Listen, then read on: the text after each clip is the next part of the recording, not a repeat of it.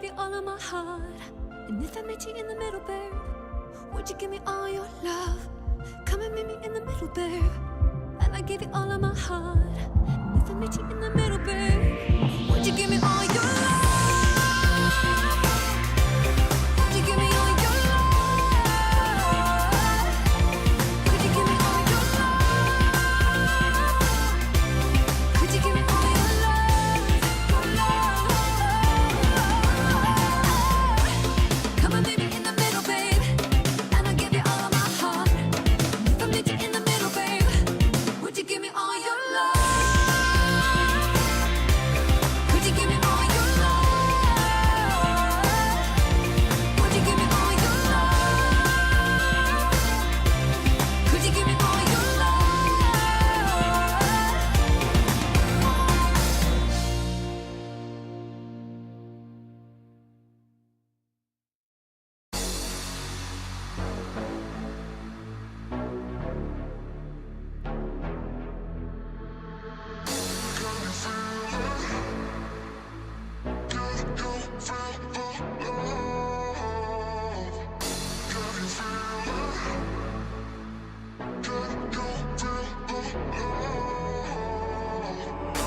Can't go if it ain't up my door. Don't call my phone, got my shit on airplane mode. Don't talk no more. Yeah, I heard it over before. So cold, I'm froze. Only thing on me is gold.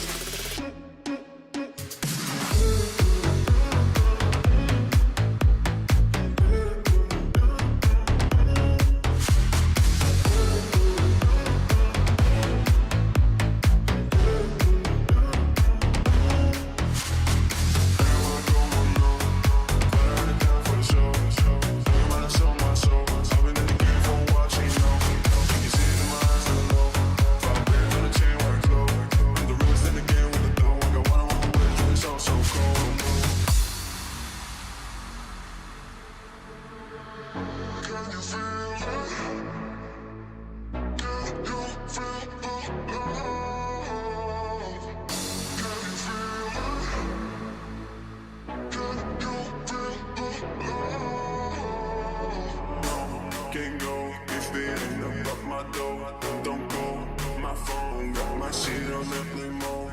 Don't talk no more. Yeah, I heard it over before. So cold, I'm froze. Only thing on me is gold.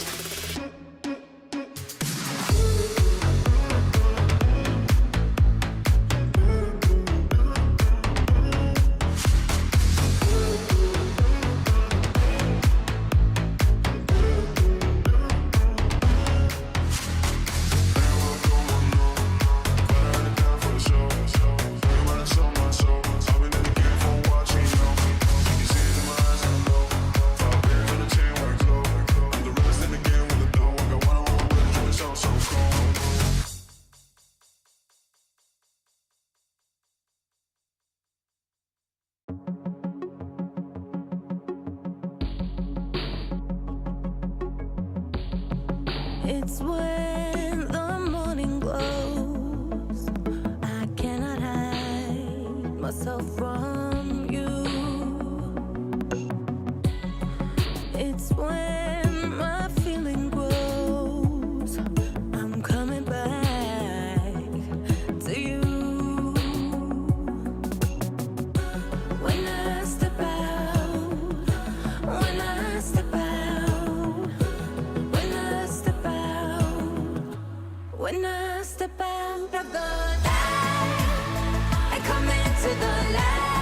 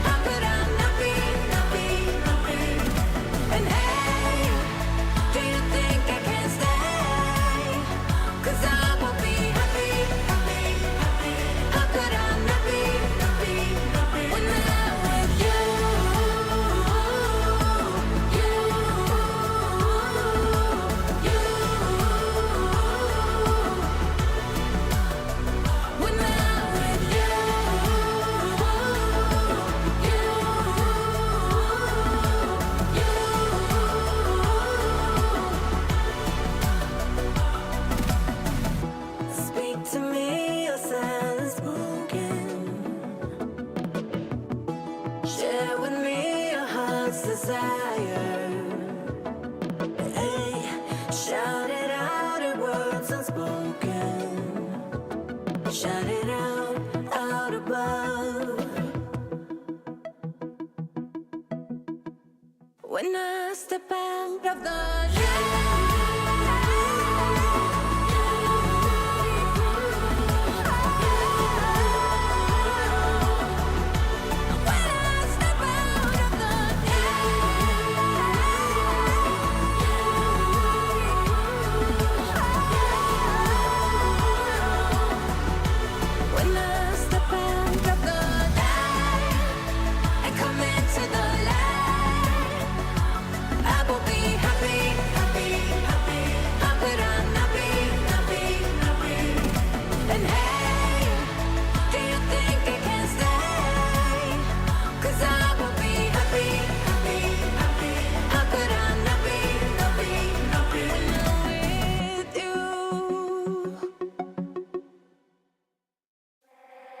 I'll keep your picture in my room, 'cause it gets me in the mood.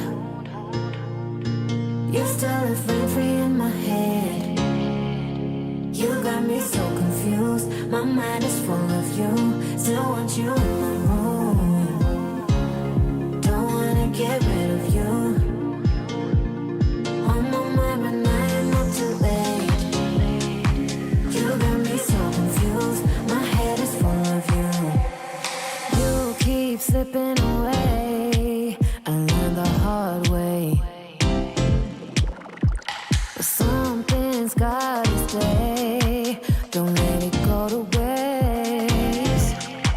Do you remember all of the long nights, warm in my bed, nightfall to sunrise? That's what you said. You held me so tight each time again. I'll keep your picture in my room. Don't wanna get rid of you. On my mind when I am up too late. You got me so confused. My head is full of you. Don't win silly games. Don't leave me hanging on. Keep me hanging. Said it once, I'll say it again. Your love is what I want.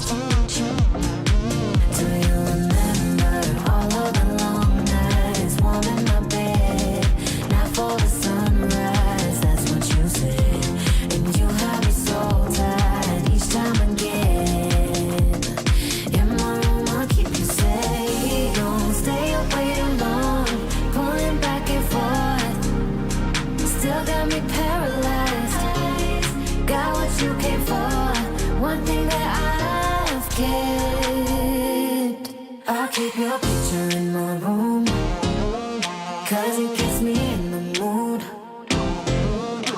You're still a friend free in my head. You got me so confused. My mind is full of you. Still want you in my room. Don't wanna get rid of you. On my mind but I am not too late. You got me so confused. My head is full of you. I'll keep your picture in my room, 'cause it gets me in the mood.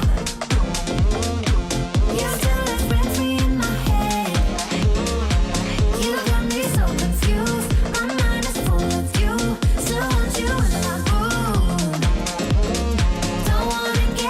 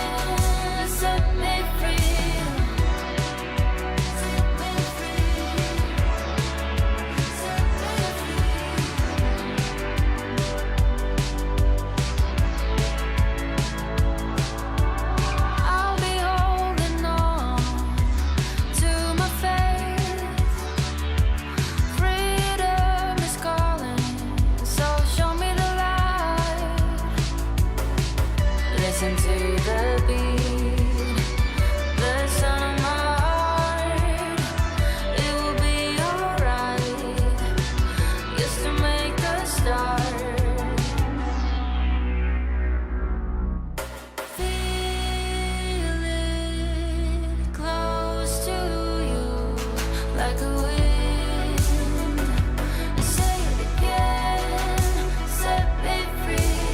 Feeling close to you like a wind. Say it again, set me free. Set me free. Set me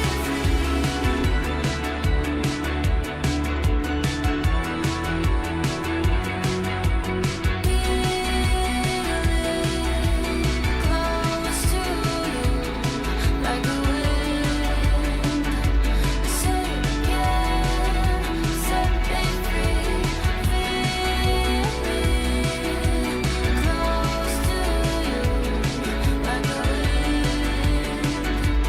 Say it again, set me free.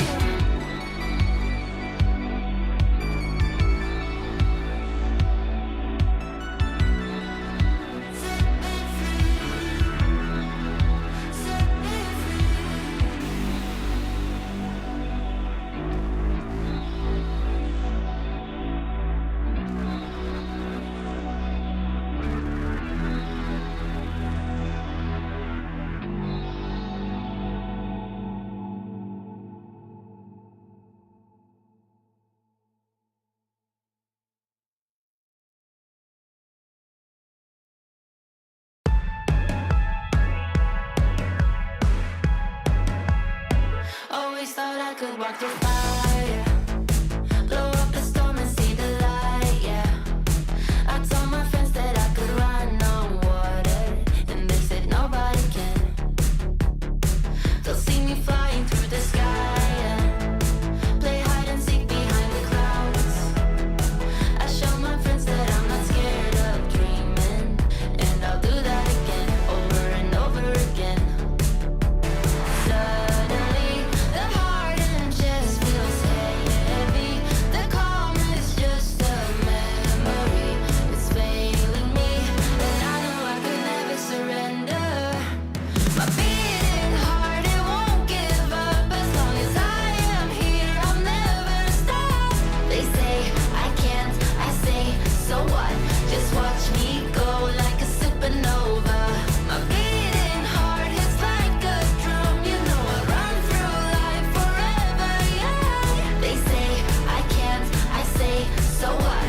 Just watch me go like a supernova. Light up the dark, I'm superhuman. I'm spreading stardust into oceans. I wanna go up high and close my eyes to places nobody found. I'll never come down.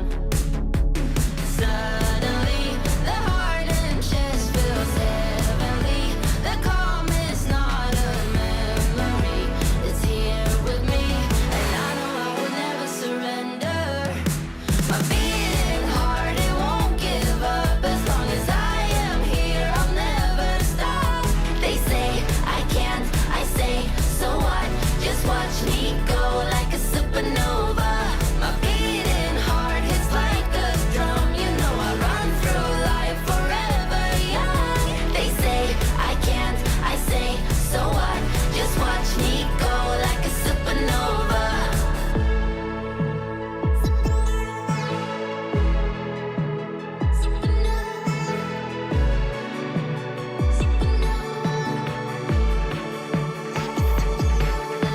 My beating heart, it won't give up. As long as I am here, I'll never stop.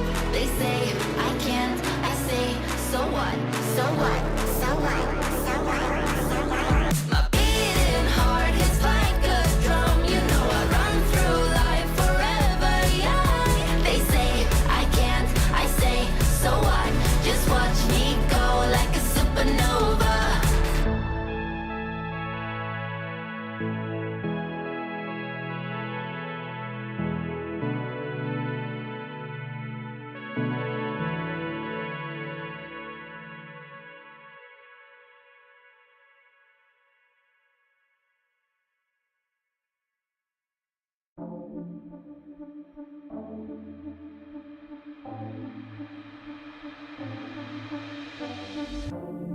Got a up in emotions, think I'm losing track. I need you to stay by my side. Feel like I'm in floating, comfortably attached. Will you stay if I lose my mind? And I want to let go. Don't let me even if I try. But I need you to know that I don't wanna lose this high.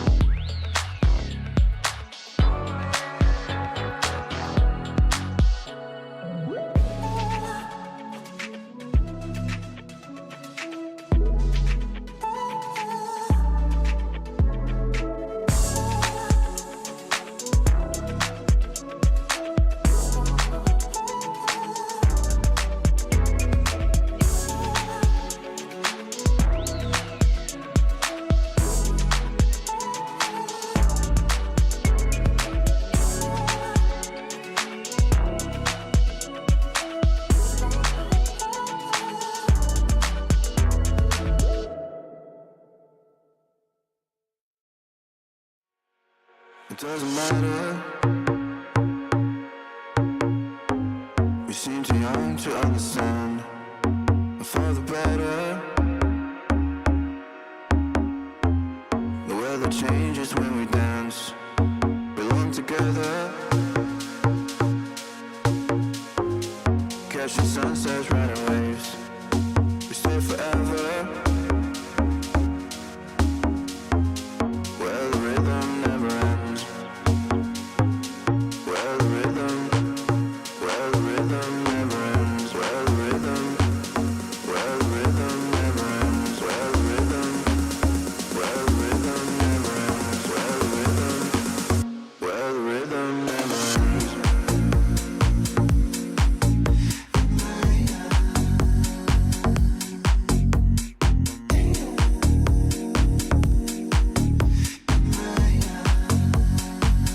Where the rhythm never ends.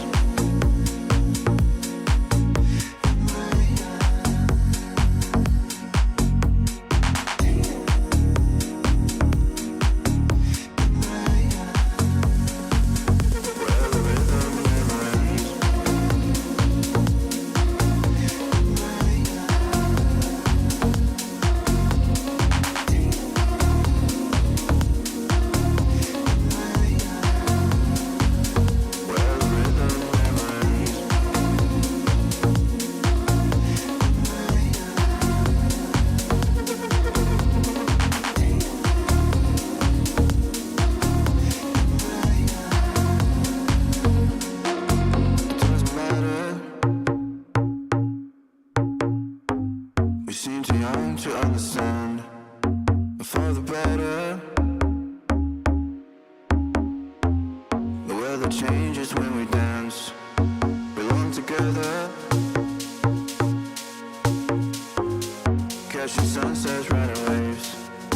We stay forever. Where the rhythm never ends. Where the rhythm never ends. Where the rhythm never ends. Where the rhythm never ends. Where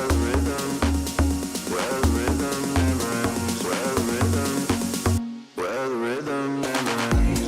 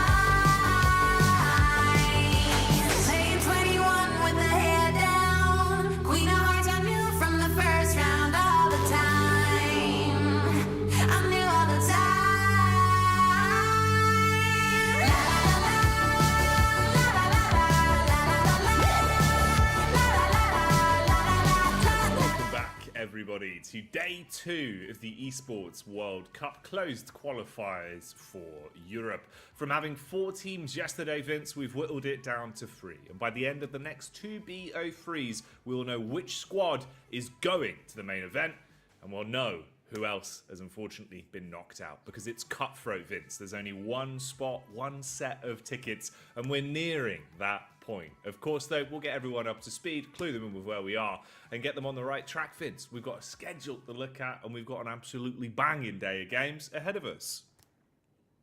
We do in our first chance to have a look at the new Cloud9. Obviously, 4 of the core players still there. Electronic has gone off to greener pastures at VP, and Alpha has came in from the Team Spirit Academy, and they'll be up against Sashi first, that we did catch a glimpse of yesterday a couple of times. Very solid-looking team, Danish prospects, of course, but I'm very interested to see how this Cloud9 roster is going to be fielding, because 2 very different performances yesterday off-stream.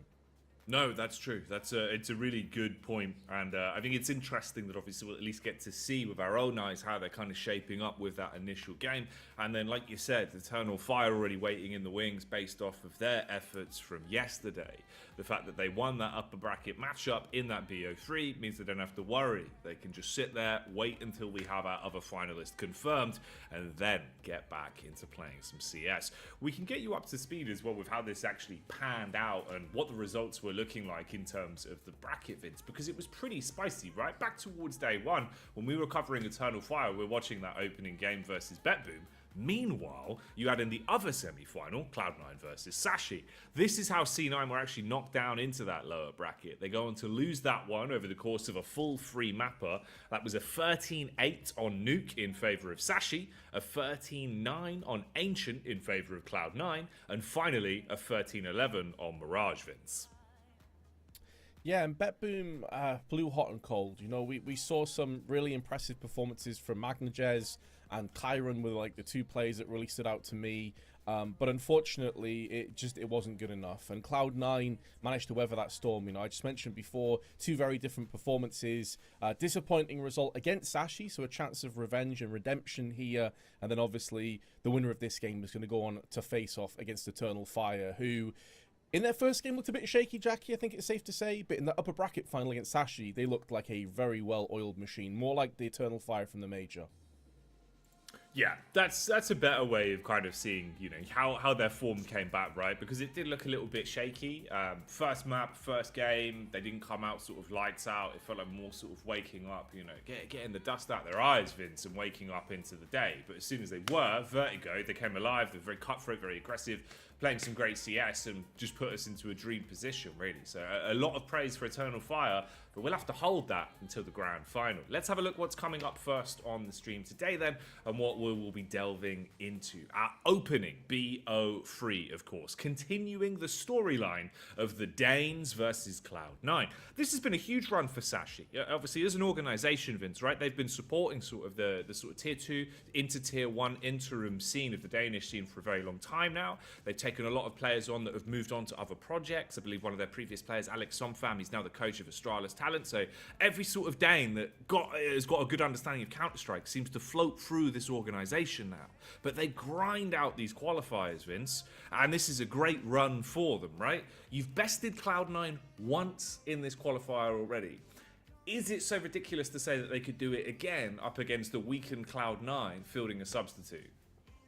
It's a very good question, mate. And honestly, I think the veto is one of those elements that we're going to be looking at to see if we do have lightning striking twice. This last time was Nuke, Ancient, and Mirage, as you highlighted before. And now we're going to find out if it's going to be the same case again. Ooh. So we do have an interesting change up here.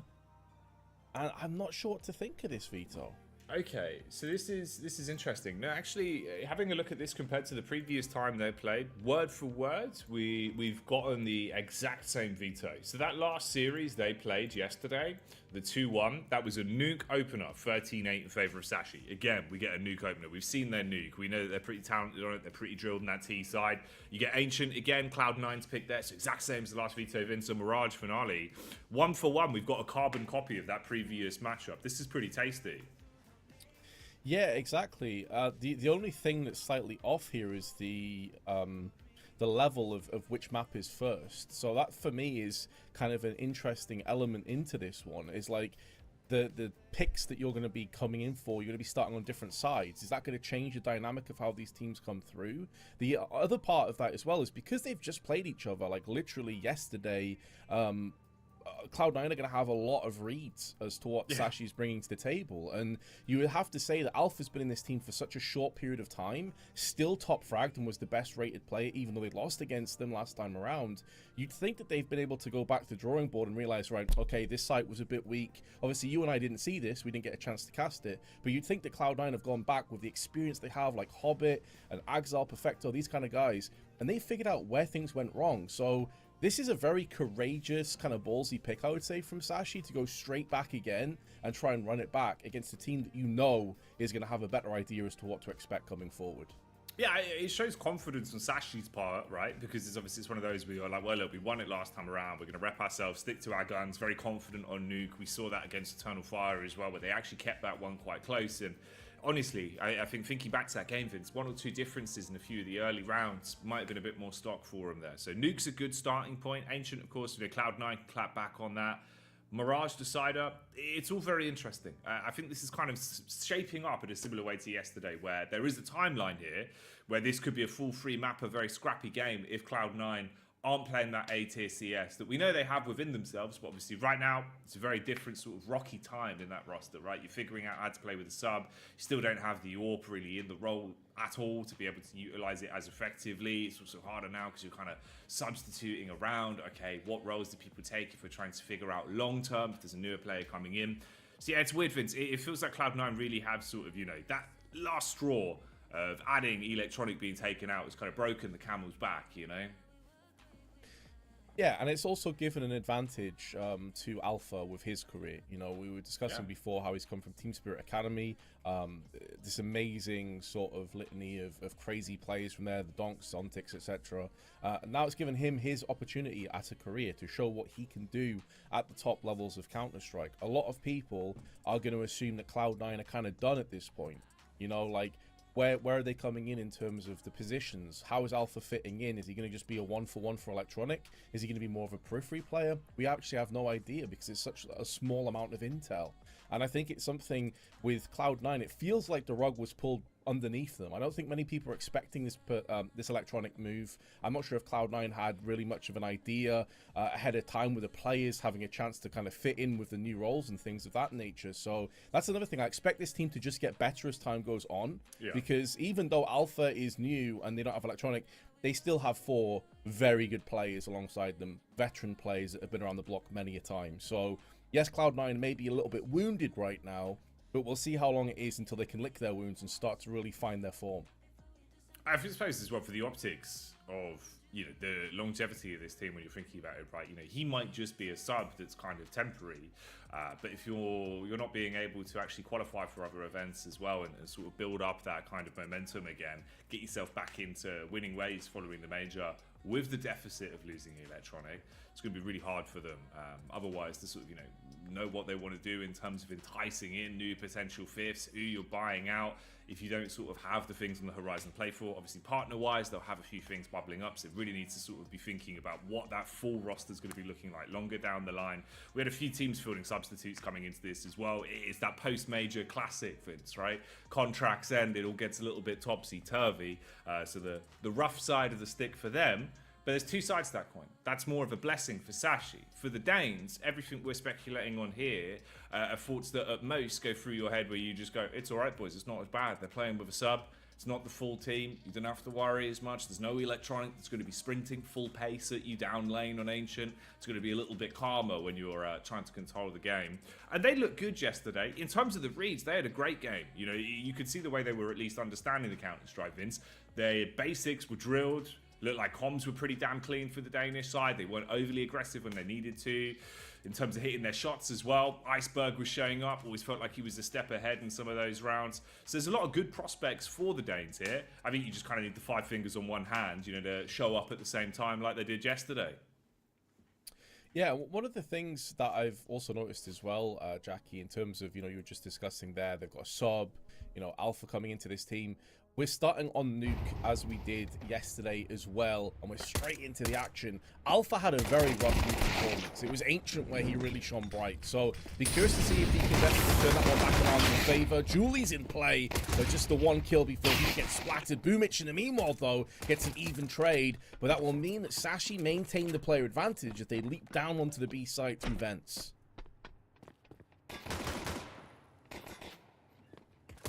Axar with the dualies. Ooh, tapping away. We'll eventually find that one onto Mister, and it's only Iceberg that remains. Glock in hand, speedy peek. Blinking, you'd miss it.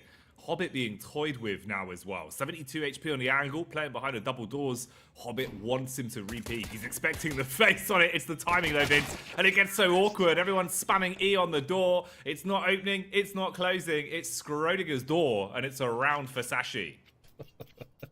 Oh, you could feel the frustration through the computer screen there, like, just open. I want to get through on this frag Iceberg. Door stuck! Please, so I beg tilted. you! Well played by Iceberg, though. Ended up clutching it down with a 3k on top of it. Rifles are plenty with Mac 10s, and not too much in terms of investment over on Cloud9. So things start off with a bit of an L.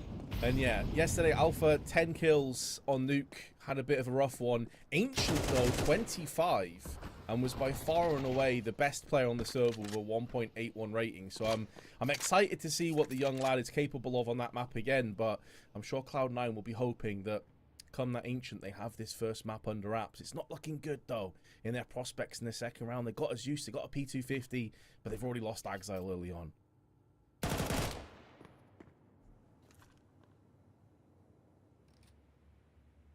Alpha down.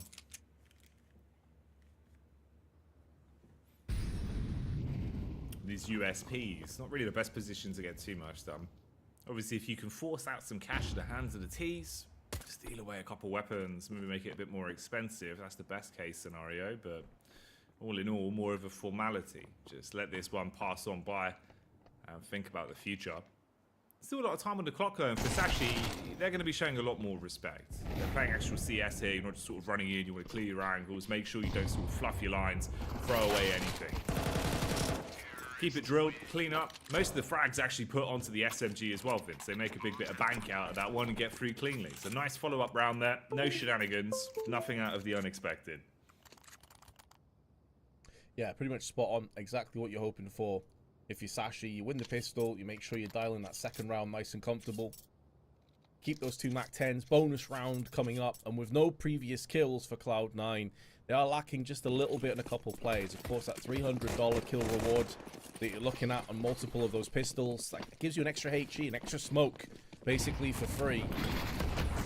And now if Cloud9 were to lose this blitzkrieg and fast push, things get bad, but they line up for the FAMAS. Boomich turning his back for the anti-flash actually turns out to afford him 3 kills. I reckon he shoots immediately under normal circumstances. A beautiful pass as you play for Boomich with that 3k.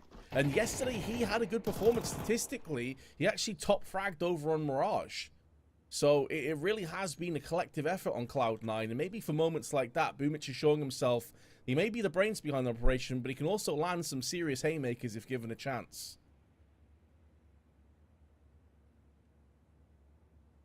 Iceberg had a lot of impact for this Sashi side yesterday. And this is a clutch situation where you would need the man to show up. Utility-wise, they've got the Molotov, but they're not going to be expecting to clear towards back CT vent. It would force the peak as well, so Alpha would swing in. Instead, they're holding the angles for now. Iceberg on the lip of the ladder. Inaccuracy could be a bit of a factor if he's swung onto.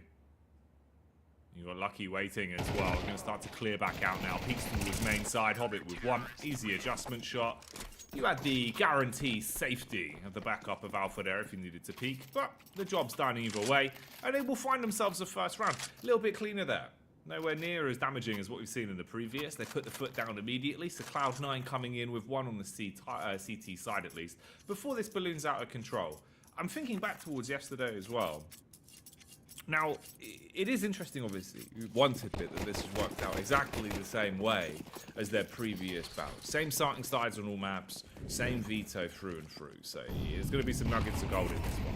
but more so in their matchup versus Eternal Fire. Sashi was their T side that impressed me a lot with the ingenuity they had and the way they were controlling the map. A lot of good upper hits, good outside plays as well. It's not the dream scenario here for one of the big fraggers for Sashi though, Vince, as the Danish man is domed instantly. That's Queez out of the round, and they've spotted another player towards outside, getting info on both Cabby as well, bringing him down to 44. They're going to group up, go for the late outside play, it seems. Having hemorrhaged that first player, as you highlighted, their positions not really plentiful, all clumped together. Having to push forward outside, no real options on lobby or ramp respectively. Cloud9 may not have a good read of this, but they are pushing through on ramp now. So now that information is attained, being proactive, it allows Cloud9 to stack 2 players and have the confidence to just sit in lobby and wait for that rotation. Has Hobbit not spotted the head? Oh, the timing there. Does. Mister manages to scamper off. But in the meanwhile, the T's have bypassed the wall of smokes, and they've got downstairs. 40 seconds left on the clock as Boomich comes in. And this is the kind of positioning that you're afforded when you found out all the information as to where the T's are. You know they're not lobby, they're not wrapping around on ramp, they haven't vent dove, so you can just stack downstairs. The flashbang is perfect though. Straight in, looking for damage. Axile on the response is able to hit the head, but he's low. Backs off. Heichi thrown down to buy space. Meanwhile, the battle of attrition gets worse. The CTs are being smoked at every fight, and you're down to just 2 in a basically guaranteed save now. It's not worth running the risk of looking for the retake on the site. Perfecto and co probably going to want to back off, hold on to what they've got, carry this into the next. In reality, with how far tick this has gone and how low Axile is, that's going to be a full back off towards spawn as well. Only way you'll survive the bomb blast off the back of this one. Sashi responding instantly, Vince. And that's kind of the dream scenario, really. Being able to find your way straight back in like a crowbar following that previous round.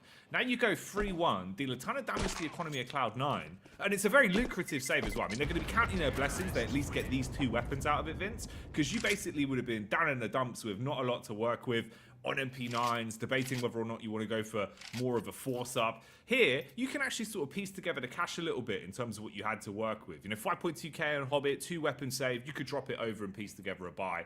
Does seem like Alpha's DC'd for a second though, so there will be a pause used just to resolve that. It is surprising to me that they ended up conceding that round. It was just Boomich alone. They had Axile, but he was a bit too slow on the ramp peak. And by that time, the damage was already done. Fast reconnect for Alpha, so we'll be getting straight back underway into this. Also, a quick correction. I was wrong. I got ahead of myself. Boomich didn't top frag on Mirage. It was actually on Nuke. Perfecto top fragged on Mirage, and then Alpha top fragged on Ancient yesterday. So we'll have to see if that is the same situation here. Quez actually had a bit of an off performance for Sashi, even though they did win yesterday. He was on a 0.93 rating. But interestingly enough, and you kind of touched on this before, Jackie, saying how impressed you were with Sashi's T side and their up hits and how kind of versatile they were. They got 10 rounds on their T half yesterday against Cloud9. 10. Only 2 for Cloud9, and that was 2 of the last 3 rounds of the half. So a 13-8 win, and it was heavily sided on the T side. Cloud9 got 6 of their 8 rounds on their own T half, and both pistols were picked up by Sashi. So it goes to show that the CT side for Cloud9 was a real problem yesterday, and it's becoming a little bit more of the same here. They managed to get a bit more control, pushing into lobby again. Clearly they've determined this is an area they've got to fight for. If it's not working, holding the sides, try to push out the extremities, and you're exactly right. You bombard into lobby, they're looking for the fights initially. The opening pick went towards Sashi, but since then, it's been basically all Cloud9, frag after frag. You've dragged them down to just a duo of Danish players, and they're not in a great spot. I mean, the map control has basically entirely changed hands to just CT-sided at this point, and the last 2 Ts are going to go for the cross down towards Secret. Axile's watching it. Slow on the first frag, Vince. The shots aren't going to connect. It's delayed. It's staggered. And they hold their ground. I'm expecting them to go for the fast rotate down through Secret. Instead, they look for the second fight. Hobbit doesn't give a damn, though, as he swings into action and cleans up. Huge play from Hobbit at the end there to guarantee C9 a second. It's the power of hitting lobby fast, isn't it? So you always have that quick potential to wrap around the back. You can get straight up onto the T roof. via the lobby ladder, of course, and then jump up onto the silos. So that's the second round in a row that Cloud9 have gone for a fast hit on lobby. It's not even necessarily been much of a crunch. They've got a bit of aggression through on the hut side as well. But it's clearly a read. I mean, we were discussing before, when you've just played a team and lost to them in terrifying fashion in a 10-2 first-time half, you better believe that Cloud9 have gone back to the drawing board and had a quick look at what went wrong. They have to. That's not the kind of thing that you can ignore. That's not the kind of thing that you can sweep under the rug. That's straight in your face. And already Cloud9 switching it up. This time a lot more passive, more standard positioning.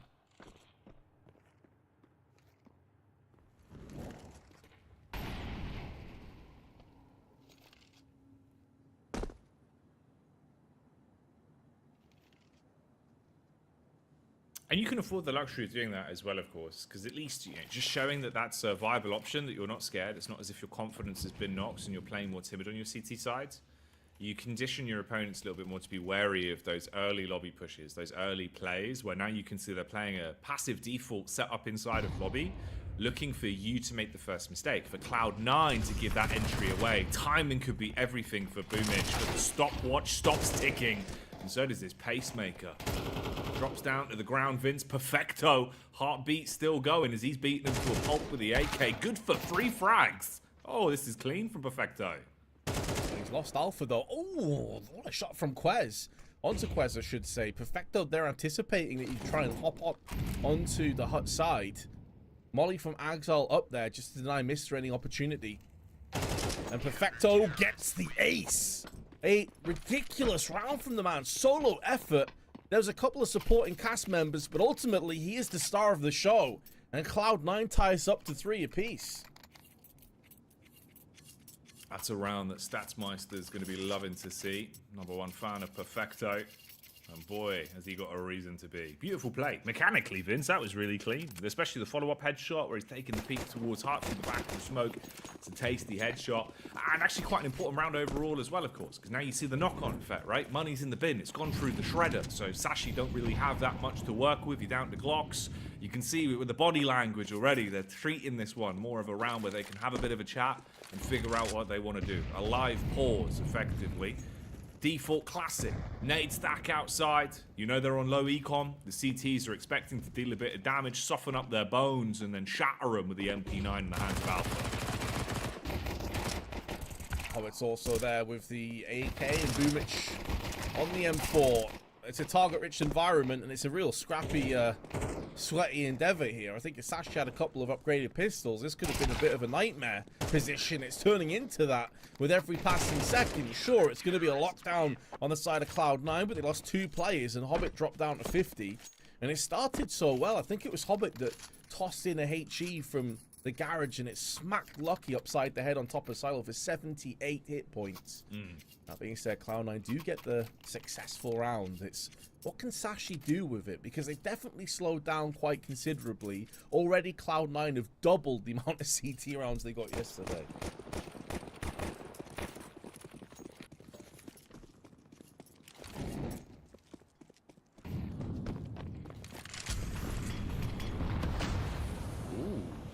Okay, Cabby gets ahead of the ramp smoke. Down towards trophy side. And Ramp's basically barren at this point as well. They've poshed it off. They thought the smoke would be enough, but he gets ahead of it and calls for his teammate to back him up as well. Bomb, though, still dropped back towards lobby side. Almost seems like they've called Lucky to recover it now, so they must be thinking they've got so much control towards ramp. They want to commit to the B play off the back of it. Alpha's kept busy outside as well, Vince. Right under the nose of Cloud9, Sashi is stealing away the entire map. This is so much better. Nothing too desperate.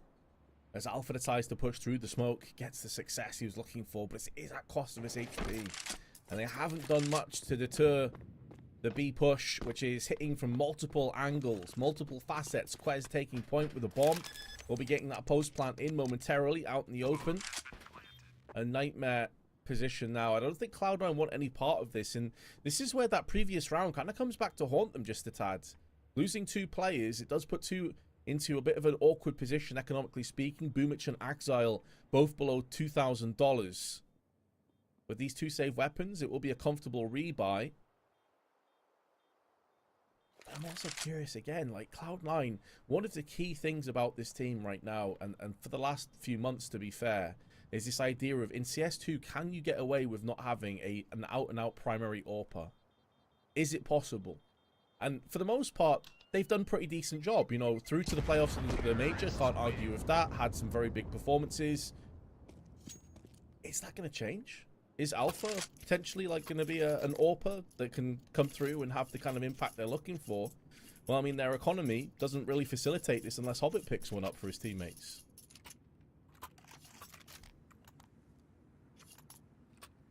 He's got one. It's interesting as well, isn't it? Because it feels like at this point in CS2, like it's super viable. Where if you're an AWPer that can be a good hybrid and you can rifle more, and any AWPer in your economy supports it, or if you can grab one off a body for the price tag of absolutely nothing, and you can have so much more impact. But yeah, the way Cloud9 approach it, it's very unique compared to the most. Axile looked like he was going to get cut down by Lucky there, but instead he puts the foot down for 2. And that's a whole lot better. Ramp was a huge leak into the previous round and basically gave it to Sashi for 3. There is a bit of a scrap back though. They're battling for outside. Iceberg said he looked hot yesterday, Vince, and he's even better now. Trailblazing as he goes running in through main and causes absolute carnage. 4 frags to his name. This Iceberg is sinking everyone. Yeah, left and right. An SOS sent out from Cloud9, but no one's there to answer. And very interestingly, Cloud9 did pick up an AWP in the buy time. Hobbit picked up, he had $6,300. He then sells it, and they go for full M4s. And interestingly, I just had a quick look as well, because I'm really curious as to be completely honest, I haven't seen much from Alpha as a player personally. And so I was looking across and thinking, like, can he AWP? Is he a player that's more of a sort of rifle? On Wikipedia, it has him as an in-game leader. Very interesting. I doubt he's leading this team. Like, as a stand-in, just comes in and takes the leadership from Boomich. I doubt that's the case. No, it's got to be one of those, right, where it's just whoever's available for transfers, I suppose, and not roster locked. Same with Endpoint, I believe, playing with CJot from Sprout. I think he's like an 18-year-old Polish rifler. Was on the roster before things sort of went wrong with the org. So yeah, it's interesting how some teams have sort of just had to fill players that work transfer-wise. So there's a lot of reasons of why potentially he's fallen into place, or why he's here for now. I'll tell you what is happening right now, though. Sashi leading at least somewhat on their T side. I mean, you've got at least a bit of a buffer to work with. If you could close this out with another 2 rounds towards the end of the half, make it uncomfortable for C9, looking at a 4-2-8 split, you're going to be in a good driving position. That's what they're hoping for, though, as we know, it's their T side. It's a little bit prioritized, a little bit preferred for the Danes. So it's going to make their lives easier when they move on over to CT. CT, we started to see them look a lot more mortal, especially yesterday, Vince. Their CT side versus Eternal Fire is where it fell a bit, and the wheels really did come off.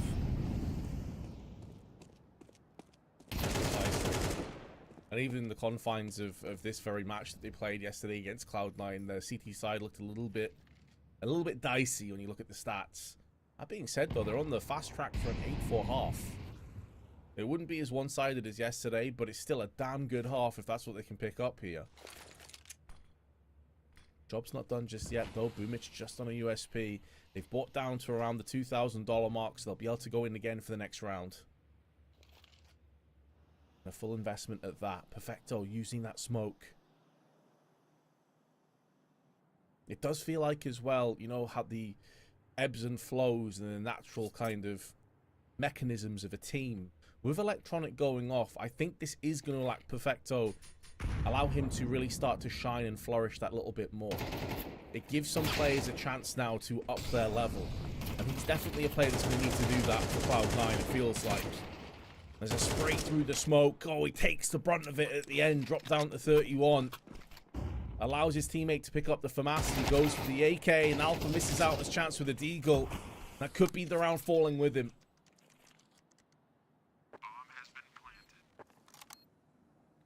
Seems like it certainly should be. Only 2 weapons left. I mean, for Cloud9, Perfecto and Hobbit. You want to take those into that last round of the half. See if maybe it gives you anything to fight back with on your next and final fight for the CT side. For Sashi, though, this is great. This is kind of what I was summing up. You know, the idea of if they can win this half as dominantly as possible, you come in, you take a pistol round. which they didn't look that bad in yesterday. I think the pistol round stat-wise, they didn't do as well. It's Batboom running away with the pistols versus Eternal Fire, but Sashi put up a good fight. I think they split 2-2 for the most part. It's, you know, one of those Vince, you start to close this down. Dominant at the half, you had a pistol, suddenly the backs come up, Cloud9 don't feel so hot, and it all gets a bit worrying. It's worse here as well, of course. You go for that save, committing to at least have a healthier buy going into your last round of the half, and it's only the Famous that gets brought into the next for Hobbit as well. Kind of the worst case weapon out of all of them, but he'll clutch onto it. 5k in the bank. Probably going to switch off to that and buy himself an actual gun. There's the AWP. So Don's the big green. We'll see what the scope can do. Maybe that can change your fate a little bit. You can have him towards ramp side, have him take a fight towards outside, posture off a little bit more. Alpha gets the early Molotov out. No default molly towards the hut though, Vince, and it seems like it's a bit of a quicker play from the T's, A-sided. Lots of default utility thrown in now though to stop the push. The problem is for Cloud9 is they don't have that much utility to start off with. You know, Hobbit came through just a couple of grenades. Boomich is down to a flashbang. There's still so much time left on the clock. And you have nothing for Perfecto. 2 smokes, 1 molly, and 2 HEs. Effectively, you are hoping and praying that somebody can have impact in the outright fragging department. Is Alpha the man for the job? Had a rough day yesterday on Nuke, and it seems to be continuing, and they've lost Boomich. Quez has got the first entry that they were desperately eyeing up. That's going to put so much more pressure now on the rest of Cloud9. Alpha strikes from above. There's going to be multiple players down there. Quez just runs around the corner and gives his back up completely. Oh dear. It was looking a little bit awkward, but at least there is a shining light in the tunnel, and that's Mister. Hits the headshot back on a Hobbit. 3 versus 3. Mister's doing all of it in this round, actually. Even good for the tag. On to the last man, but he'll drop. 2v2 then, down towards the B-bomb site. That'll be the battlefield for this one. 30 seconds on the timer, so you need to speed it up a little bit. Over towards control room and double doors. Smokes go up and block off the line of sight. Cabby gets the digits punched in, and the bomb is down. Looking for the ramp back towards retake. Okay, you're going to be going in double ramp. Only a flash to work with, Vincent. No kit either. He's playing on the close left angle as well. Down towards dark. This could get awkward quick. Cabby and Lucky's position's looking really strong right now. Cabby just needs to come out and call for his teammate. There's the first, and it's going to be a lockdown. Yeah, so strong. 8-4 going to be the halftime score. See if Cloud9 can bounce back after this break.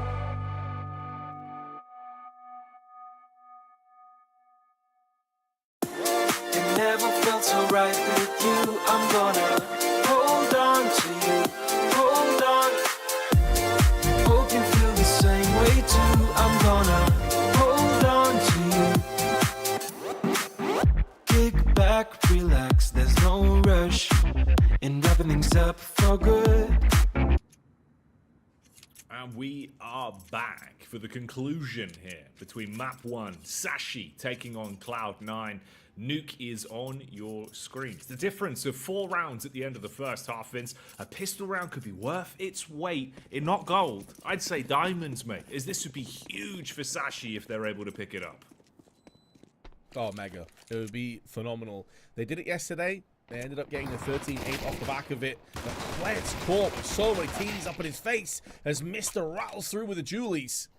Double frag for him. Fast rotation around the back of the CTs, but they're up for it. Cloud9 have read the script. They're a couple of pages ahead, and they slam it closed on the face of Sashi. We're talking about Sashi getting off to the fast track to a pretty comfortable victory. Well, Cloud9 had other thoughts, Jackie. They're straight back in. And they've been thrown a bone. That's a lifeline for them to get back into the game now as well, right? It's kind of the tale of two sides. It's one of those where if Sashi are able to take that pistol round, suddenly you're looking at them ballooning out of control, potentially building themselves into being dangerously close to securing map 1. Their map pick, by the way, this was their choice of map, same as yesterday in their clash versus Cloud9 back in the semi-finals. Whereas for C9, now you're actually pretty close to closing the distance between the two sides. You've got preferred firepower as well. You can play these slower rounds, use the range advantage, and hopefully tie it up a pretty sharpish. First man to fall, it's going to be Boomich, but other than that, it's a shooting gallery that goes all in favor of C9. 2 casualties though, actually, Vince, with Hobbit dropping towards the end there as well. So a little bit more uncomfortable. Not the worst, but not as clean as they would have liked. Yeah, precisely. I think that's a very fair assessment of the situation here. They're going to have to drop a couple of rifles across. They can get the full AKs in effect. It does mean that a couple of players will be low. Alpha at $150. Boomich after his utility is going to be around the $1,000 mark as well. But the same could be said. I mean, Sashi have gone for full firepower. Across the board, it's 5 M4A1Ss. No one dropping to a FAMAS or an MP9, or even the XM, any of those close-range weapons to afford them more grenades. 3 players, right off the back, have nothing left on their utility belts. No incendiaries, no kits. Sashi are all in on the bloodshed here.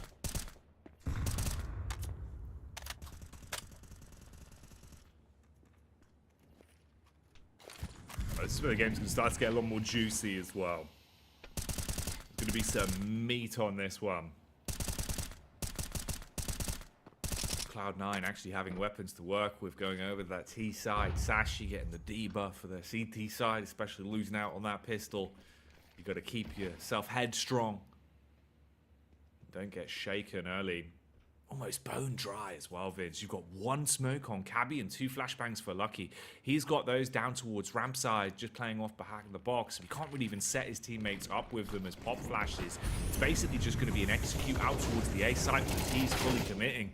Mister gets the first shot off. They're bombarding their way out. Iceberg, try as he might, will find one and barely slip away with a sliver of health. You've got Lucky up on the top rope, but the step should have been heard. Axile has no idea. Back tagged out. He's down. Alpha and Hobbit, the only 2 remaining. Line up for the spray, Vince, but it's not enough.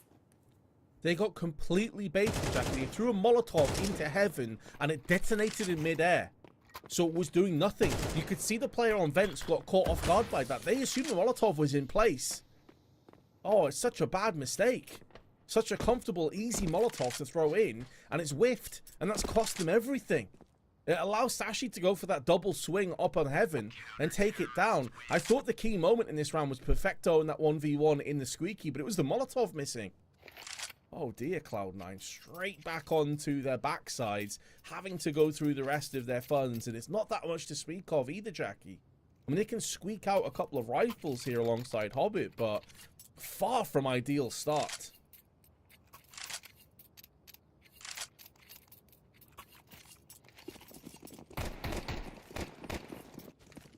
No, that's pretty punishing, man. God, it feels so balmy. But it played out in the fashion it did. Kind of felt like they had all the moving pieces. You've got basically a bone dry Sashi with no nades whatsoever on a map where it could be pivotal to have that utility, especially for the early round. And C9 still able to just walk away with it for free. Cabby paranoid about the main elevated face because of that waterfall smoke, but he needs to aim a little bit lower. It's not giants he's looking for. It's the many men in front of him. And they're getting safe passage bits. Surely the footsteps have been heard now. They're stepping into the flames. Cabby It's a labored spray, but it connects for 2. Axel holds with the tech in his hands. He's expecting them to come knocking, but they use the nade to go bowling instead. And they score the strike. A single player dropped. And just to go back to the veto as well, by the way, because we kind of discussed how it was pretty much identical. Well, it is identical to the last time around. I think it was a bit of a head scratcher last time as well when I saw Nuke was actually being played, because this isn't a fantastic map statistically for Cloud9. They have a 20% win rate after 5 games played. They've lost to Saw on this, lost to Sashi obviously, got smashed by BetBoom yesterday 13-4 on this map. That in itself is a bit of a head scratch. Maybe it's a map that Alpha feels a bit more comfortable on, but when you look at the stats, that doesn't seem to be the case. Whichever way you spin it though, they're in this battlefield now. They have to fight their way out, and Hobbit does it. $300 investment at the P250, and Splatter's Mister with it. They've got an XM in their hands now. Alpha donning that weapon.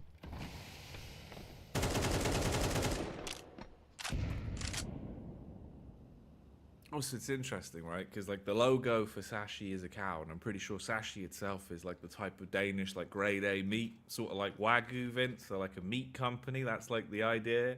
It would be super cool if you, rather than jerseys, Vince, what if we just all had them in like butcher gowns, you know, that say like Sashi on it, you know, like really role play with the org. I think that would be sick. Fully embrace it. Yeah, dude. That'd be cool, actually. You could have a jersey that probably just had like, you know, the marbling effect that you get on there as well, or like a butcher block countertop. Imagine that. Actually, that's just the sick name right there, Vince. That could be their rap album, Butcher Block Countertop, the Sashi debut album. I don't know if we've got any rappers on their team, but I guess we'll find out soon enough. Alpha in the meanwhile, though, putting that XM to use, and this will be a horrible round for Sashi to lose, but it looks like they're going to stabilize. Cabby with a triple up on Heaven. 11th round dialed in. And now Cloud9, probably their last proper opportunity with AK-47s. It's going to be a Deagle play for Perfecto. Actually, goes for the MAC-10 instead. Feels like last chance saloon here, Jackie. If Cloud9 are going to bring this one back and start to work their way into this map, it's going to have to start right here, right now. We're not going to have another chance after this. No, they're really not. At that point, you're facing basically a BO1 away from defeat and no chance in the Esports World Cup if you're Cloud9. So you've got to come back into this ASAP. You asked the question as well, can anyone rap on their team? We certainly saw that Cabby can. He was spitting bars in the previous round. And I imagine he's going to want to keep that up here into the next. Enter the 36 chambers of death for Cloud9. Ooh, it would have been if they kept going on their path down towards the B-bomb site, but they double back. Don't hard commit on this, Vince. So you've initially forced back some of that ramp control. You're wrapping back round towards lobby side and focusing on a late execute towards the A site. Mister should have heard the ladder up towards T roof, and that's them setting up with the utility through skylights, waiting for that late play out on towards the site. Mister has to go huge. Fully blinded, retina's burnt out of his skull from those flashbangs. Did a lot of damage though. Axel going for the plant. This HE is going to land right on top of him, but it's not going to deny the bomb plant, and actually does a lot less damage than I was anticipating. Only about 25 or so. So this post plant already getting interesting, but Iceberg has snuck around the back. The stealth attack. Quez gets a DC in amongst all of that. Horrible timing. And Sashi still have 3 players. Or make it 2, actually. The UI's bugged because of the disconnect, so it is going to be a save. And that does put Cloud9 on a 7th. It gives them a bit of a lifeline in. With these 2 save weapons, though, they're going to be able to comfortably rebuy on the side of Sashi. So far from over, Cloud9 going to have to continue to turn the knife, turn the screws to get themselves in this. An important round, though, and it has gone their way.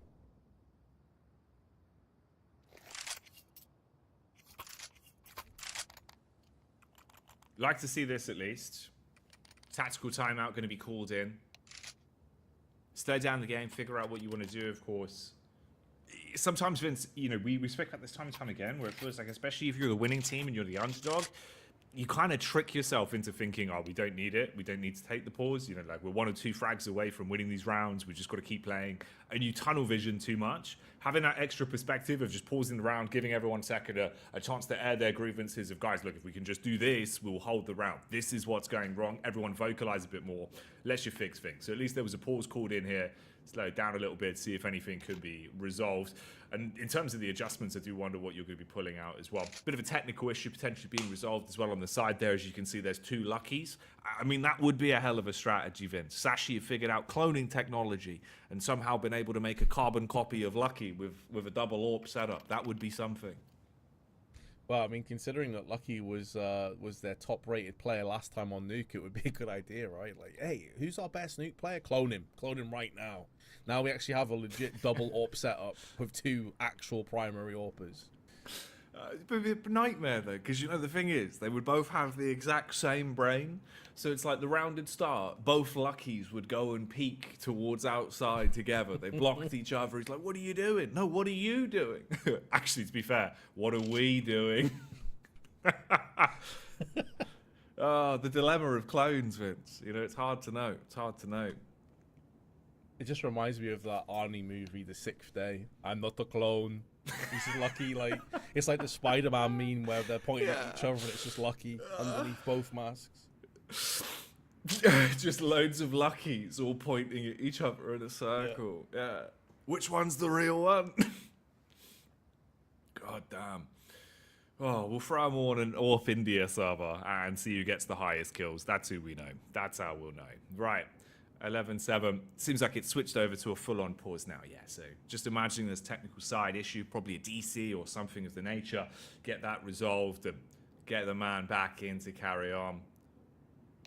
Crazy stuff though, Vince. I mean, like, look, fair play to Sashi, right? In terms of the props, we say it every time. We always seem to run into them whenever we're casting qualifiers, open RMRs, anything where there's sort of that, you know, open nature of the grassroots CS scene to get in without an invite. They're there, they're grinding, they're putting the hours in, and it looks like they're getting closer and closer to success every time.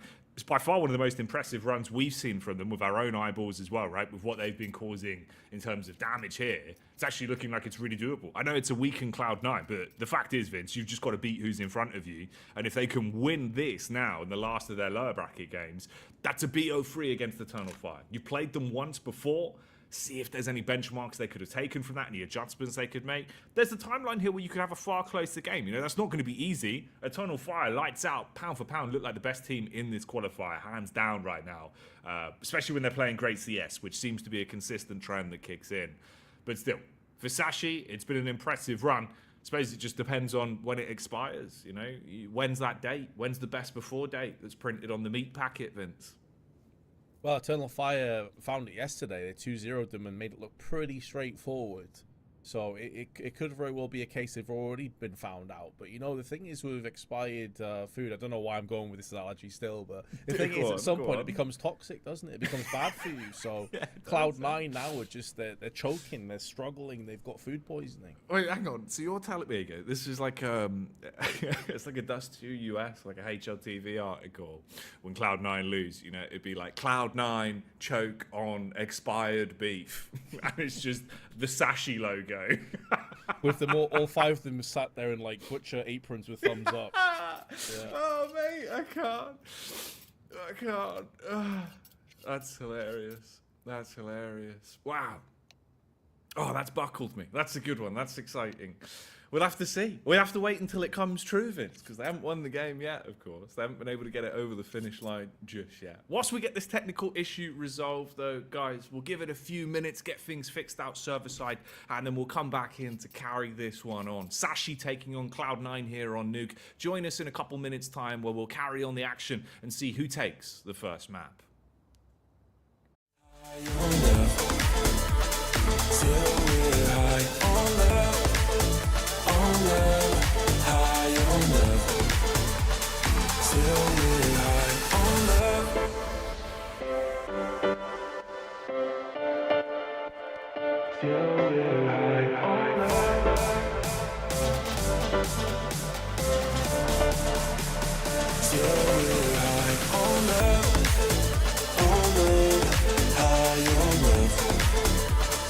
Till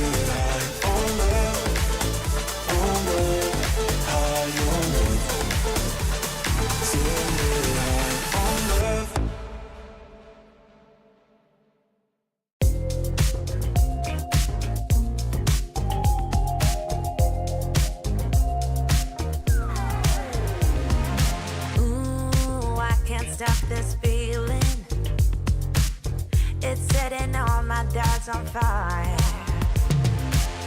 Ooh, like you won't believe it.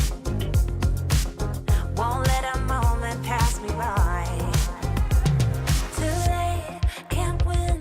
I'm giving in, 'cause I can feel something coming over me, holding me till the morning.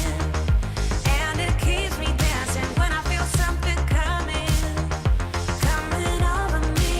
I just keep dancing. Ooh, morning light so blinding.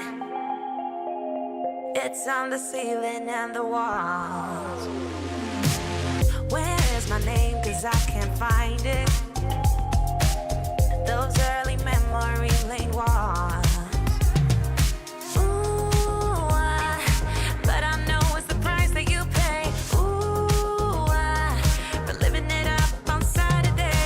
I can't win, I'm giving in, 'cause I can feel something coming over me, holding me till the morning. And it keeps me dancing when I feel something coming over me. I just keep dancing.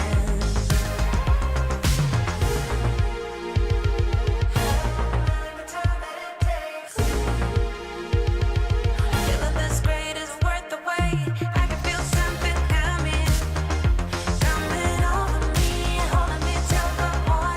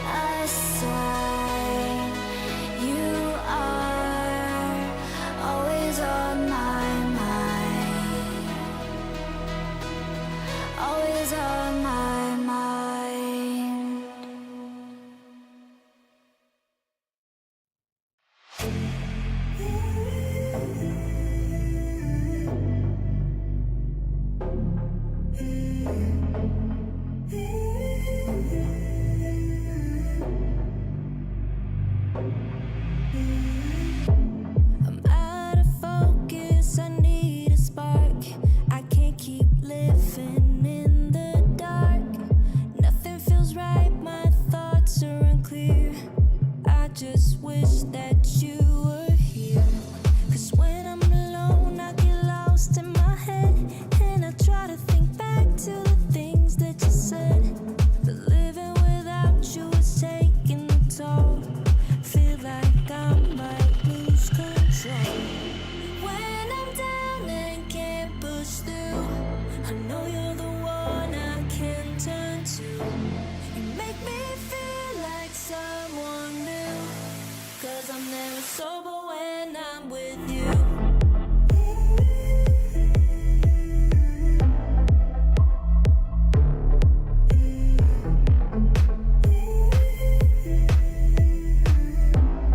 Cause I'm never sober when I'm with you.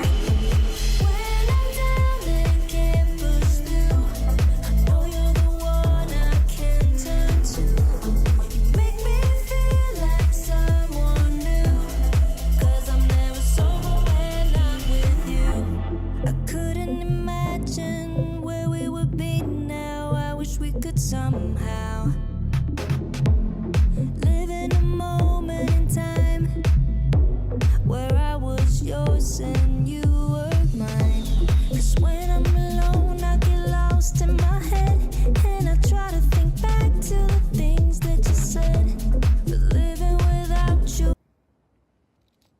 Okay, thanks for sticking with us, everybody. Technical issues resolved, teams prepared to play, and the Counter-Strike continues. 11-7, Sashi, the Danish Butchers, have been going to town on Cloud9. Vince, round in, round out. But can Cloud9 mount a comeback on the T side? That's where we are. That's the point of the game. And we're into the 19th round to see how it will resolve itself. I do wonder what kind of impact a prolonged pause like this is going to have on a team like Sashi, who momentum was starting to favour them a little bit. Yeah, Cloud9 were making inroads back in, and it looks like this round is already a done deal. Post plant in, Sashi gonna have to save, and Hobbit takes the head of Cabby. Additionally, Cloud9's such a well-oiled machine in terms of their experience and their veterancy. You'd have to think out of the two squads, they've had a lot more experience with these kind of breaks, these kind of pauses, and being able to just completely separate themselves, almost decompartmentalize themselves from these kind of breaks and just go to a different place. Don't lose focus, don't lose anything, come straight back in. And it's such a good opportunity for them now to close the gap and potentially take this map. Sashi may be a little bit shell-shocked, may need to have a couple of moments here just to figure out where to go next. I'm not sure they're going to be afforded the luxury of saving. Bomb just destroyed 3 players in the blink of an eye, but Lucky will survive with this AWP. The most expensive of the weaponry. The problem is though, Jackie, when you look at the money overall for Sashi, there's really not much they can do alongside the AWP here. If they go in for a force at this point and lose, then Cloud9 are straight back in this. And unfortunately, it looks like we have another pause. Oh no. Ooh. Game is finally live once again. You've been hit with a speedy play, and that kind of follows on from what you were alluding to as well. The idea is if you have an extended pause like that, you can catch a team off guard with a faster hit, because obviously you're not really ready for it, right? You've kind of gone from being in that flow state of playing round in, round out, to where you're taken out of the game a little bit. You're sat in your chair, not really focusing, trying to keep yourselves drilled in, keep yourself sort of awake and aware. And then Cloud9 go for a faster upper hit, instantly run out, Perfector hits his shots, they're able to get those early openers, and it all just crumbles to bits. So blink and you miss it, round's gone. Then it gets even worse, because now Cloud9 can't carry on with that form and keep hitting you over and over again with another pause coming back through. And this is also allowing the game to get relatively close. I mean, you're looking at an 11-8 here. Few rounds and Cloud9 could have this back on equal pegging. Sashi haven't made it the match point. They have no guaranteed overtime, no safety net underneath them. They're walking the tightrope on Nuke right now. They might have the majority of the rounds. They don't have control of the game. You can see that with the cash being down in the dirt. Just pistols for 4 players. Basically hoping that Lucky can play a hero round with the AWP and that everyone else will work off the back of the pistols brought out and maybe find something to write home about. Oh, it's Iceberg. Right, now that's in the blood of Hobbit. Lucky's putting in a shift with his AWP and Mister with a P250. Cloud9, how have you lost this round? That's unforgivable. That's madness, mate. Not like that, Vince.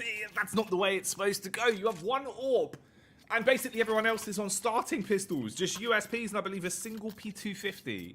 At the back of the bomb site, man does damage. Oh, the AWP didn't even need the impact. It was all on the pistols. Hell, even Iceberg with that opening frag. How has he gotten away with that one without being traded instantly?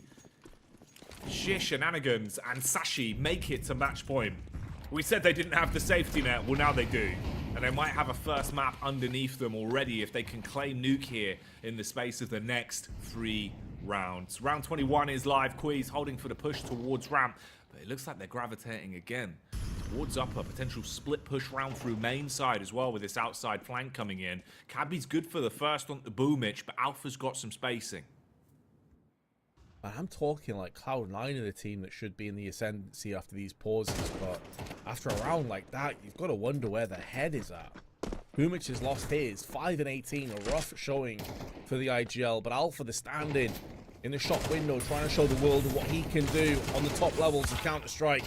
It's looking bad for Cloud9 though. Alpha is the last man standing, last spotted outside. They have a good read of where he is. No control over the bomb either. And this is looking like it's going to be a done deal. And Sashi, it would be the exact same result. A 13-8 victory against Cloud9. They did it yesterday, and they may be about to do it again here, Jackie. If Cabby can catch Alpha here, it'll be the clothesline to guarantee it, but the man strikes. Keeping the dream alive for Cloud9. 1v2. Lucky's watching it with the AWP and time is slowly ticking away. Edging ever closer to Sashi's opening win. The first map in the BO3 and it's guaranteed by Lucky. 13-8, Vince, they claim that one and finally shut it down. Taking Nuke after a slight pause that seemed like it had rattled them. But it didn't bother them in the end, Vince. They came straight back in with the pistols and upset C9. Yeah, that round with the P250 and Lucky on the AWP, I mean, if you're Cloud9, that is... How do you even justify losing that round? Like, it's an absolute brain fart of the highest magnitude. Yeah. Take nothing away from Sashi. They played a great map. It was a really solid performance, and they managed to dig it out the ditch just when it was looking like it was going too far. But the fact of the matter is, that's only map 1 down. Yesterday, Cloud9 won Ancient. That is up next. And so we'll have to see if they can bounce straight back or if it's going to be a case of a 2-0 here. Yeah, that's the question. We'll get the answer soon. Map 2 will be on your screens in a few moments' time. Ancient. Will it be ancient history for the series, or is there a chance we make it to Mirage? Find out after the break. Speak the words unreal, but it's real.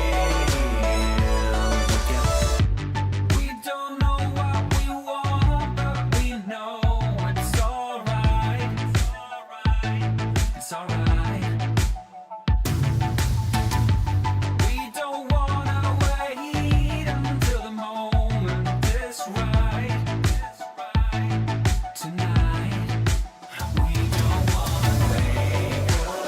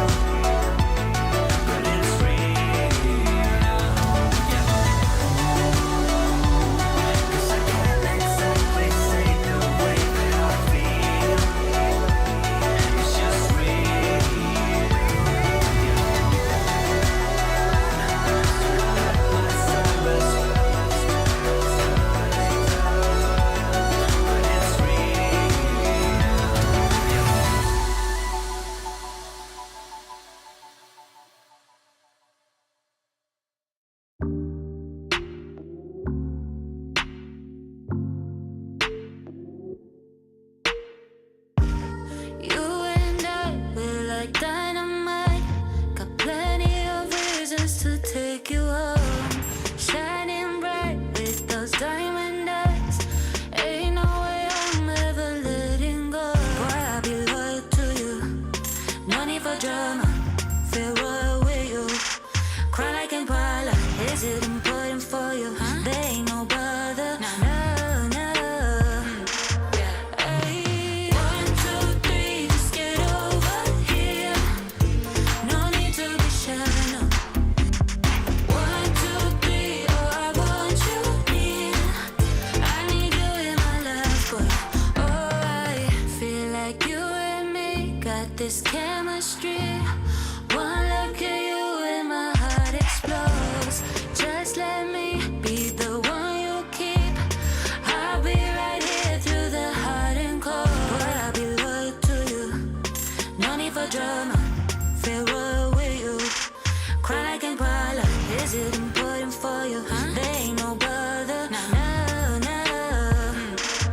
Ay, 1, 2, 3, just get over here. No need to be shy, no. 1, 2, 3, oh, I want you near. I need you in my life, boy. Oh, 1, 2, 3, just get over here. No need to be shy, no. 1, 2, 3, oh, I want you near.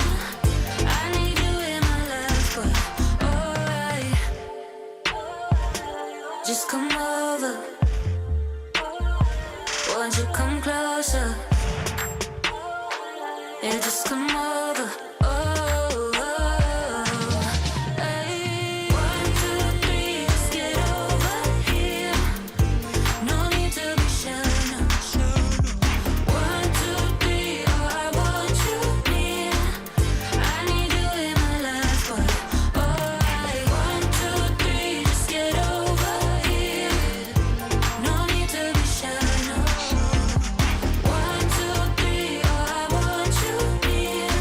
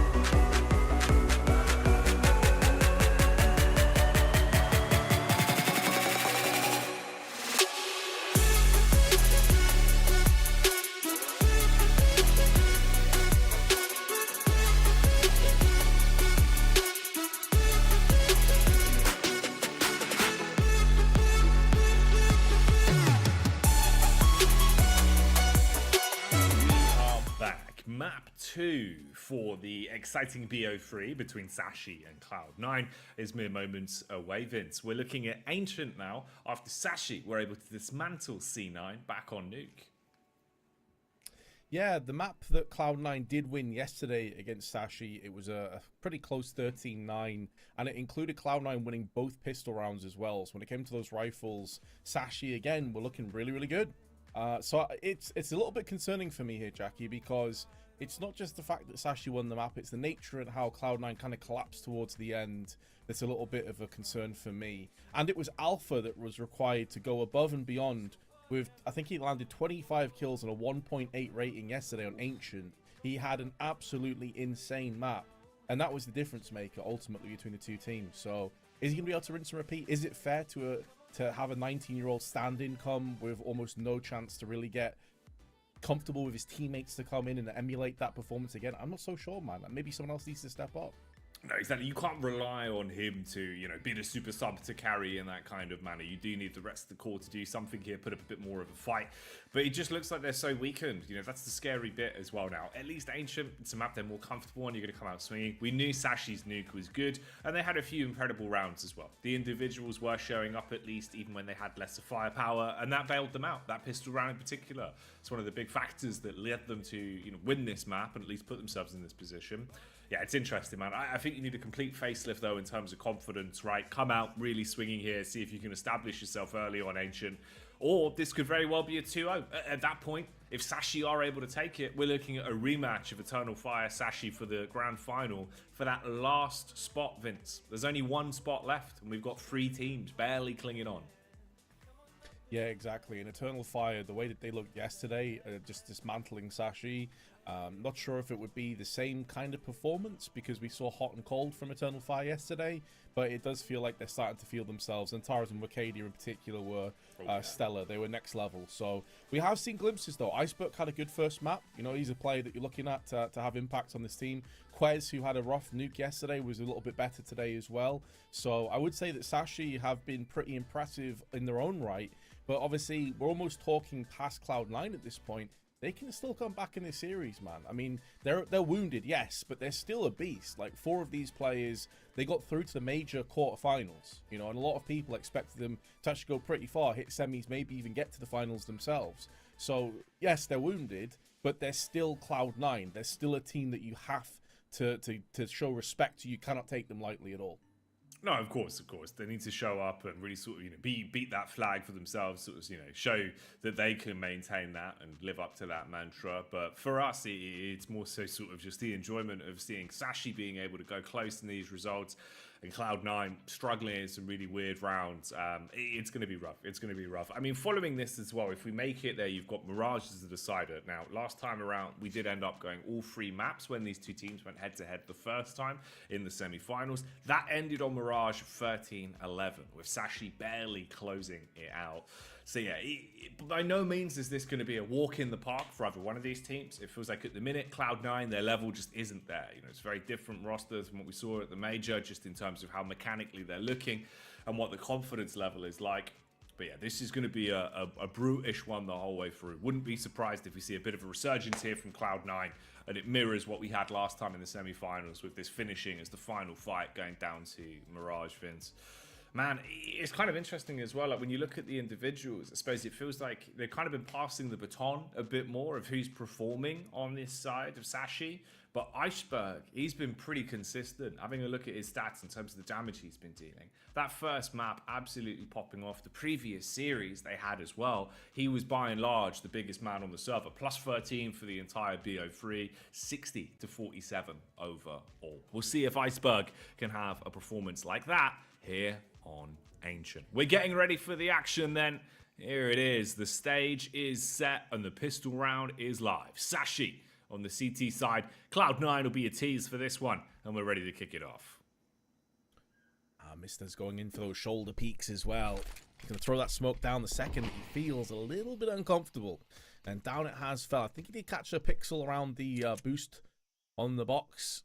So smoke goes down early. Cloud9 can wait this out. They've got a Molotov and a smoke of their own. So once they feel like they're ready, Boomich, who is now positioned over on B with the bomb in his hands, He's going to be able to toss a molly and a smoke down onto the site and try and get up close. Here it comes. Smoke up and over first. Dropping down it to the start of the site. Molotov is going to be behind it. Tossed in over on the cave side. Now in comes a pop flash though. Oh, and it's carnage. It's mayhem and it's Mister with a triple. The Julie's decimating on the pistol. And the reverberations are felt throughout Cloud9. Axile. He's looking for the walk down towards lane. Fighting from cave side. The bomb's lying at the toes of the CTs as well. It's firmly in their possession. Axile's got to speed things up a little bit here. Hobbit, meanwhile, developing a flank through CT. Switches off onto the USP, gathering himself a silencer to work with now, looking for that one-tap potential on the flank towards the backside. They read it and smoke it off, isolating the 1v1s. You've got the crossfire here to shut down Axile. It's an easy spam on the Julies to guarantee that one, and it's a matter of time until Hobbit falls. One casualty on Lucky, Sashi with the round in the back pocket, and the first of the second map is theirs. I think this is another element as well that's really interesting about this Sashi team for me, Jackie, is, you know, we often talk about how certain teams are very top-heavy in their fragging department. You look at a G2, Monesi is the man. Now start to see Nico come in and start to lay down the law, but it's kind of those two or bust. This Sashi team is a real collective effort. When you look at their stats over the last 3 months, their bottom fragger stats-wise is Iceberg. And yet in this tournament, he's been probably their best player consistently. And everybody has been pulling their weight. You look at one map, it's Iceberg top frag, and then it's Mister, then it's Quez. Cabby, by the way, was top on Nuke. He had a 1.46 rating. Everyone on this team, that's not even mentioning Lucky, who's probably their star player, and their AWPer.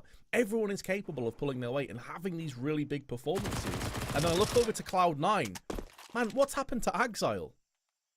He was a beast on Cloud9 in the past. He was a beast in previous teams like Gambit. And now he's just kind of like disappearing in front of our eyes. It's a curious case of Axile. I don't know what's happened to this guy, Jackie. He used to be one of the best riflers on the planet. He was sick. He was really fun to watch. Mechanically so gifted, so confident in his decision making as well. And yeah, I don't know what happened, man. I don't know where he sort of disappeared off to, but it's a sad state to see. You'd love to see him hitting his shots and performing like he used to. At least on a more consistent basis as well. That's kind of the more important factor. Just do it regularly. Oh, Iceberg. Yeah, I mean, you say he's been having a good day. Good couple days, actually, in the qualifier. He might be on for a bit of an eco-bashing here on the backstab.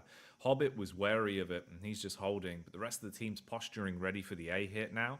And you just got to go in dry. Basically, with the Glocks, you're all going to run in, jump, hope to draw those crosshairs off, and see if you can get the bomb down. Praying for the best. Oh, it's not ideal though. Timing on it means that they're hemorrhaged from both sides and the SMGs eat them alive. All the cash is farmed up. Majority of the kills going onto both those MP9s as well, with a 3-2 split there. So tons of money and a second round guaranteed. Yeah, just to go back onto that point as well, I was talking about before, you know, we were discussing how this Sashi, this Danish roster is just top to bottom stacked with ability. Well, Iceberg is their IGL. You know, and he's the guy that you saw yesterday kind of just have his fun with Cloud9, be top fragging on multiple maps, really like leading the charge. Very impressive stuff from this man. Another youngster, the average age on Sashi around the 20, 21-year-old mark. And obviously you got Hunden behind him as their coach, a guy that's had so much success over the years in Counter-Strike, a lot of experience on his hands. Cloud9 in this round, though, are getting some success. Getting some entry frags. Alpha with 2. And they shut down the rotational element of Cabby. This should be theirs. It should be. It isn't yet. But with time ticking away and these smokes dissipating as well, it's allowing the team to get into better position. Squeeze reveals himself for the MP9. That one's not going to deliver. Sidelined for Iceberg as Perfecto pushes through the smoke. And now it goes from a should to a confirmed round. That's theirs in the back pocket for Cloud9. Finally, one on the board on the T side then, and early enough into the game to keep it competitive, right? You put some respect back on the name and ratio that economy of Sashi, not allowing them to continuously build with those weapons, bring out the MP9s continuously into those bonus rounds and give themselves extra money to work with. Instead, it's going to be more of a fragmented buy. 3 MP9s, 2 M4s, limited utility in a couple places. At least they've got the nades to work with and smokes, which are going to be vital on a map like Ancient.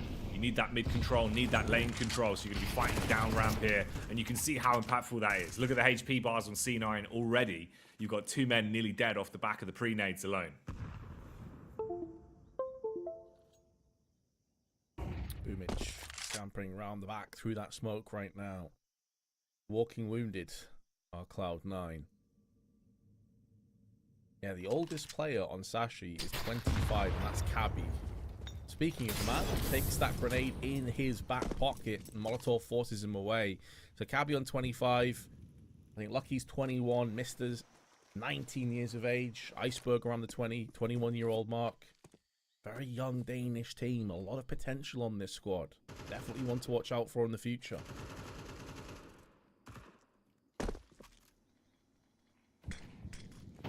Troubles for Axar continue as well. He's yet to get himself off the starting line. 0 for 4 on kills. Low HP on the majority of the Marauders, going towards ramp blind, but still hitting shots. Boomage with a nice adjustment. Takes down the first. Iceberg even gets caught on the spam as well through the cubby. He stays on site. He's not going to give up confidence. Timing on it's going to be rough. They've got the crossfire. Cabby should have the backstab. Smoke's going to dissipate. He hits the head. So low on both of them. And there's a flanker around towards short side as well. That's going to be Mister supporting him. All on Hobbit now with 7 HP. Time ticking away. And the dink from the USP is more than enough. So Cloud9 go from getting their first round on the board to Sashi resetting them immediately and taking 3.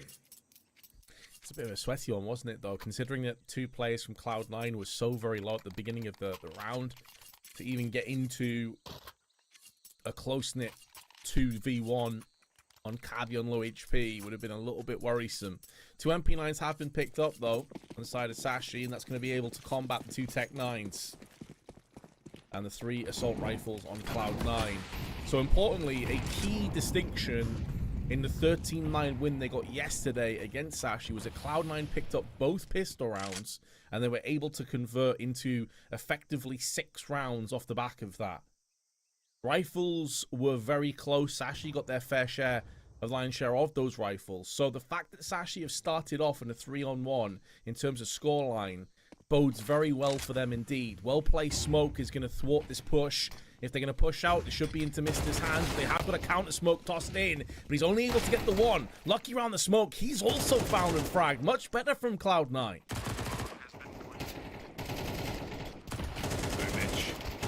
Hacked for 60, brought down on low health. Perfecto with the smoke spam connects back on Cabby, and that one's guaranteed it seems. Too far gone now. Queez needs longer arms. Try as he might, he grabs the AK in the end. And at least can hold on to the Kalashnikov if he can get out. Back towards CT at the minute. He's paranoid they're going to be pushing towards here, but they want to exit together, back out through main, go as a pack, go safely. More important that they hold on to their weapons, as that's far more lucrative than them hunting at the minute. So they'll allow safe passage, both teams letting this one tick on by to the next. Iceberg will hold the MP9, Queez with the AK. It goes 3-2, so a lot closer here. More back and forth, at least in the early rounds, Vince, of the opening half of the second map. It's changing hands all over the shop.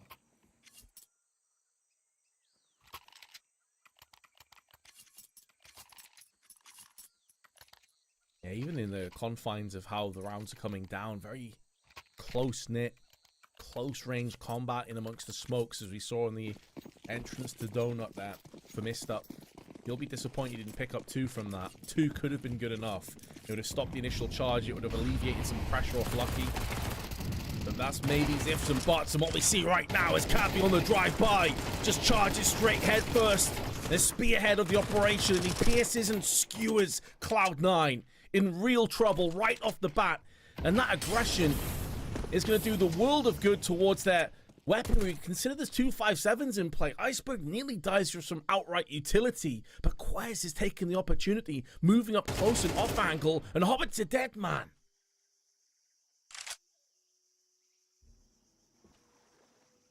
And now it's down to just Axile.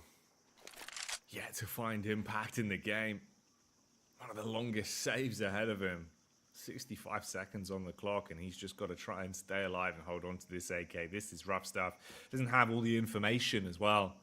3 players basically dead already, but it's not worth the risk. I mean, he's on 28. At least it's a weapon if he brings it into the next. He's got armor and utility as well. But this is a horrific start for Axile individually, Vince. For Cloud9, it's not the end of the world. You can still get back into this game. But the pressure definitely mounting on Axile, and it can get inside your head, man. You have such a rough start into a matchup like this. It's hard to reset mentally and get the confidence back.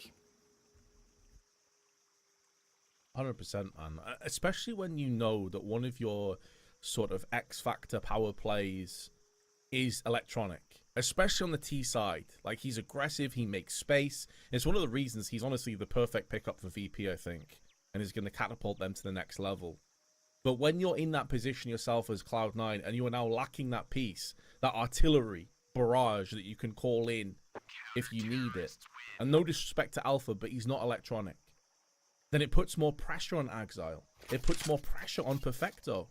These 2 riflers that you look at to have big performances and have in the past. And as I said, Axile has been that guy. He was him back in the Gambit youngsters days and Gambit, and even in the earlier iterations of Cloud9. He was that guy. But he's not right now. And this is the kind of situation where you need to step up your level if you're Axile. Your team needs you. You can't be 0-5 against Sashi. Like, you've got to step things up.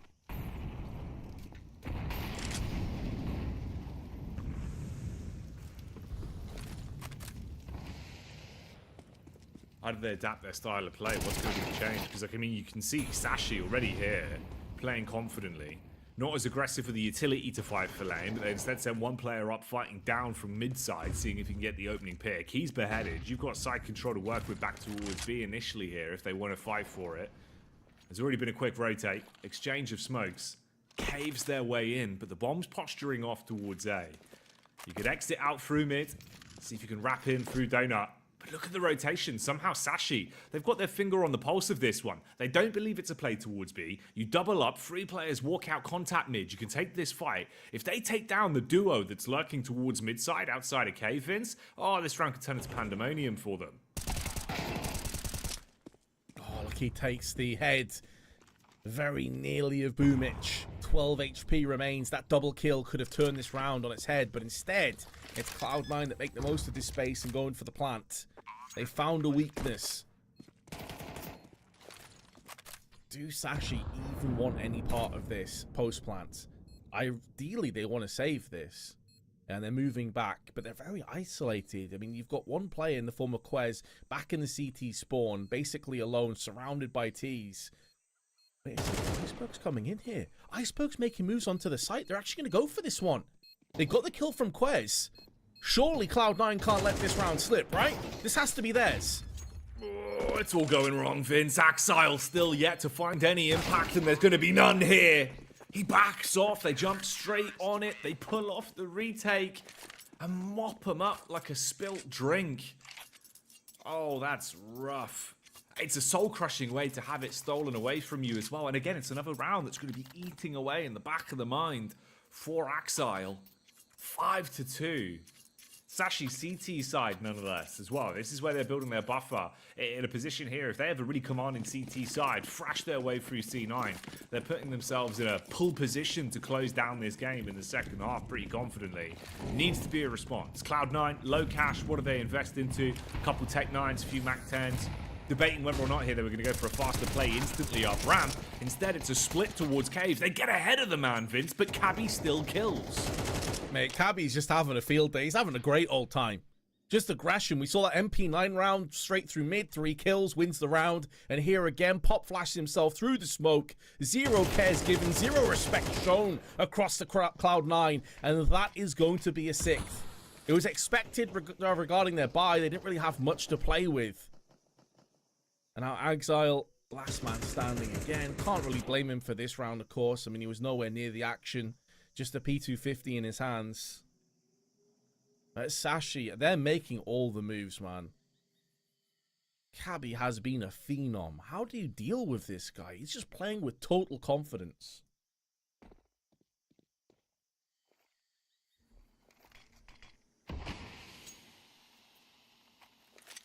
Oh, Exile, man. Oh, no. Well, At least it was painless. Iceberg shuts him down. They get it finished off, 6-2. Vince, this is rough, man. You know, we're kind of trying to like butter it up a little bit, thinking, you know, you can't count out Cloud9. It's 4/5 of the roster, sure, but it's still Cloud9. They should still be able to show up, still be able to keep it close. We're thinking based off the previous time these two teams went head-to-head as well. Ancient was far more favored towards C9. This time it just looks rough. It really does. I mean, you know, you're unable to really find any kind of impact towards mid-side. Sashi, they've got the reads in terms of the rotations on the late round as well. They know where you're going to go. It seems to be one step ahead of you for Cloud9. Almost just seems like the individual confidence on the star players, the big names that we've known, it isn't there, Vince. They're not delivering. They're not showing up. It's kind of the alpha show, and that's not the position that this team should fall into, right? With a substitute like that. You shouldn't have to be a super sub. You shouldn't be the one doing everything and finding entries, finding potential rounds. We need the rest of this roster to do what they do best. They're just not playing their CS right now at all. They're not shooting hard. It was the same situation yesterday. It took Alpha on 25 kills, 1.81 rating to get Cloud9 the victory on Ancient just yesterday when they played against Sashi last time. I mean, it's kind of unreasonable to expect him to come in and deal that kind of performance. Look at the grenade damage as well, just getting charged. Cannot put a foothold into this game. 3 kills in quick succession. Back foot again, outruns Hobbit into his demise. And Axile, try as he may, has just been peppered down to 16 HP. He's just a bullet away from his 0-8 start. And Sashi off to a cracking halftime score on the horizon. They'd be guaranteed 7, and you couldn't put it past them to even reach 10 the way they're going right now. Like, they're a juggernaut. They're right down the tracks. There's no stopping them.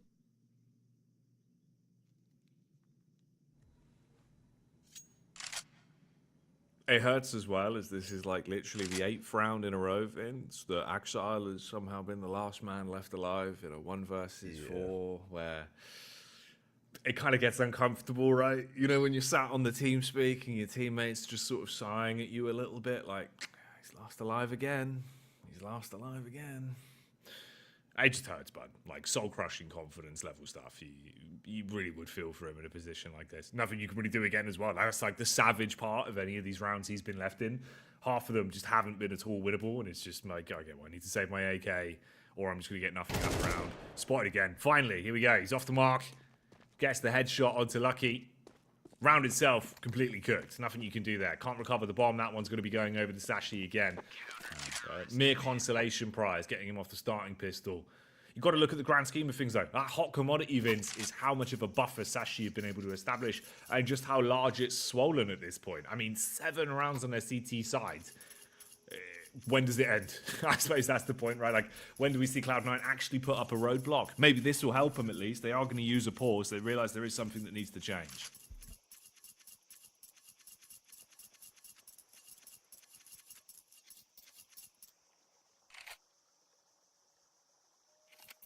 This is where they're looking at each other like, who's the player to step up? Who's the player to dig us out of this position?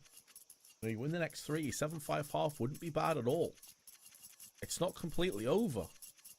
It's really the way in which they've just been bodied that's the more concerning element of it. The scoreline itself is a bit dicey, but it's not the end of the world. But when I go back to that round as well, Jackie, where they had the post plant and it was a 4v3, and they effectively plant the bomb away from Donut and then double stack Donut and get pop flashed and the round's done. Just a straight up defuse from Sashi. That to me felt like the back-breaking moment for Cloud9. They've not been able to fully decompress to crack themselves back into this one. Just the 1 AK for Axel, his saved weapon from the previous round. And the Danes have the perfect read again here. They've got 3 players over on B, trading away Cabby for a different angle of aggression. It's because, like, A-Slight's not really been aggressed on that much. And they've got mid control again from Lucky. That allows them to stack 3 players. They've just spotted 4 of them running up ramp. And there's a team kill. As if this wasn't grim already. Team kill's not going to help anything. Great double from Perfecto, trying to make amends. But it's too little too late. Oh, mate. It was sick hat-trick, Vince. You know, the first one at the Boomich, I bet, was pretty damn mean as well. That's rough, though. Like, that's actually rough. Around the... Maybe they could have cooked something out of it if you would have had the help of an additional man. You could have used Boomich as a trading tool. Alpha, if he's a little bit clicker on the flank, through cave as well. Yeah, I mean, you take some weapons out of their hand, but that doesn't really matter effectively at this point. It's a moot point. You've got so much money in the coffers for Sashi, they can comfortably buy out. There's only 2 rounds left. This one and the following ones, they're not going to be bothered about that. Yeah, you need basically these next 2 rounds and then to have a lights-out performance following that into your CT side for Cloud9. That's it. That's the top and bottom of it. Minimum, they need 1 more, guaranteed, or else you just don't have enough to even really play out into that following half. If there's going to be any mistakes made. You get the early default utility down towards ramp as well. Double Molotov, single smoke, blocks off the push. Burns them for a fair amount of damage as well. So that's going to slow them down loads. Mr. hits the headshot onto Hobbit and Vince. Rinse and repeat. Every round feels like deja vu. It's the Danes running into the faces of Cloud9 and absolutely spanking them. They get 1 in return, but it's at the great cost of Alpha's HP. Nice wallbang and Molotov alongside it. Lucky gets drilled down to 42. But yeah, it has that same lingering sense of dread. So Cloud9 consistently don't check their angles, and Quez with a perfect timing, spraying down 2. Both showing up as smoke kills, but it was just before that smoke fully plumed. He did have vision on both. Is that man? Quote if Axel lasts alive. He's got a second kill at least. I do feel bad for him. He's just playing positions where he's not really getting activated in this game. It just hurts though, right? Because again and again, every time, like when it happens for the 9th time, there is that little bit of you that goes, unlucky. Like I guess I am just the destined man to die at the end. It's painful stuff, but again, like it's another round where, yeah, it's a 1v3, but really, what do you get done here? 71 HP, he's going to run in towards Red Room, he's looking for the fight. Lucky's on the off angle, hears him, full info, finds the frag, and finally puts him out of his misery for another attempt there. Last round of the half then, Vince. 10-2. Looks really achievable. I mean, you've got relatively broken money on Cloud9. You can buy back into it, sure, but there's going to be some weaknesses. A couple players going to have to opt for the Galils or lack of utility. So we will see 2 Galils brought out. It's not the worst case. 35 bullets are still pretty effective rifles if you're confident with them. But they need a whole lot more. A whole lot more. 1 round minimum, Vince. You got to get 3 out of this, or I think it's just entirely cooked. Sashi, if you give them 10 rounds, I feel like this is just a matter of time. I just have this image in my head of Happy, you know, the French player from bygone eras, just sat there, you know, next to a cabin fire, just nodding approvingly, like, Axel, mon frère, smiling. Goes back into all of the classic moments where he was last alive. They have at least got some kills, though. I mean, it's a possibility of a 3rd round. Of course, Sashi going to go in for this one. Full utility on the side of Lucky. This has to be a Cloud9 round. It may not be good enough, but it does give them a little bit of building blocks to play with if that second pistol were to go their way. If nothing else, at least end the half on a bit of confidence spike. A bit of a feels-good moment. It's hard to see how Sashi get back into this, really. They're being stymied and stalled off the smokes. The timer is so low.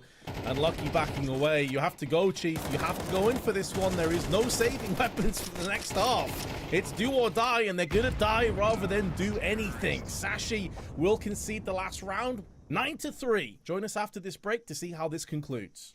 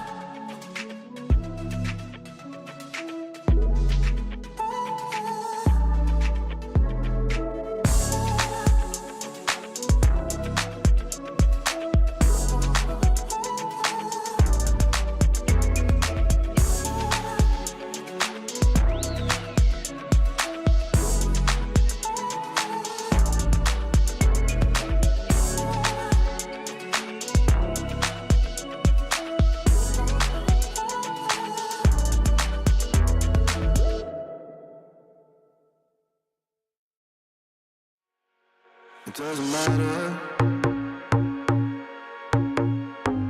We seem too young to understand. For the better. The weather changes when we dance. Belong together. Catching sunsets, riding waves. We stay forever. Where the rhythm never ends. Where the rhythm never ends. Where the rhythm never ends. Where the rhythm never ends. Where the rhythm never ends. Where the rhythm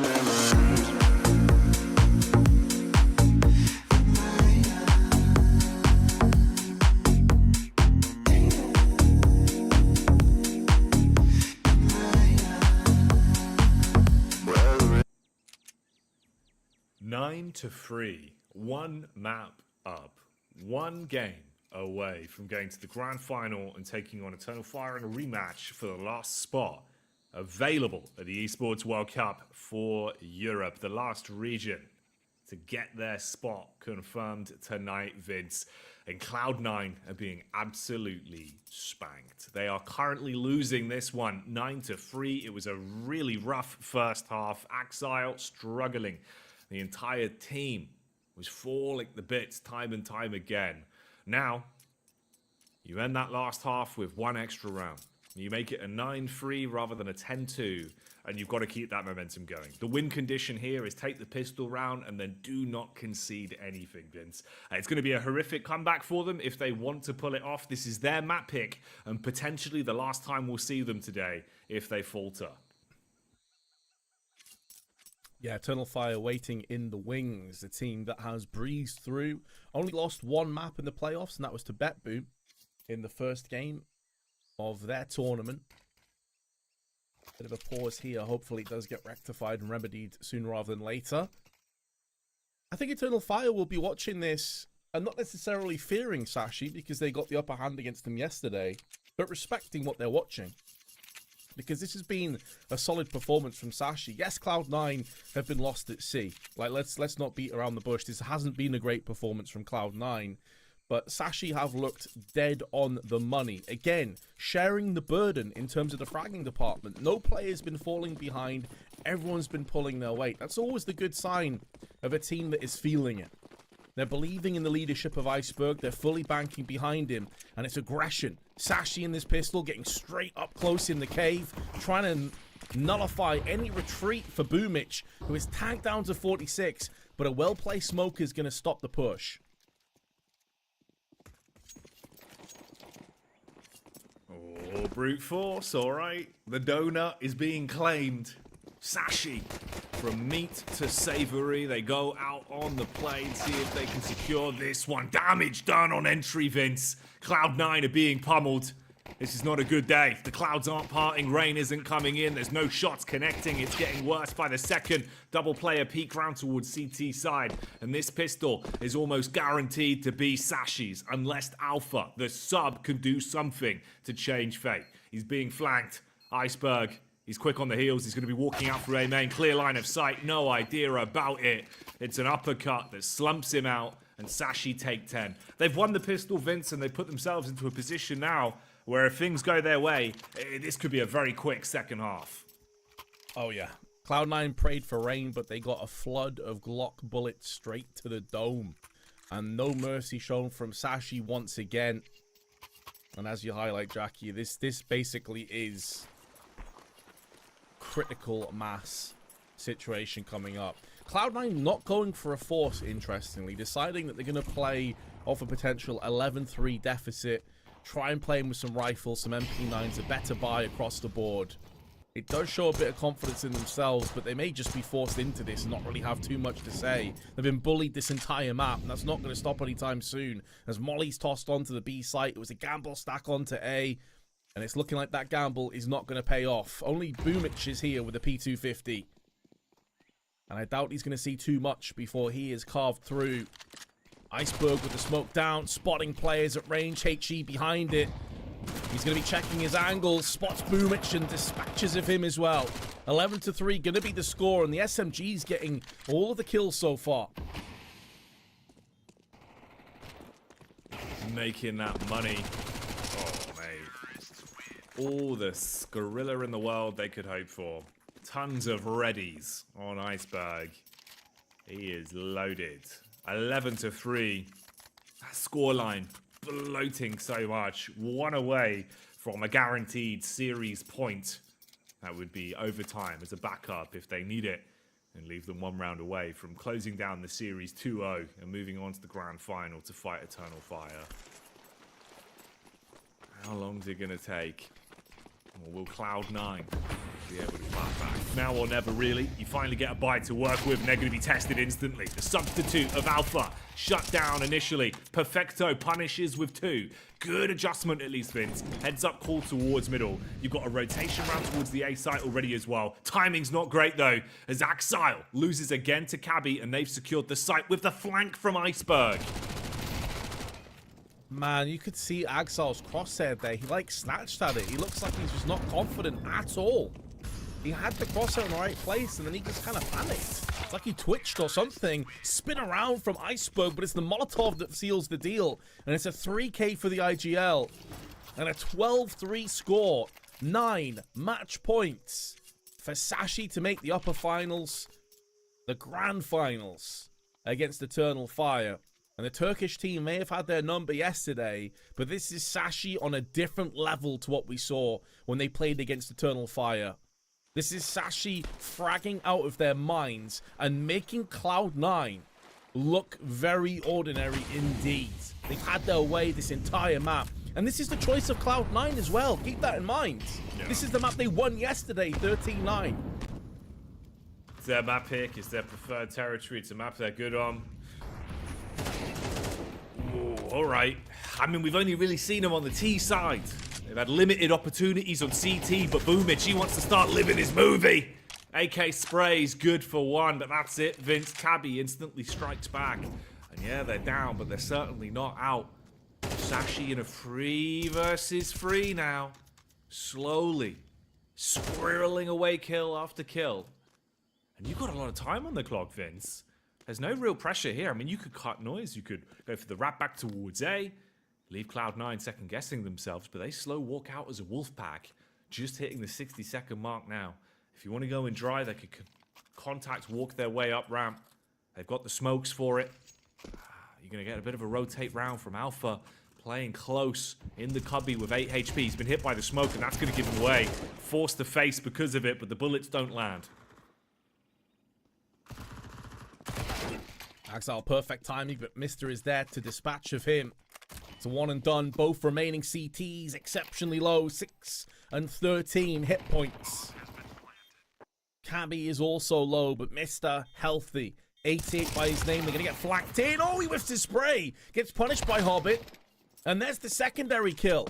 So Cloud9 saved the first, but there's 8 more to go.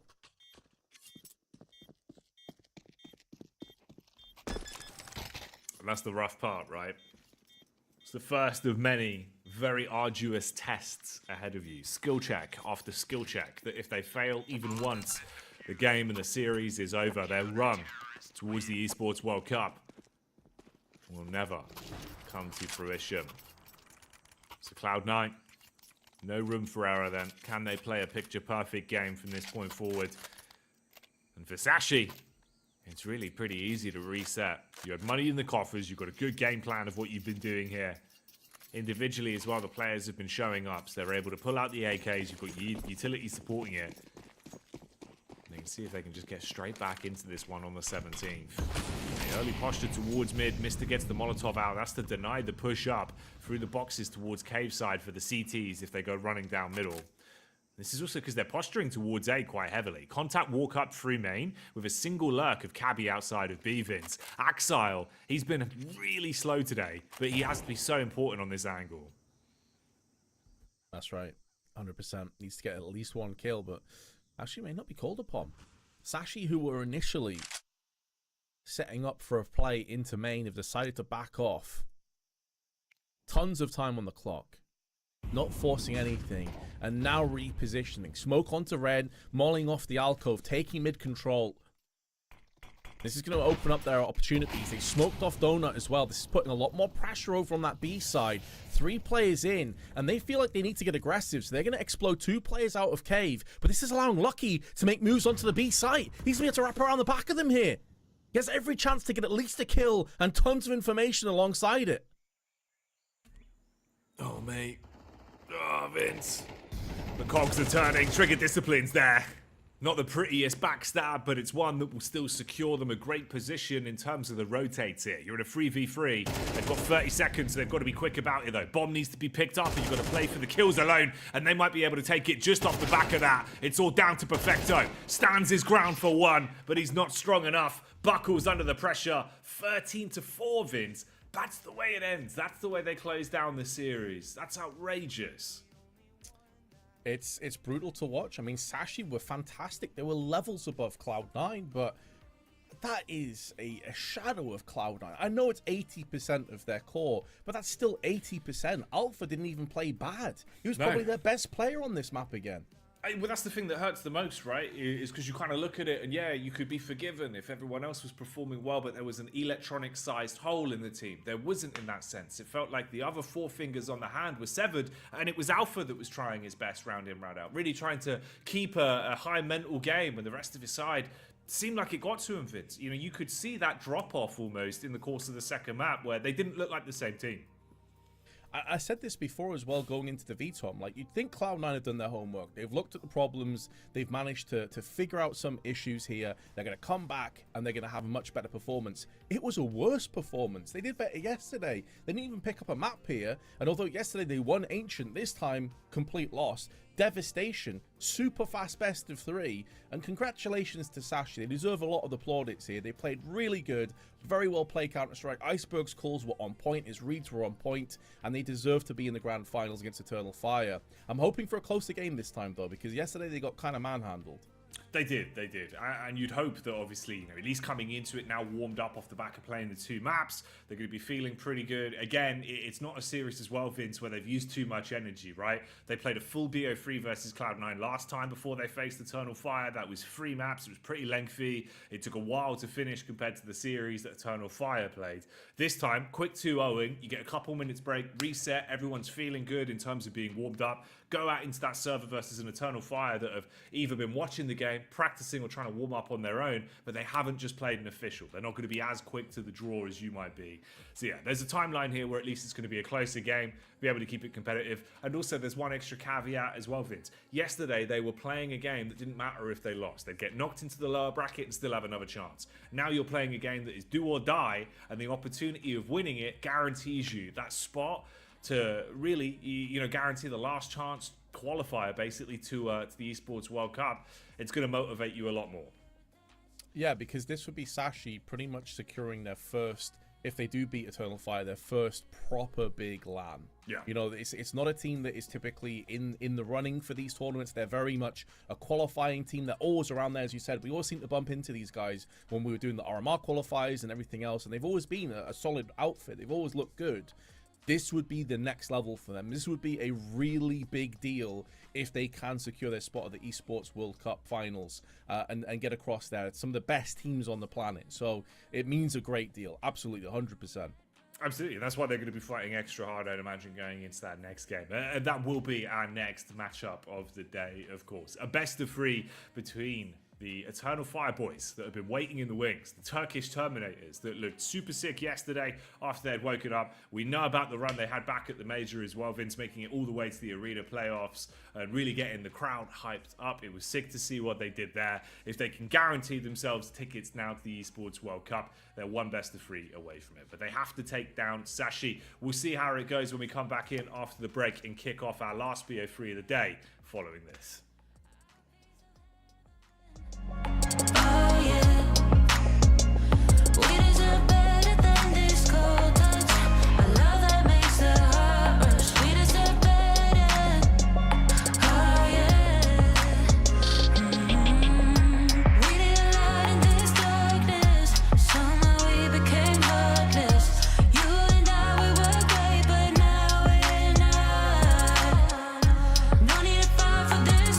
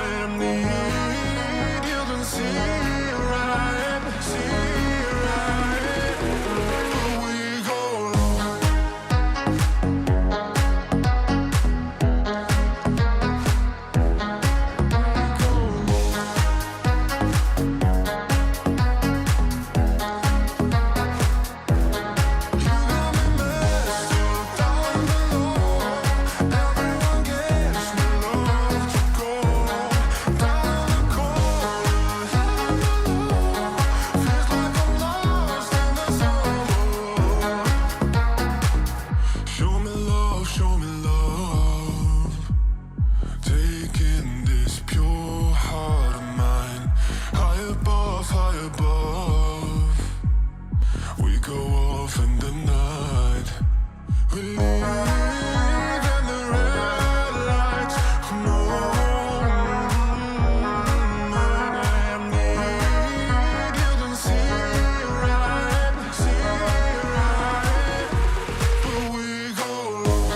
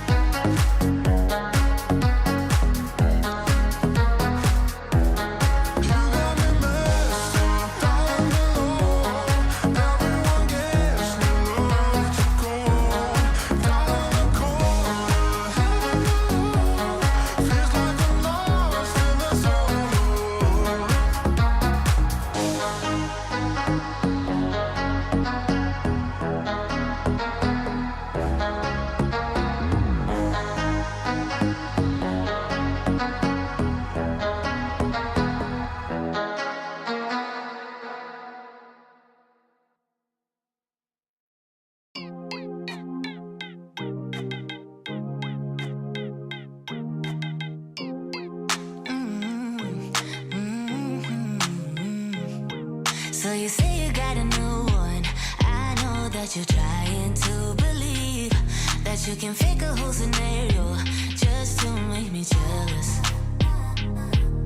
Your shadow keeps stalking, and we should stop talking. But we got that special something. Say it like you mean it, I won't fake it and believe it when I see it. But for now, I just be breathing, doing nothing. I won't cave in if you won't make a move right now. Oh, why do we go 360? You're hesitating, now it's busy. You know we always can go easy. Won't you let me know? Why do we go 360? You're hesitating, now it's busy. You know we always can go easy. You should let me know. Oh, I'ma be clear now. Patience is really not my key, but if you play your cards right, I might just think about it twice. Yeah. Say it like you mean it, I won't fake it and believe it when I see it. But for now, I just be breathing, doing nothing. I won't cave in if you won't make a move right now. Oh, why do we go 360? You're hesitating, now it's busy. You know we always can go easy. Won't you let me know? Why do we go 360? You're hesitating, now it's busy. You know we always can go easy. We can go easy, boy. You should let me know. I've been giving clues and you're acting all blind. Trying to make some moves, but you're staying behind. How come you don't get it when I say it like that? Like that, like that, like that. I've been giving clues and you're acting all blind. Trying to make some moves, but you're staying behind. How come you don't get it when I say it like that? Like that, like that, like that. Oh, why do we go 360? You're hesitating, always busy. You know we always can go easy. Won't you let me know? Why do we go 360? You're hesitating, always busy. You know we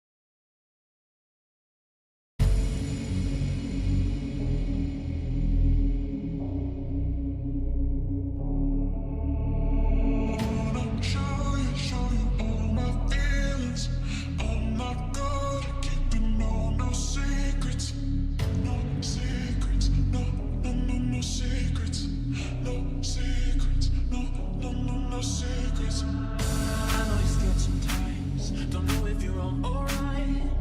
You've been doing things you never thought you'd do. Taking it day by day. It seems like you lost your way. Even when you win, it still feels like you lose. I wish that you could see what I see. Your soul is stronger than what you need. No secrets if you do what they dream. Nightmares, but I'll be there forever.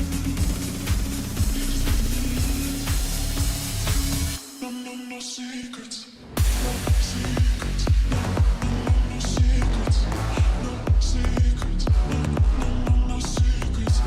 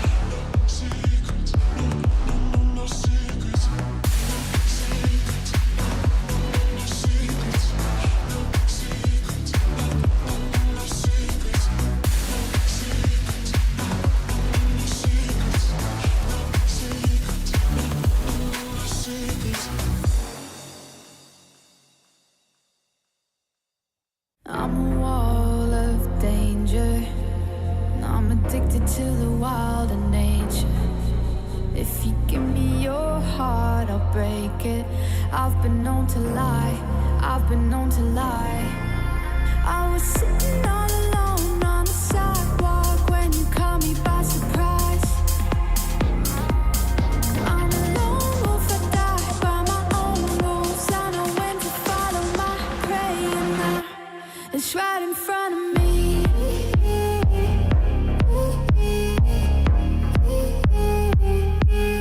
Right in front of me.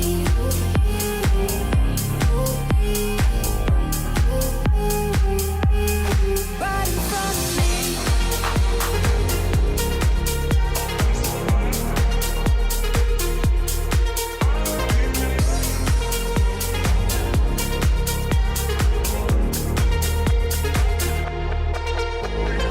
I'm in awe of the mayhem. I would chase 100 more highs to trade them. In it for chaos I'm creating. I've been known to lie, I've been known to lie. I was sitting all alone on the sidewalk when you caught me by surprise. I'm a lone wolf, I die by my own rules. I know when to follow my prey, and now it's right in front of me.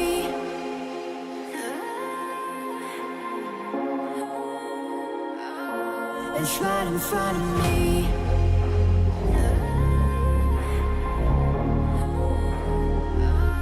It's right in front of me.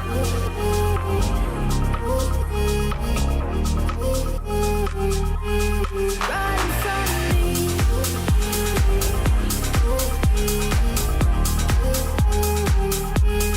Right in front of me.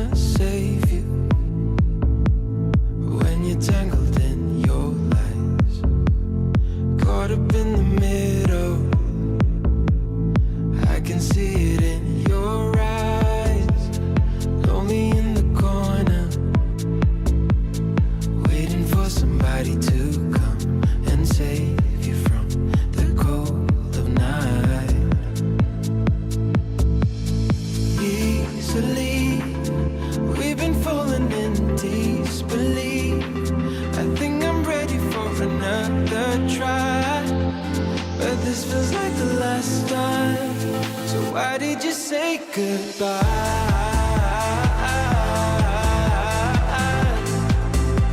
It's better to say goodbye.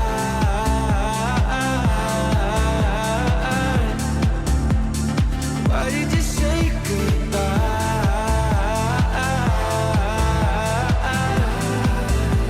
It's better to say goodbye.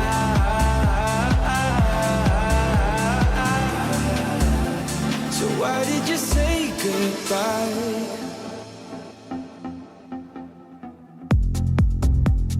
Quiet like the ocean,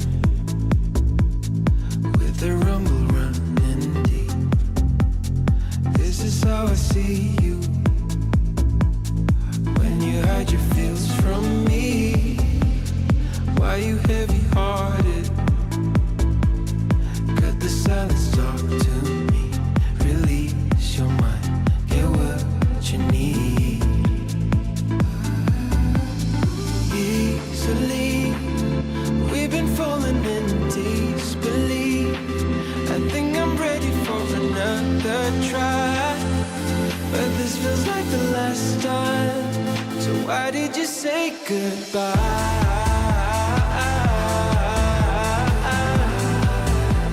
It's better to say goodbye.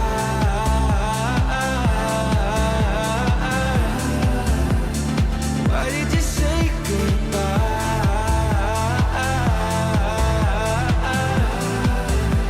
It's better to say goodbye.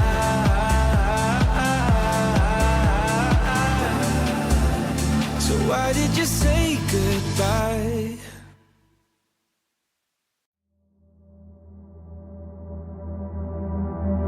Is it wrong of me to think of you all the time? Even though I'm with somebody new every night. And I pray, and I pray, and I pray that you feel the same way. Is it wrong of me to think of you all the time? Even though I'm with somebody new every night. And I pray, and I pray, and I pray that you feel the same way. I don't know what you're thinking, but my mind is full of fear. 'Cause I felt this world without you. I feel safer when you're here. It's been a couple months now, feels like time's been moving slow. And I can't tell where my head's at, so can you let me know? Is it wrong of me to think of you all the time? Even though I'm with somebody new every night. And I pray, and I pray, and I pray that you feel the same way. Is it wrong of me to think of you all the time? Even though I'm with somebody new every night. And I pray, and I pray, and I pray that you feel the same way.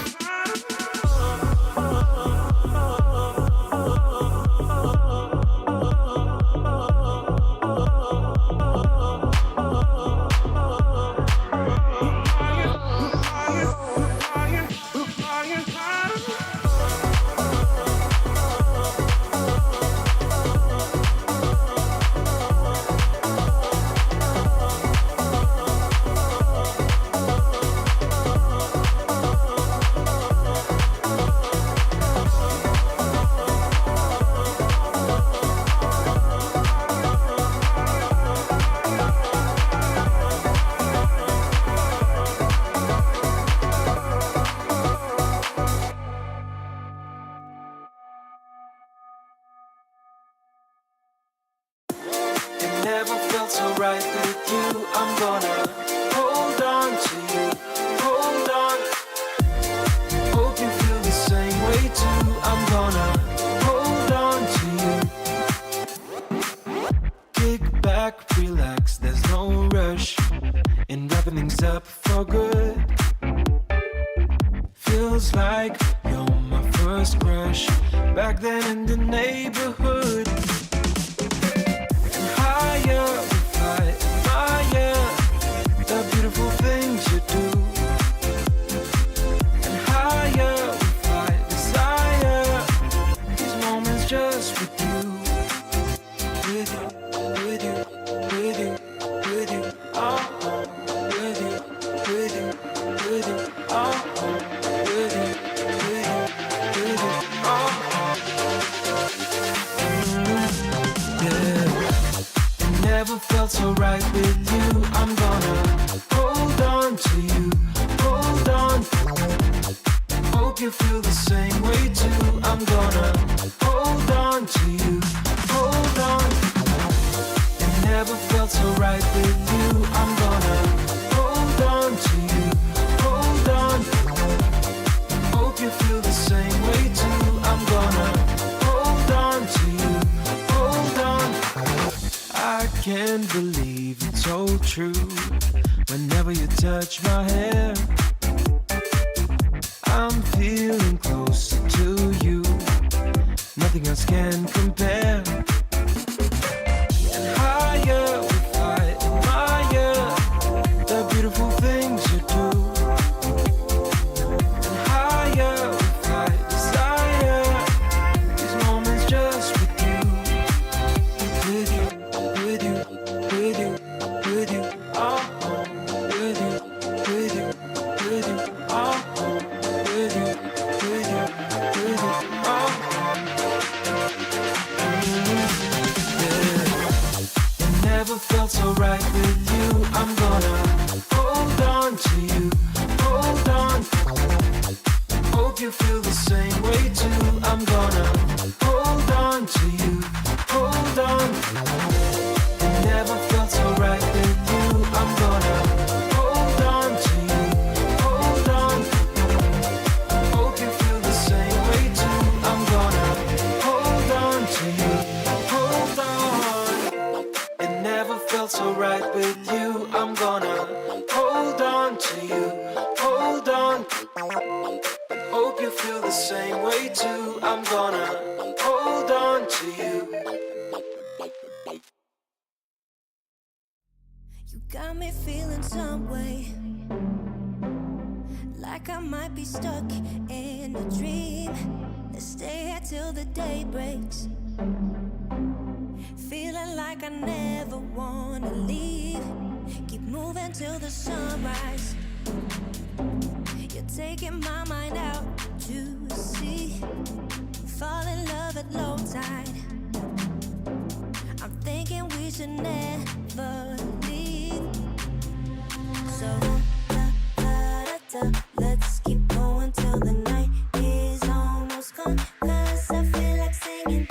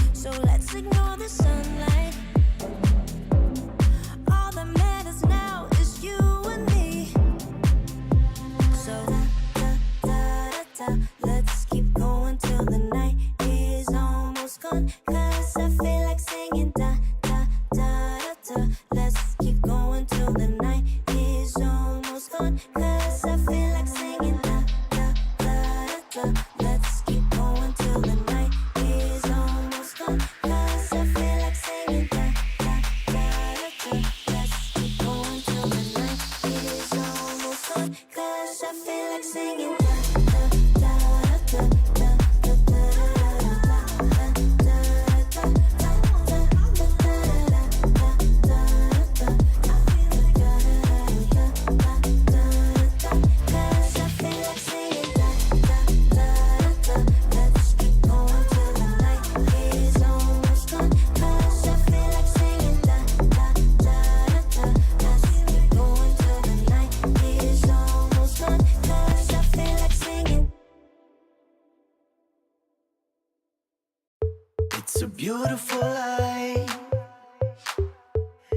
beautiful life, don't you think? It's a beautiful life. It's a beautiful life, don't you think? If we go down in history. If we go down in history. If we go down.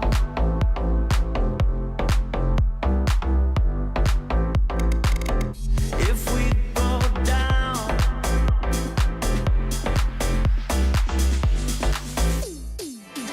If we go down in history. If we go down in history. It's a beautiful life. It's a beautiful life, don't you think? It's a beautiful life. It's a beautiful life, don't you think? If we go down in history. If we go down in history. If we go down.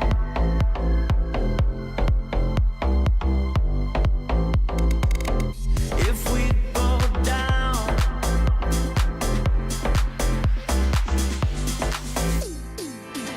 If we go down in history. If we go down in history. Beautiful life. Beautiful life, don't you think? It's a beautiful life. It's a beautiful life, don't you think? It's a beautiful life. It's a beautiful life, don't you think? It's a beautiful life. It's a beautiful life, don't you think? If we go down in history. If we go down in history.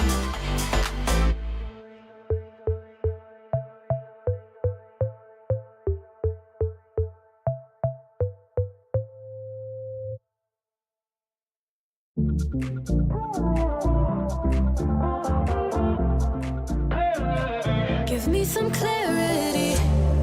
First time that we met not long ago. Before you had to get back on the road. We spend every second of the day together. I remember when we talked till 3 a.m. Driving around in town in your old van. Tell stories about who we used to be.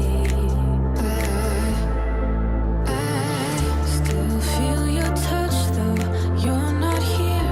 Since you've been gone, you're all I see. Still hear your voice, why don't we speak? I'm running circles. Since you're in my life, I can get no sleep. If you give me a sign, I'll be yours to keep.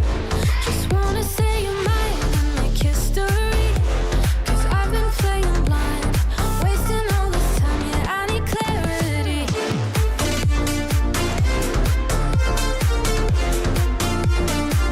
Give me some clarity.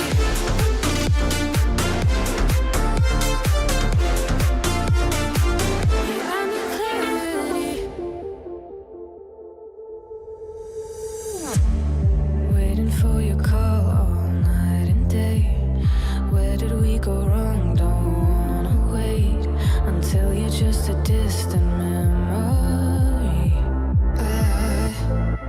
I still feel your touch though you're not here. Since you've been gone, you're all I see. Still hear your voice, why don't we speak?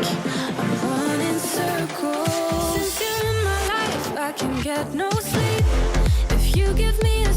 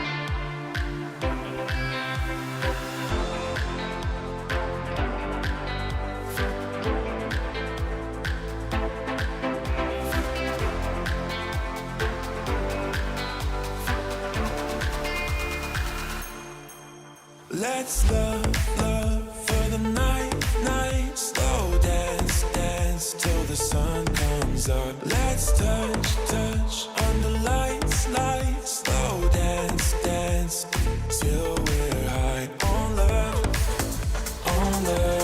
high on love. Till we're high on love, high on love.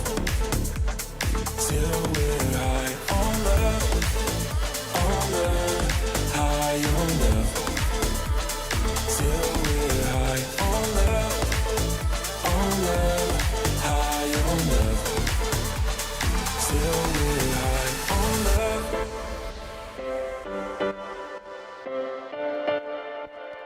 Till we're high on love.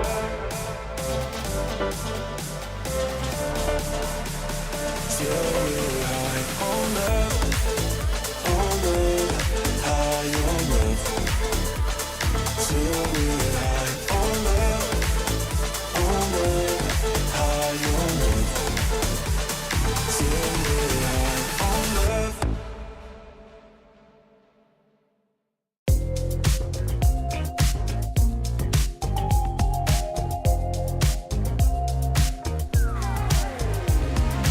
Ooh, I can't stop this feeling.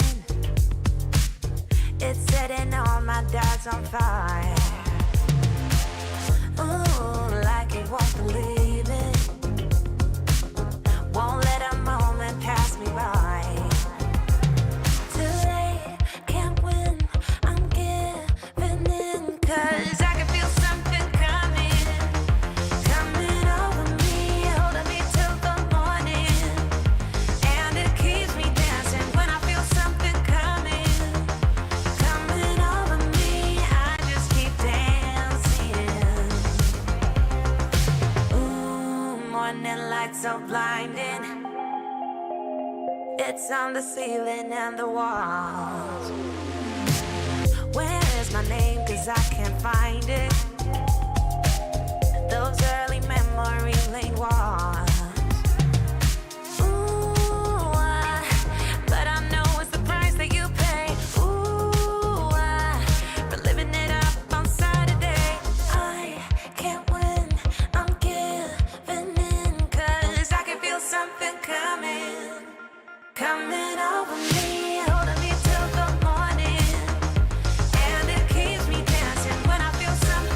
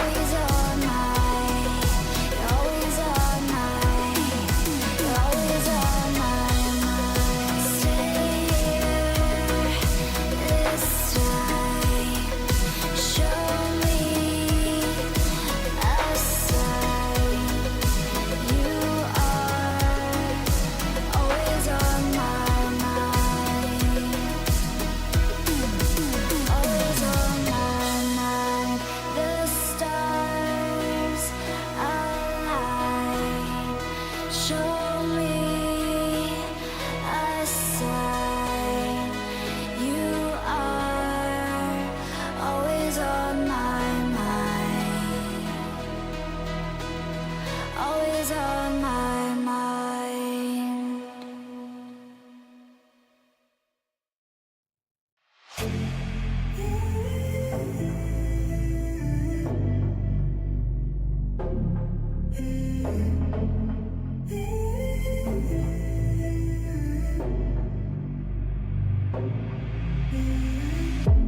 I'm out of focus, I need a spark. I can't keep living in the dark. Nothing feels right, my thoughts are unclear. I just wish that you were here. 'Cause when I'm alone, I get lost in my head. And I try to think back to the things that you said.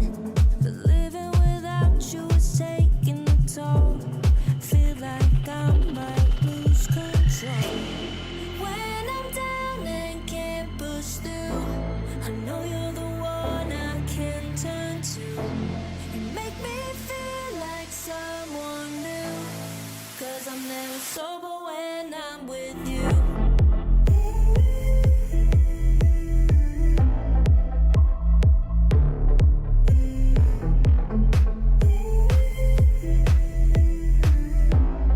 Cause I'm never sober when I'm with you. When I'm down and can't push through, I know you're the one I can turn to.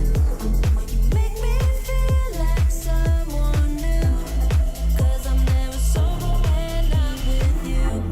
I couldn't imagine where we would be now. I wish we could somehow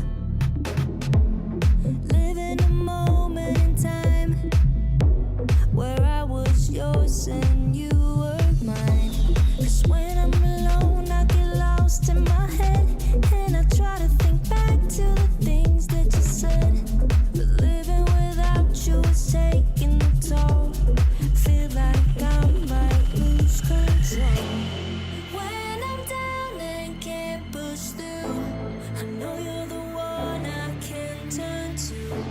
You make me feel like someone new. 'Cause I'm never sober when I'm with you.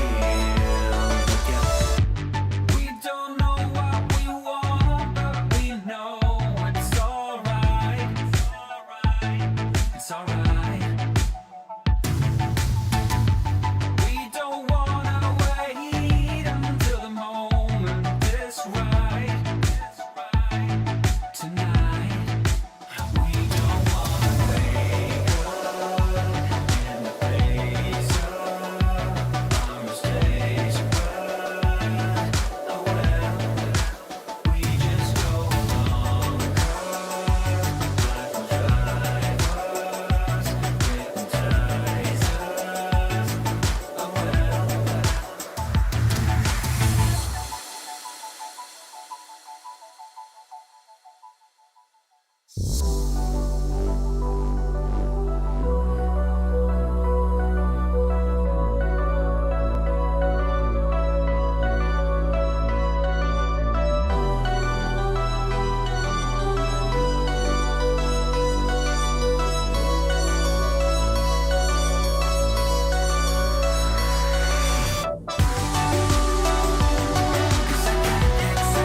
say the way that I feel.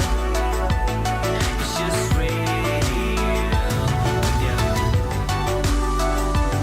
So I let my silence speak the words I'm freedom, but it's real, yeah.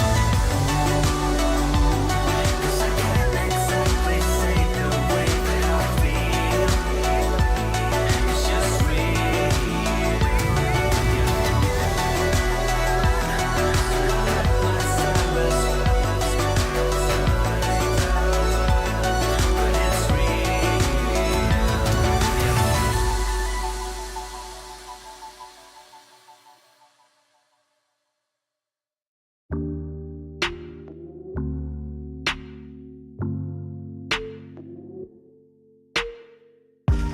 You and I, we're like dynamite. Got plenty of reasons to take you home. Shining bright with those diamond eyes. Ain't no way I'm ever letting go. Boy, I'll be loyal to you. No need for drama. Feel royal with you. Cry like Impala. Is it important for you? There ain't no bother. No, no. Ay, 1, 2, 3, just get over here. No need to be shy, no.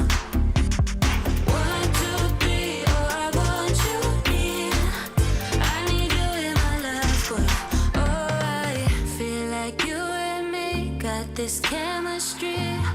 One look at you and my heart explodes. Just let me be the one you keep. I'll be right here through the hot and cold. Boy, I'll be loyal to you. No need for drama. Feel royal with you. Cry like Impala. Is it important for you? There ain't no bother. No, no. Ay, 1, 2, 3, just get over here. No need to be shy, no. 1, 2, 3, oh, I want you near. I need you in my life, boy. Oh, I 1, 2, 3, just get over here. No need to be shy, no. 1, 2, 3, oh, I want you near. I need you in my life, boy. Oh, I just come over. Won't you come closer? Yeah, just come over. Oh, ay. 1, 2, 3, just get over here. No need to be shy, no. 1, 2, 3, oh, I want you near. I need you in my life, boy. Oh, ay. 1, 2, 3, just get over here. No need to be shy, no. 1, 2, 3, oh, I want you near.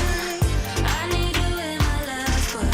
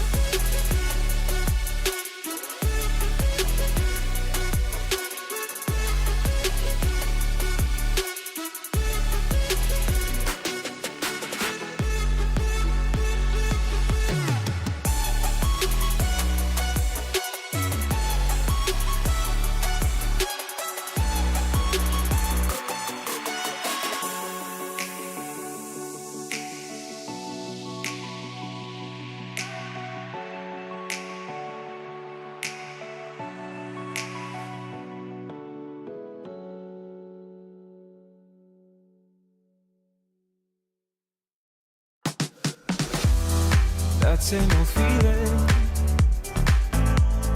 Don't know what's right or wrong. Searching for meaning. I've been thinking about it way too long. So whatever you long for, don't give up along the way. Don't give up along the way, you know, and cherish the moment. Come on up and just let go. Come on up and just let go.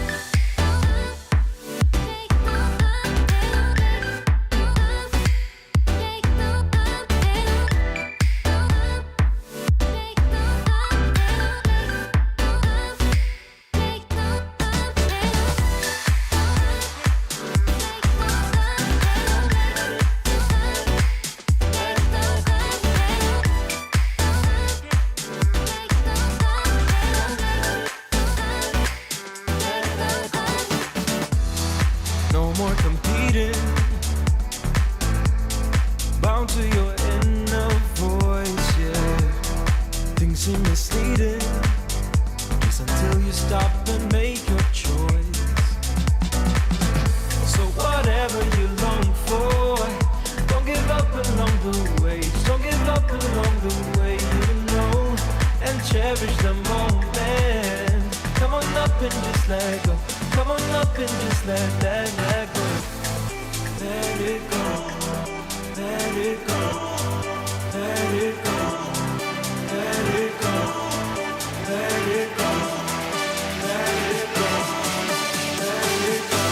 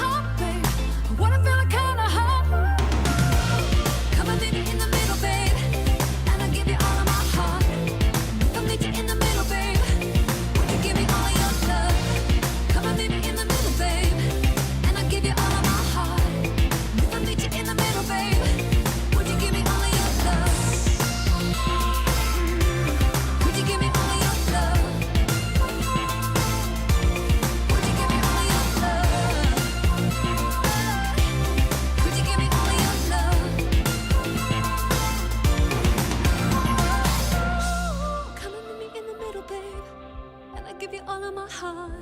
And if I met you in the middle, babe, would you give me all your love? Come and meet me in the middle, babe, and I give you all of my heart. And if I met you in the middle, babe, would you give me all your love? Would you give me all your love? Would you give me all your love? Would you give me all your love? Your love. Come and meet me in the middle, babe, and I'll give you all of my heart. And if I meet you in the middle, babe, would you give me all your love? Would you give me all your love? Would you give me all your love? Could you give me all your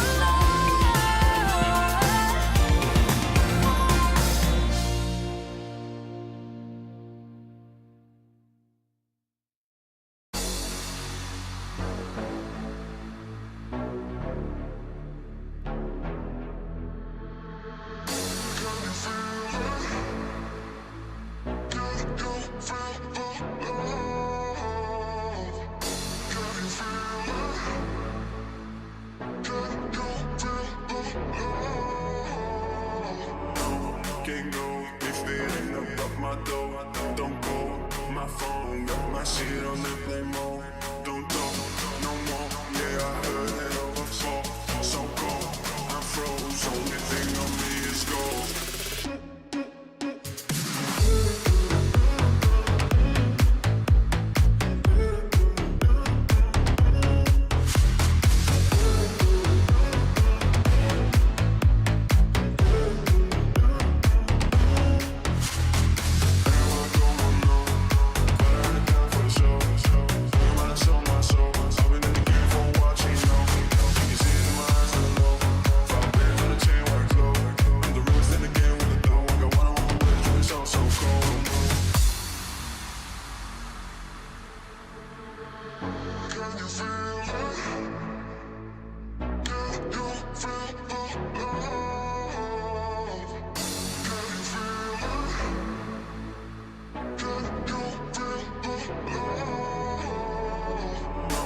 Can't go if it ain't about my dough. Don't go, my phone got my shit on airplane mode. Don't talk no more, yeah, I heard it over before. So cold, I'm froze, only thing on me is gold.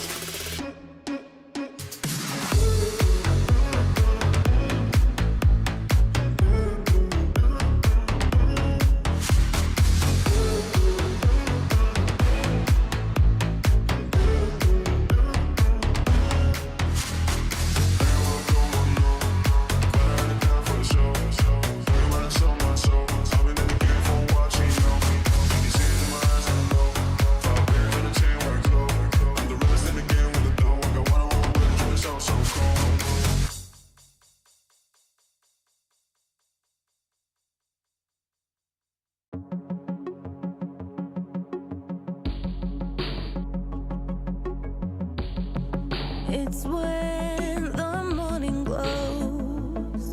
I cannot hide myself from you. It's when my feeling grows. I'm coming back to you. When I step out, when I step out, when I step out, when I step out of the light, I come into the light. I will be happy, happy, happy. How could I not be, not be, not be? And hey, do you think I can stay? 'Cause I will be happy, happy, happy. How could I not be, not be, not be? When I'm with you,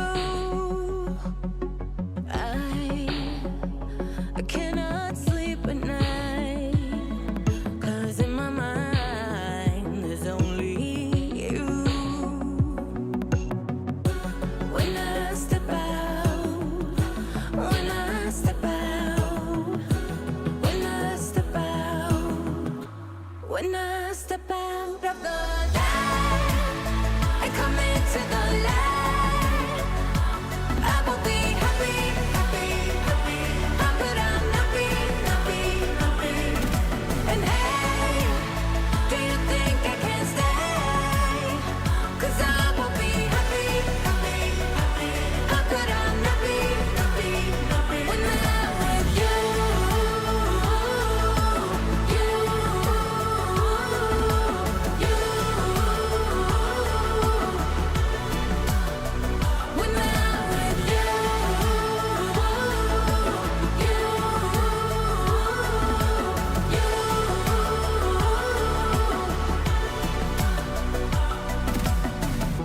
speak to me, your silence spoken. Share with me your heart's desire. Hey, shout it out in words unspoken. Shout it out above. When I step out of the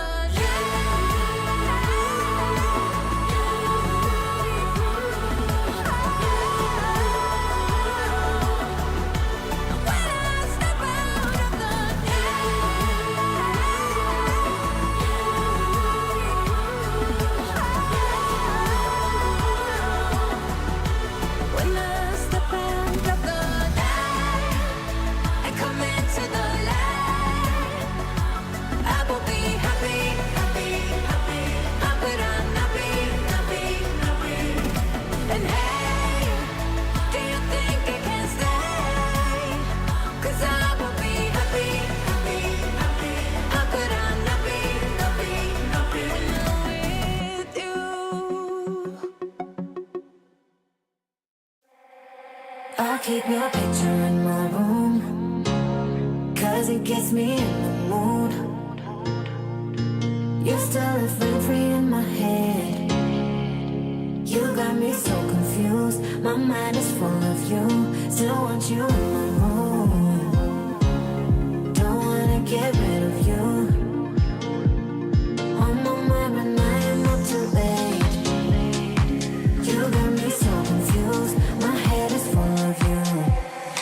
You keep slipping away. I learned the hard way. But something's gotta stay. Don't let it go to waste. Do you remember all of the long nights warm in my bed? Nightfall to sunrise, that's what you said. You held me so tight each time again. I'll keep your picture in my room. Don't wanna get rid of you. On my mind when I am up too late. You got me so confused. My head is full of you. Don't win silly games. Don't leave me hanging on. Keep me hanging. Said it once, I'll say it again. Your love is what I want.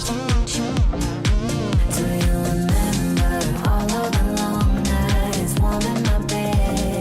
Not for the sunrise, that's what you said. And you have me so tight each time again. In my room, I'll keep you safe. Don't stay away too long, pulling back and forth. Still got me paralyzed. Got what you came for. One thing that I've kept.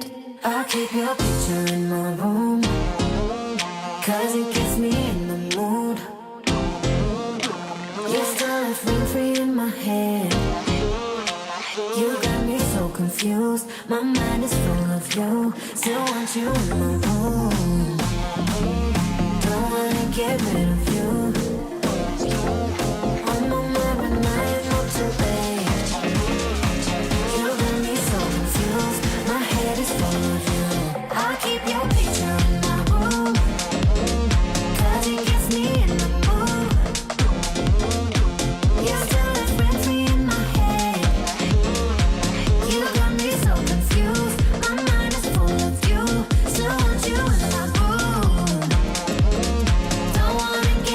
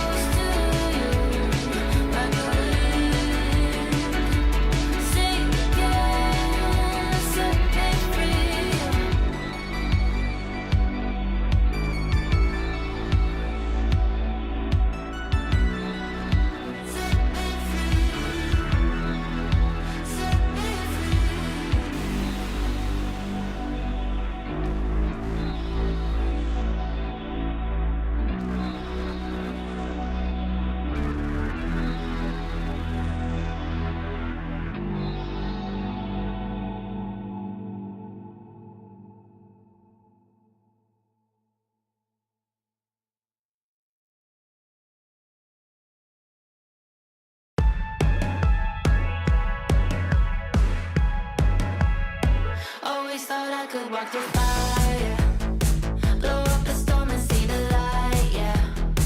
I told my friends that I could run on water, and they said nobody can. They'll see me flying through the sky, yeah. Play hide and seek behind the clouds. I show my friends that I'm not scared of dreaming, and I'll do that again, over and over again. Suddenly, the heart and chest feels heavy.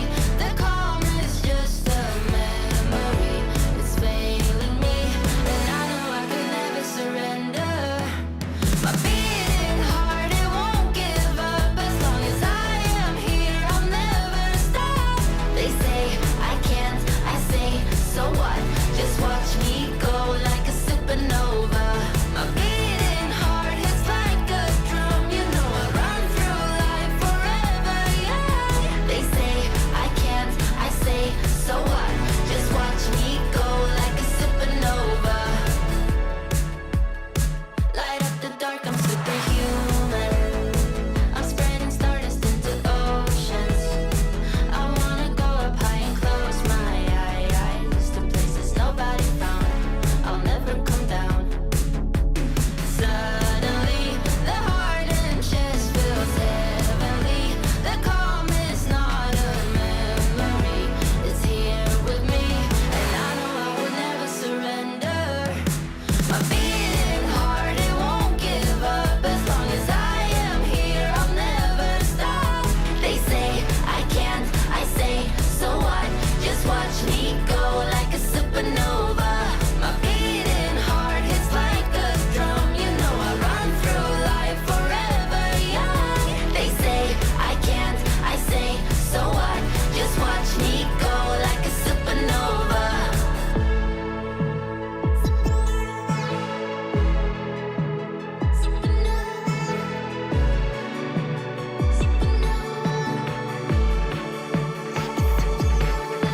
My beating heart, it won't give up. As long as I am here, I'll never stop. They say I can't, I say, so what? So what? So what? So what? So what? My beating heart hits like a drum. You know I run through life forever young. They say I can't, I say, so what? Just watch me go like a supernova.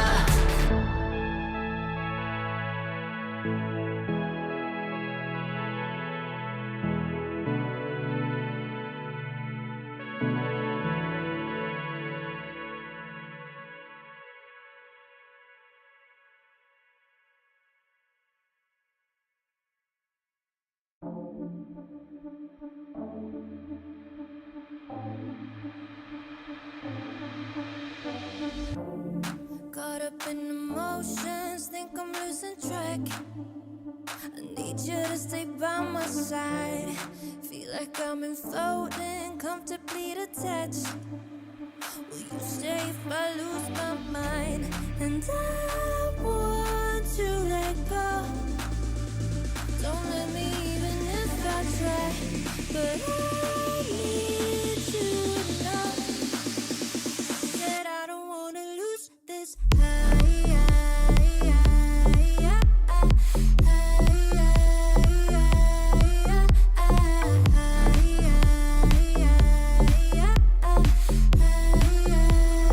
I don't wanna lose this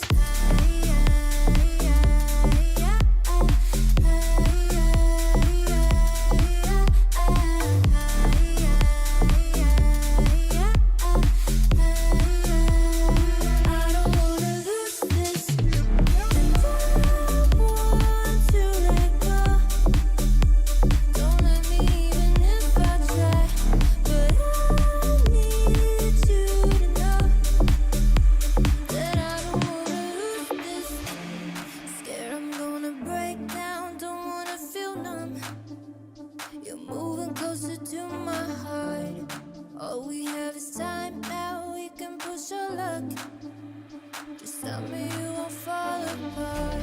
And I want to let go.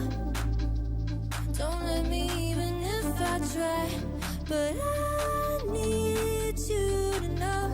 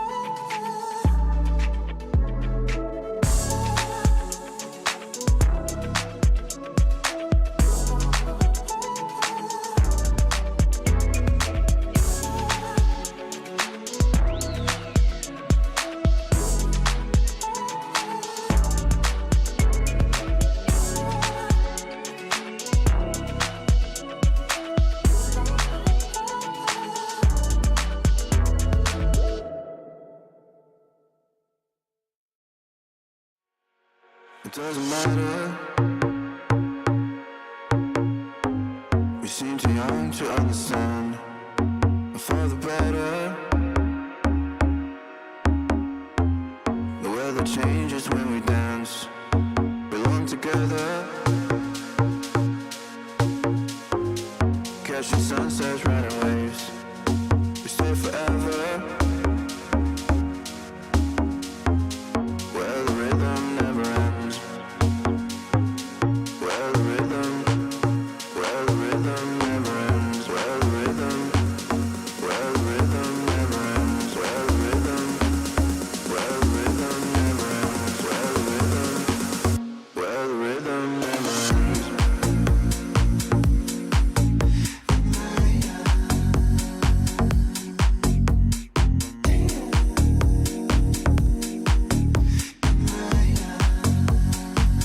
Where the rhythm never ends.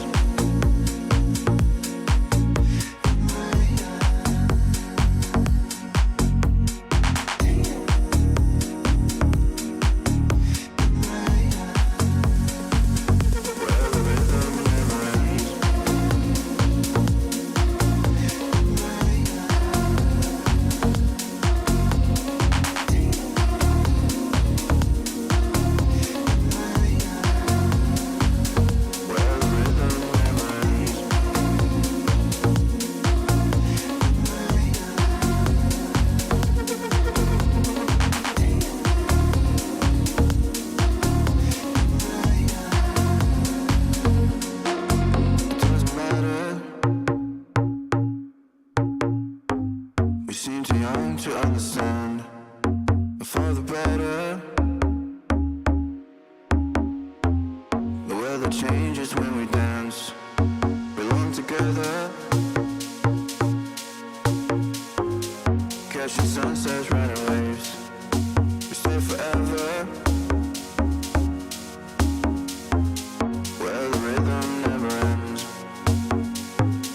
Where the rhythm never ends. Where the rhythm never ends. Where the rhythm never ends. Where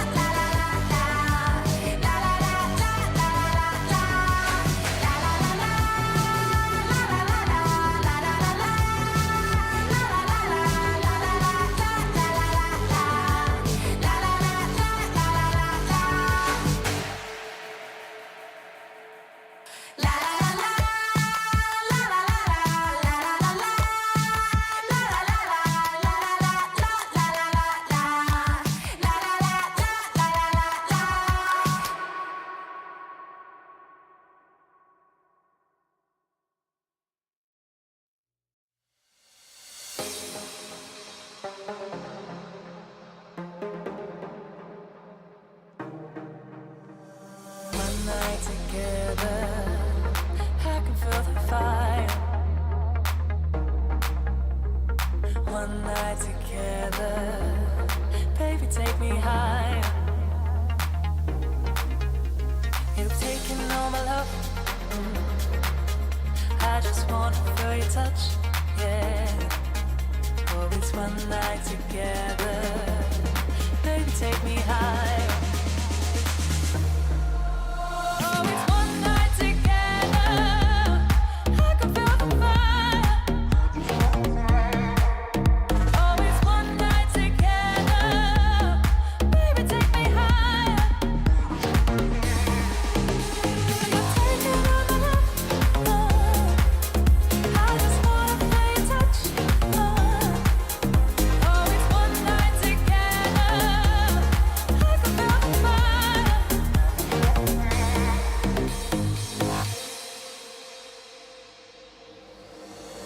One night together, I can feel the fire. One night together, baby, take me higher. You've taken all my love. I just wanna feel your touch, yeah. Oh, it's one night together, baby, take me higher.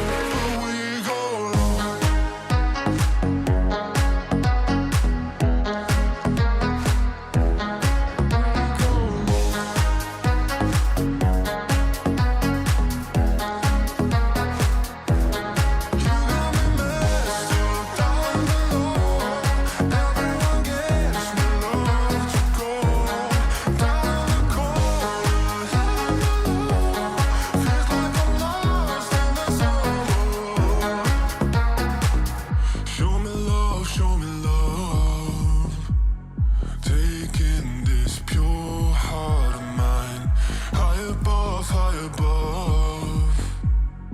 We go off in the night. We leave in the red lights. No, I need you to see right, but we go low.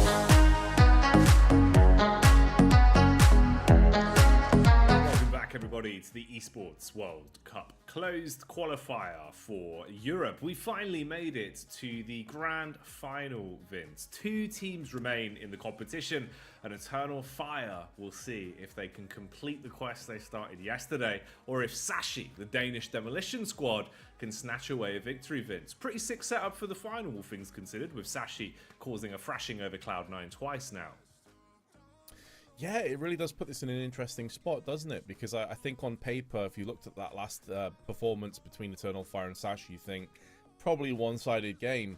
After Sashi showed up in the manner that he did against Cloud9, I'm not so sure anymore. Eternal Fire, they haven't quite been like 100% the entire time. We've seen some weaknesses, we've seen some flops, some mistakes on maps. And Sashi, how aggressive they were, Jackie, and how consistently aggressive was so impressive to me. Like, often when you play against these big teams, these big players, some players are going to go back in their shells. They're going to respect them too much. We didn't see any of that from Sashi. Like, they were playing their own game, they were focusing on themselves, and they're doing their own thing, and it worked out fantastically well. Yeah, no, they came out swinging in terms of the CS we saw from them. The individuals looked good. They had some great reads. The decision-making was there for them. Helps out as well, I think, that especially in the C9 matchup, we saw them just stick headstrong in their veto previously. They play out the same veto again, and it goes even better for them this time than it did last time. That's also another tidbit that could be a curiosity this time around, Vince. Are we going to see something similar, obviously, in the clash we had versus Eternal Fire? Man, it's kind of crazy how we saw that turnaround from Eternal Fire in their opening map to the rest of what we've seen from them over the course of this competition, though. They've been looking red hot and more like they did back at the Major. We can have a little bit of a look at how that one went, actually. Obviously, we mentioned that there was that matchup previously between the two of them, Vince. That's a straight 2-0. We commentated that one previously. We can have a look at the bracket to show you where that situates in all of this, Vince. Yeah, exactly. We mentioned just before that thrashing that Sashi sustained at the hands of Eternal Fire. That was the 2-0 that knocked them down into the lower bracket. So they played against Cloud9, who took down BetBoom. And then the grand finalists here are in the best of 3, should be mentioned as well, of course. And that is between Eternal Fire and Sashi on top of it. So I think, as you mentioned, we've seen shades of Eternal Fire's major run. Wicadia has been honestly so consistent throughout this entire tournament. Very, very impressed with him and Centares. But we also saw shades of a man that maybe didn't have the greatest major performance, Woxic. Especially yesterday with the AWP, he was laying down the law against Sashi. He was getting triples and quads all over the place and just couldn't be shut down. No one could deal with him. So he's definitely another guy I'm going to be looking at to maybe pull off another huge performance here. I'd hope so. I'd like to see him playing the same style of CS, that sort of air of confidence he had into a lot of those rounds once again as well, because he was hitting some big shots and looked like a decisive player for them. Statistically looking back as well of how the numbers went, that was a series where basically the entire team for Eternal Fire were playing well. You had Calix having a banger as well, popping off, plus 12 overall. That's a 30 for 18 series from him. Centares, I remember on the Nuke game, Vince, just instantly swinging with the P250.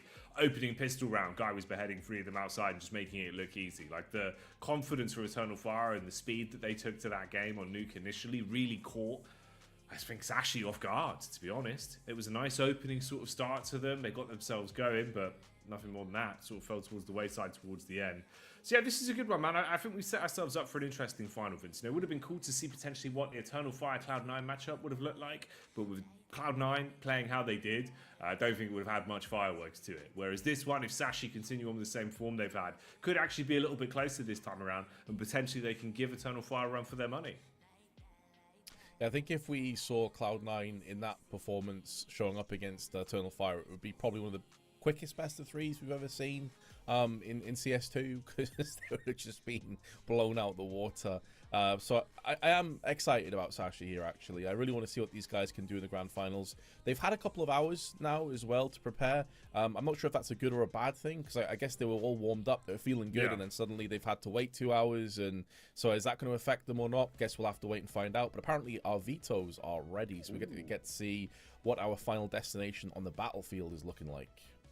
Okay, here we go then. So it seems like it's going to be a Nuke start into Vertigo with an Overpass decider. Okay, so the exact same veto once again. Obviously, this is what we had in that previous matchup, Vince. Same picks, same 3 maps.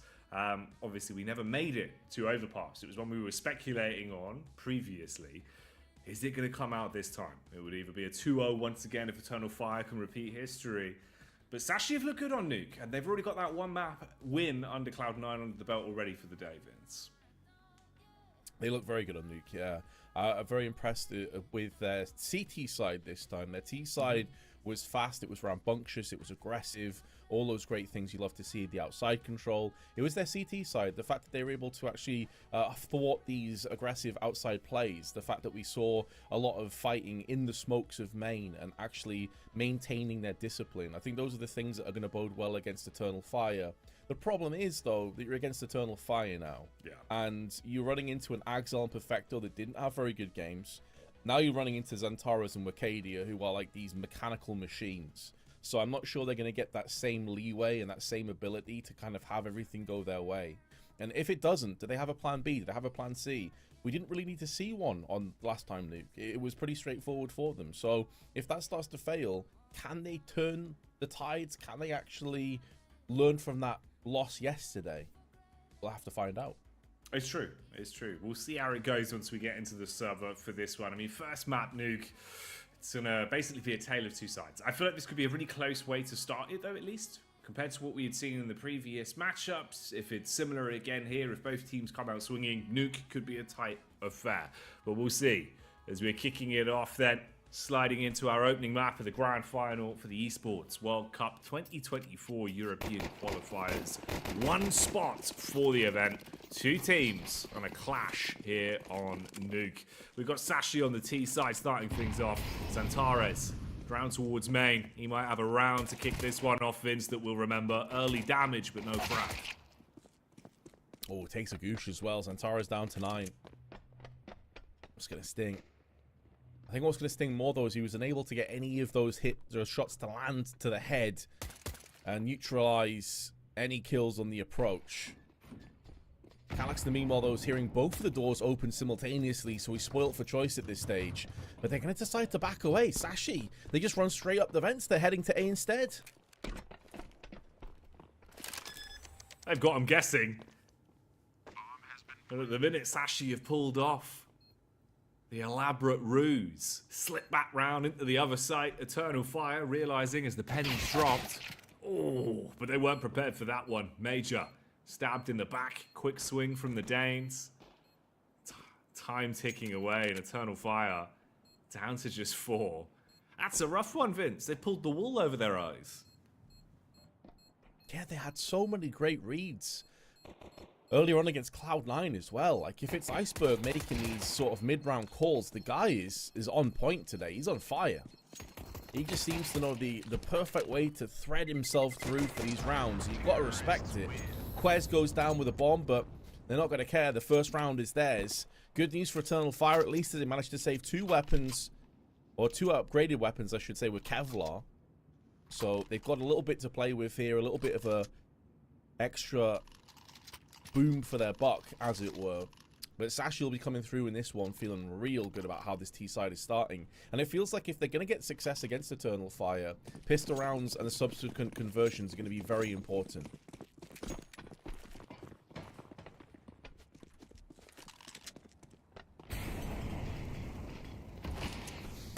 MP9's out on parade. 3 of them brought to the fight here for Eternal Fire. And Sashi reconnecting their minds to the game. Sometimes, Vince, all it takes is a quick unplug and replug, and it all becomes so much clearer. So Sashi, they've got a good idea of what they want to do into this round. Holding for now with the AKs. Eternal Fire playing a little bit more passive. Thought maybe we'd see a bit of aggression on this one, but no, they don't want to make the first mistake. And they're in a good position in terms of the angles. You get the first fight, walking out towards Squeaky, elevated peak, and Xantares strikes down the first man. Spray in for that second as well. 1 kill in retaliation. Xantares putting money in his bank balance. 1,300 off the back of those 2 kills. 600 a pop. From the MP9, of course, and Cabby did spot Major, a player that had a stellar opening best of 3 in both maps. Was the best player on the server. Lucky and Cabby, though, bouncing back with authority. And although Eternal Fire may have started this round solidly, things starting to go a little bit awry. Calyx needing to have impact here at range. He falls to the hands of Cabby. Xantares, who kicked it off with 2. Left with it all to do by himself, but he's taking a lot of damage, down to 37 HP. Only 15 seconds, though. Oh, Xantares swings out. If they would have lined up for him, it could have been a delicious double. Instead, it's Cabby with a hat trick. 3 frags to his name and winning out, closing down the round for the Danish squad. So, Sashi with 2 now. Close, though. At least making it more expensive. It's not a walk in the park for them. Eternal Fire, where there is money, there's reinvestment. Somewhat, at least. You have the MP9 coming out, single smoke for Wakadia, 5.7 in his hands, P250 as well for Waxing for the extra firepower. And like maybe you were going to see an earlier play, but no, just the default Molotovs, burn them off hut roof if they're there. Xantares wants to test the waters though, Vince. He's curious. Understandable.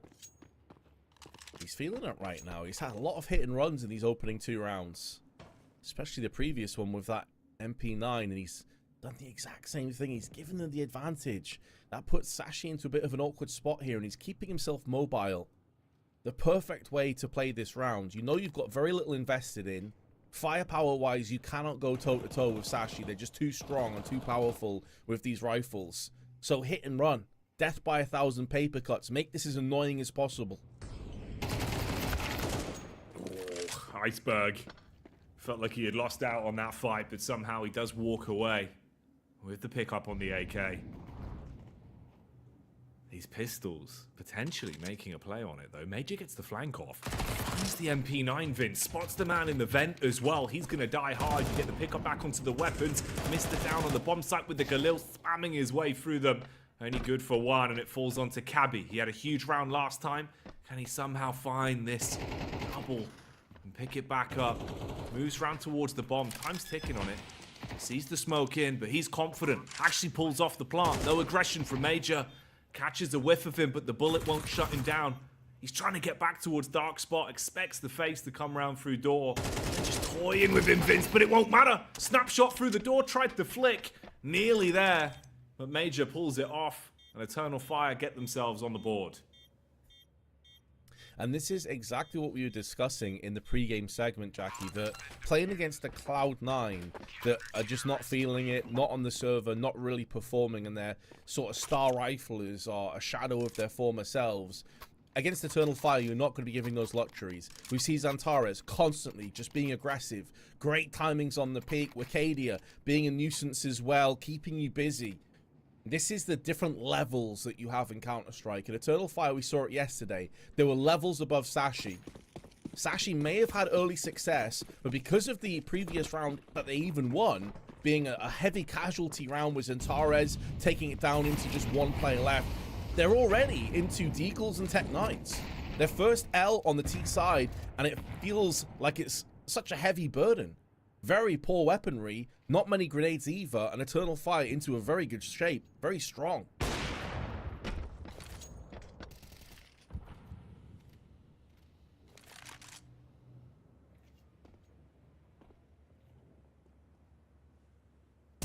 Look how bold they are on this one as well. Forcefully clearing out Squeaky, spamming the left and right sides, make sure the smokes aren't going to harbour anyone. But this could be a nightmare. Pop flash around the corner, peek in with a MAC-10. High rate of fire in a close range angle. Doesn't pay off this time. It's Wakadia that walks away. Major more so limping out here, but he plays it smart, Vince. Back molly to deny him, slow him down and tag him. Holds the off angle and finds a frag even. Meanwhile, there's some, shenanigans going down towards outside. It's not looking good for Sashi the longer this one goes on.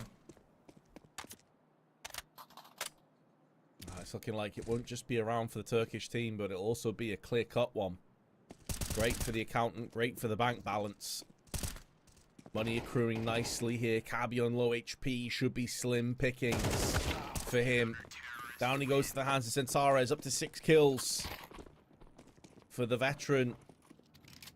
Up to the age, I think he's about 28 at this point. It feels like he's been around forever, because he really has in terms of Counter-Strike.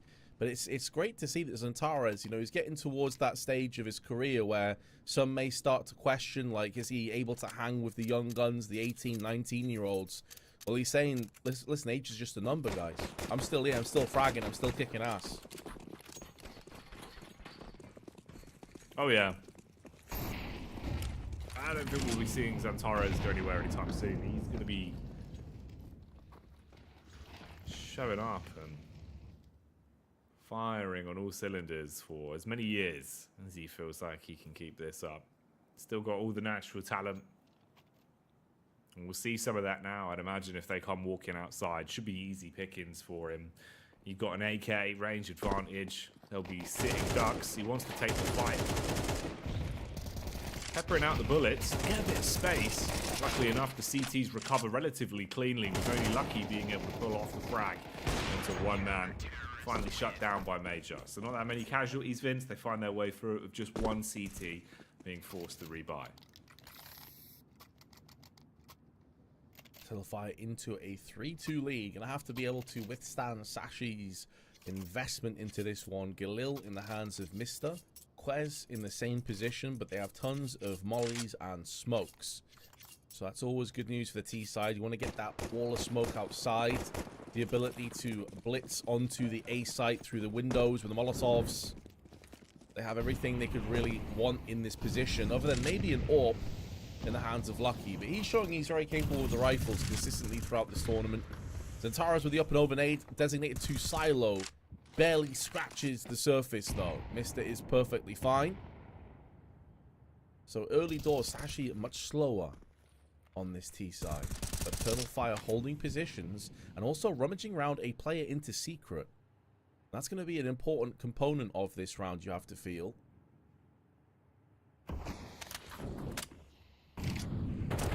Major again, I believe, who was the player that was such a pain in the backside of the previous round, and it's the same outcome. This time he gets more aggressive, but he gets the first pick and backs off.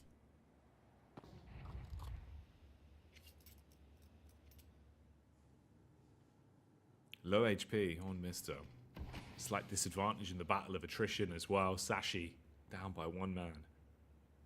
And time becoming an additional presence on the server for the CTs the longer this goes on. 44 seconds, forcing the hand of Sashi. Centaurez, he walks back through main. Timing on this could be huge, Vince. You're looking for the opener, seeing if he can deal damage. Reads the room, expected the flank round the back, but Mister still wins it. Stays alive on 2 health. Oh, back towards the site. Wakadia, stereo frags, you'd imagine, but he gets dinked down. Lucky frags him. Queez hit with the flank from Major again, and they withstand another test.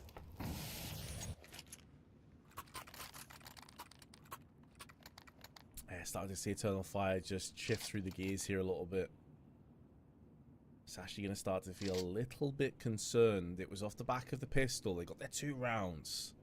Even that second round, though, was far from ideal, far from easy. And I do like that they've called the early tactical timeout.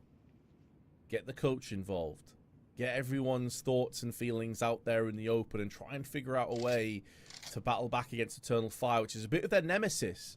Again, if you just joined us, they did play each other yesterday, and Eternal Fire smoked Sashi. It was a straightforward 2-0 drubbing. So Sashi now with a chance to get a bit of revenge. Going for that utility here, Jackie, and keeping their options open. And I mentioned to you earlier, against Cloud9, they didn't really have to fall back into a secondary plan. No need for C or B or anything else. It was just all systems go, out-aim, out-gun, and outplay Cloud9. I asked you the question, what happens when they run into the brick wall of Eternal Fire? Do they have a plan B? Do they have the ability to shift gears? Well, that's what we need to find out. Probably not in this round, it's just Tech9's, but in the next one. Arcadia carves a path through Iceberg in the smoke. And Eternal Fire looking good for that 5-2 lead. And their heads-up call coming into this one was to hit them with the speed, catch them off guard. The play still works towards the tail end. They had to reset, didn't hard commit on the first after Iceberg was taken down, but they get the overall game plan off anyway. They just wanted a bomb plant out of it towards the lower site. Queez shouldn't really be ready for the angle. Calyx, he was so quick on the flank. They'll find that one for free, smoke it, and see if he can probably just get away with a one-tap. Has a kit as well. If he's ballsy, this could be the round over here and now, with no real ability to the response for Sashi. It's a 5th for Eternal Fire. Looking a whole lot better there. I mean, the dream scenario for Sashi, though, really, at least you went into it with a couple techs and were able to get the bomb plant down. So weaponry's going to be back. You had a little bit money in the coffers to spend on extra utility as well for the 8th round. But Vince, what worries me is this is their T side, right? We've seen them on T half. They're normally pretty ingenious with some of the strategy they come up with in terms of the timings and the calls that this team's been working with. It always feels like they've got a golden stopwatch or something. On this one, you're running into Eternal Fire and playing into their hands a little bit more. Previous round, you can't take too much from. It's basically an eco, so it is what it is. But let's see what they've got here into the 8th. If there's going to be a bit of a change of pace. Not for Cabby. Oh, not for Iceberg either. The wall bangs continue, Vince, but the AWP finally gets a chance to strike as Lucky takes down one. Problem is that because they're a player behind, that AWP's going to be a difficult one to get activated, and in doing so, Xantares with the AWP is laying it down. Bear not allowing anyone from Sashi to get any form of comfort in this round. Down to Quez, post that timeout. Nothing's really changed. If anything, it's got more one-sided in Eternal Fire's favor. And the angle from Arcadia should yield the kill. And indeed it shall. Upgrading to the AK-47, 6-2 the scoreline. And what will be a little bit concerning as well, actually not a little bit, very concerning, Jackie, is that Sashi did their best work yesterday on Nuke. It was a close 13-11 loss they sustained to Eternal Fire. But they got 8 out of their 11 rounds on the T side. So Eternal Fire only got 4. They're already up to 6 on their CT side, and Eternal Fire smoked them on the T half. So it's painting a pretty bleak picture at this point.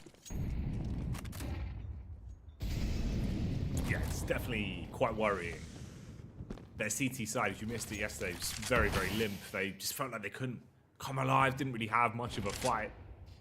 So that's terrifying. If this is how they're playing at the minute, you won't be able to translate that across. And also, this is Eternal Fire's domain. How many times have we seen Eternal Fire come out and play some high-quality CS, CT side, Nuke? It just feels like they have it like their bread and butter. On this one, it's a nice opening pick from Iceberg, but the response from Calyx is fantastic. He's been hitting every shot, it feels like, at the minute. He was on point yesterday as well, really delivering in clutch rounds, and it matters where they needed him to find multi-kills and a bit of extra impact. Set up from Woxic here, double flash in, allowing his teammates to try and pull off the retake. Major on the rafters, done for. Calyx, can he really find much, Vince? It's a target-rich environment, but no one wants to give him any freebies from Cabby. Aim was there, Vince, but no joy, and Queez will take great success in that. 2 kills back, and the round's probably gone. Yeah, Xantare's looking for exit frags right now, more so than anything else. Don't even need to necessarily hold on to the rifles. I think it's more about doing as much damage as possible. He knows if he runs up the vent, he's very unlikely to get much done. He's probably going to walk into a crossfire. Whereas this stage, you can actually take a couple guns down with him, potentially. We've got so much cash. There's another 3 rounds left in this half. He's going to hold on to his AK-47. It's a nice little buff. The best rifle in the game, of course, statistically speaking. Pretty much everyone prefers the AK for obvious reasons. And so the easy rebuy is coming into play. At least some signs of improvement on the side of Sashi, though. We're talking about the aggression and the no-respect approach from Sashi yielding a lot of results, and that was more like it. Just a fast, straight-up hit. Nothing too spicy, nothing too crazy.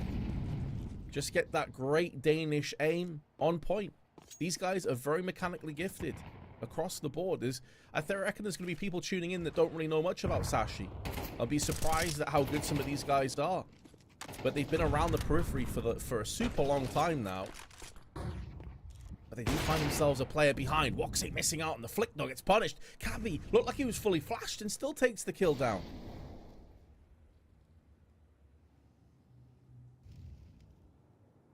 Didn't need the vision on that one. Had the true sight and still strikes.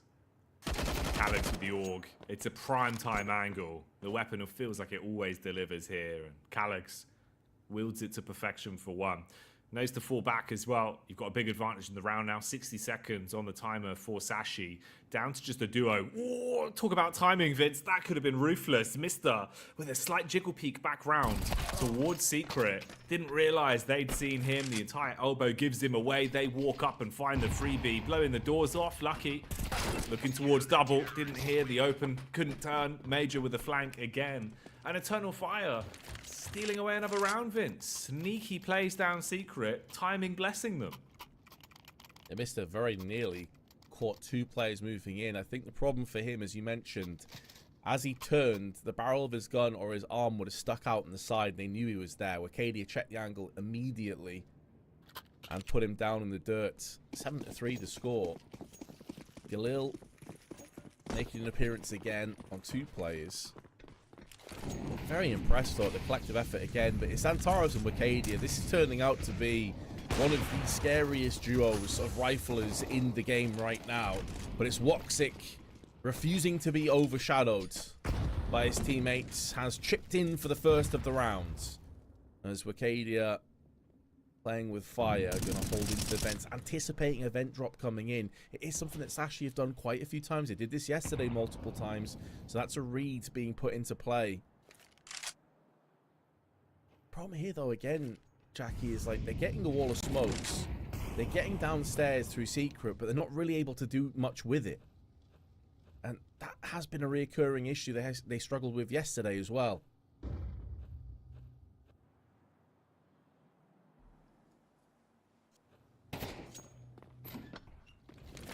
It's going to hurt them an awful lot.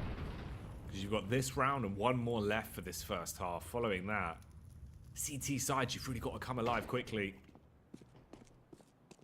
It's a tag outside. Lucky with a silver bullet. Chipping onto Xantares, leaving him with 33 health. Quick rotate for Calyx. Either side of ramp. Restricted. One burnt, one smoked off.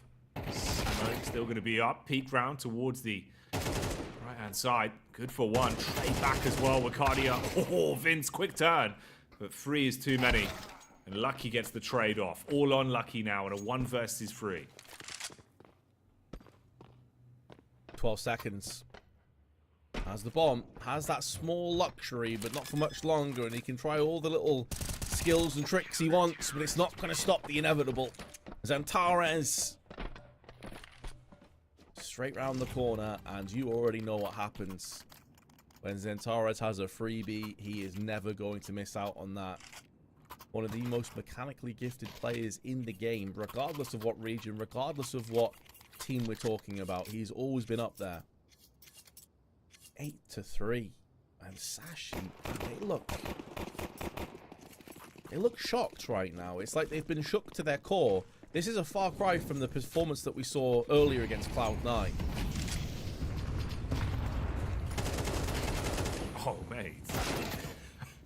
You talk about ruthless confidence. Wacadia just walks his way in. Oh, Xantares as well on the edge of the smokes, able to find the first freebie. As Iceberg walks into him. Major, he leaves her open. Flicks off the angle. Cabby gets away with murder. 2 picks onto the site, Vince. It's a round they could actually muster up at this point. You've got the advantage, 3v2. Desperately need it, Jackie. They have to get this round win. It gives them a few building blocks to play off, but Calyx is going to bring it down into an even affair.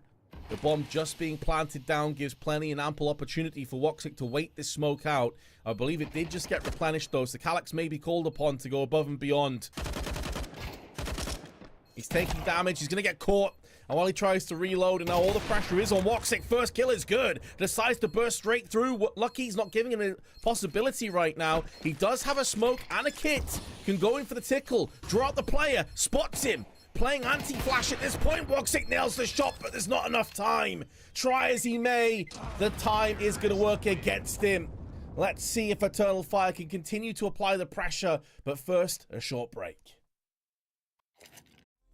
Night is almost gone, 'cause I feel like singing. It's a beautiful life. It's a beautiful life, don't you think?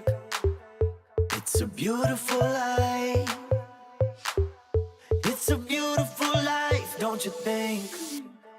If we go down in history. If we go down in history. If we go down.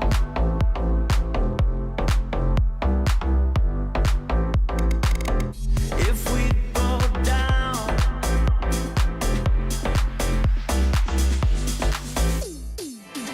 If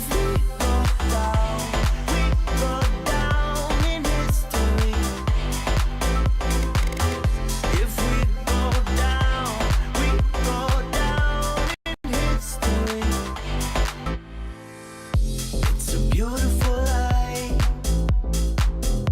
It's a beautiful life, don't you think? It's a beautiful life. It's a beautiful life, don't you think? If we go down in history. If we go down in history. If we go down.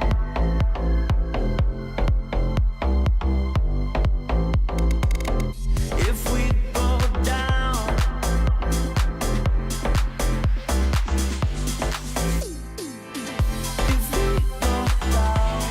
we go down in history. If we go down in history. Beautiful life. Beautiful life, don't you think? It's a beautiful life. It's a beautiful life, don't you think? It's a beautiful life. It's a beautiful life, don't you think? It's a beautiful life. It's a beautiful life, don't you think? If we go down in history. If we go down in history. Eternal Fire with 4 rounds to the lead here. Step into the second half pistol round against Sashi. 8-4. So many dualies on the ground waiting to be picked up as well, Vince. So the Danish squad bringing out the dual elites for round 13. The good old Julies. We've seen so many of these over the last few days. And now 2 pairs in play. As Sashi looking to try and lock down ramp. They've got a pop flash lined up ready. And Quest to take first contact. Zantara's going to be taking point. Instantly takes the head. It's not the outright frag. The counter flash is on point. Oh man, that's why you want to give him a P250. A P250 and that's a kill.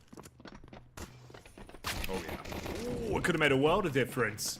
It gets a bit worse for wear as they make their way into the B site as well. Woxic needs to hit the shot round towards the stairs and will. Takes down Lucky. Puts them back in an equal situation. 3 versus 3. Retakes arriving, but Zantares wants to deny it. Hole in the door. He's got to stay put now, hold the angle. Meanwhile, the flank is able to bypass Woxic. There's problems for the T's on the site now, Vince. Left side of the door as well. He gets trapped in it, sandwiched by the metal, and slain by the silencer of Cabby. Iceberg with the defuse, and a pistol round going to the Danes. A much needed pistol round at that. That was a lifeline. Tossed into the oceans, the stormy seas. They're able to grab on top of it with both hands, and now they need to make sure that they don't capsize. because Eternal Fire will likely buy into this round post-plant. They got Galil's, AKs. Sashi have got to make sure that they repel this round and put themselves into a perfect position to deny this lead. They could get this back to like an 8-7 scoreline, and then game is well and truly back on. It may have been a really shoddy, really rough first half, but they've got a chance now. We've got to be on point with it, Vince. Man's going for the spray approach, and actually it pays off perfectly. Makes himself famous with the Famous. Good for two. So Arcadia and Major. So Sever's the brains of the operation and the spear of the team. Leaving it down to Zantares, Woxic, and Calix to pick this one back up. A little bit of ramp control to work with, Vince. But Iceberg's position, he's playing in the off angle down towards Dark Spot. He could be a bit of a thorn in the backside if they don't clear him out late round. That'd be a very sharp thorn at that with the MP9. At this close kind of range. He's now hearing the footsteps, seeing the smokes. He knows what's happening. Does he get checked? No, no one's going to check him out here. He's going to hide in the smoke. He could potentially deny this bomb plant. Woxic goes down and he goes back into the shadows again. Even though he's fell down, he's wasted enough time for the Sashi players to now move in position. Well, a ton of damage through on the double doors. Calix doesn't feel comfortable enough to go in for the plant. Zantares is going to catch Lucky, though, in the meanwhile. And there's still 35 seconds on the clock. Down to just 30 seconds now. Calix debating whether or not he wants to try and fake the bomb, use the audio to draw out a peek, ring the proverbial dinner bell. Meanwhile, Zantares, he's trying to keep himself focused. If he walks up towards this vent, though, he's going to get blown to blitz. It's going to get really rough for him. Big Papa Pump comes out to play. No ammunition for him. Oh, Calix runs out of ammo in the clip as the push comes round from the second man for Cabby. And that's how Sashi made that round work. It was messy. They had a lot of missing pieces, Vince. But at the end of the day, it's still the CTs. And they're going to be overjoyed with that one. They will, but there will be a caveat dangling overhead. Just some distant alarm bells ringing that they know they've lost for. That post plant will afford Eternal Fire another buy should they choose to go in for it. And so Sashi, yes, they're getting some success, but they're far from stable at this point.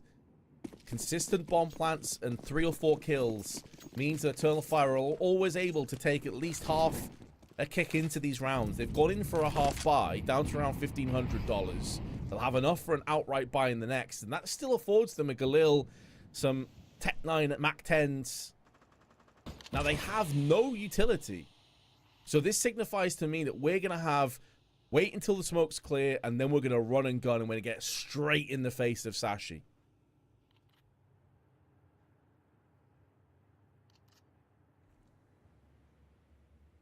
Those Tech 9s can have unstoppable force behind them. If you hit those lucky taps, you get those one taps off towards the head, you can deal so much damage, especially when supported by the Mac 10s. Arcadia wants to walk through the edge of the smoke and go for a pop play down through the vent. Iceberg had a feeling.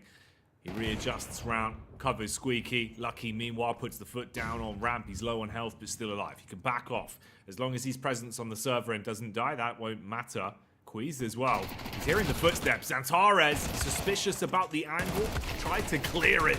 Repeat round from Cabby. The Tech 9 causes problems. Major upgrades onto the Famous. He's down to a 1 versus 3. A triple threat from Sashi. And only 30 seconds to piece together what he wants to do to win round 15.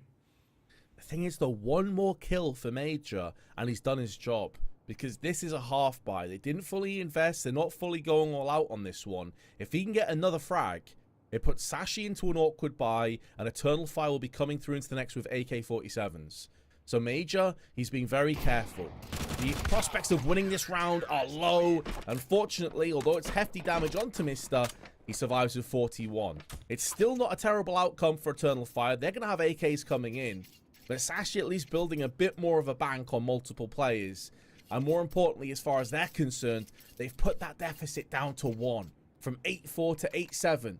And calling their second tactical timeout to make sure they make the most of this first rifle round they're up against.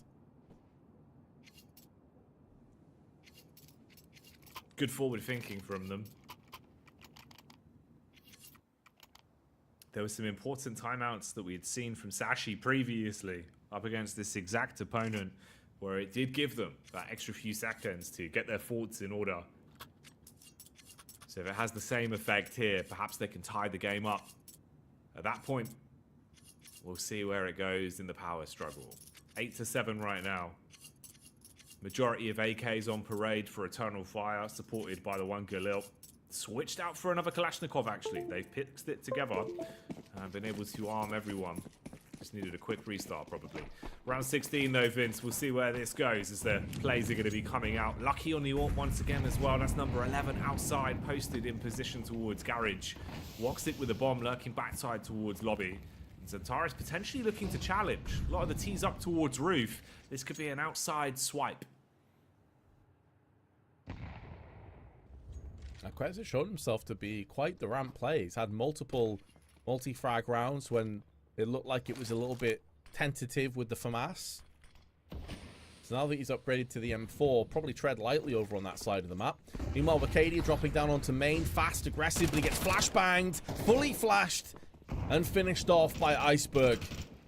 And he's one of those aggressive components that you're looking at to try and crack open sights. Same could be said as Antares, and he meets the same fate while Calyx goes down to the hands of Cabby. Major may get one, but he's down to 11, and everyone else is dropping against him. A perfect round as far as Sashi are concerned. Just why they call a timeout, to make sure they got success. And it's not just success, it's 4 players left alive.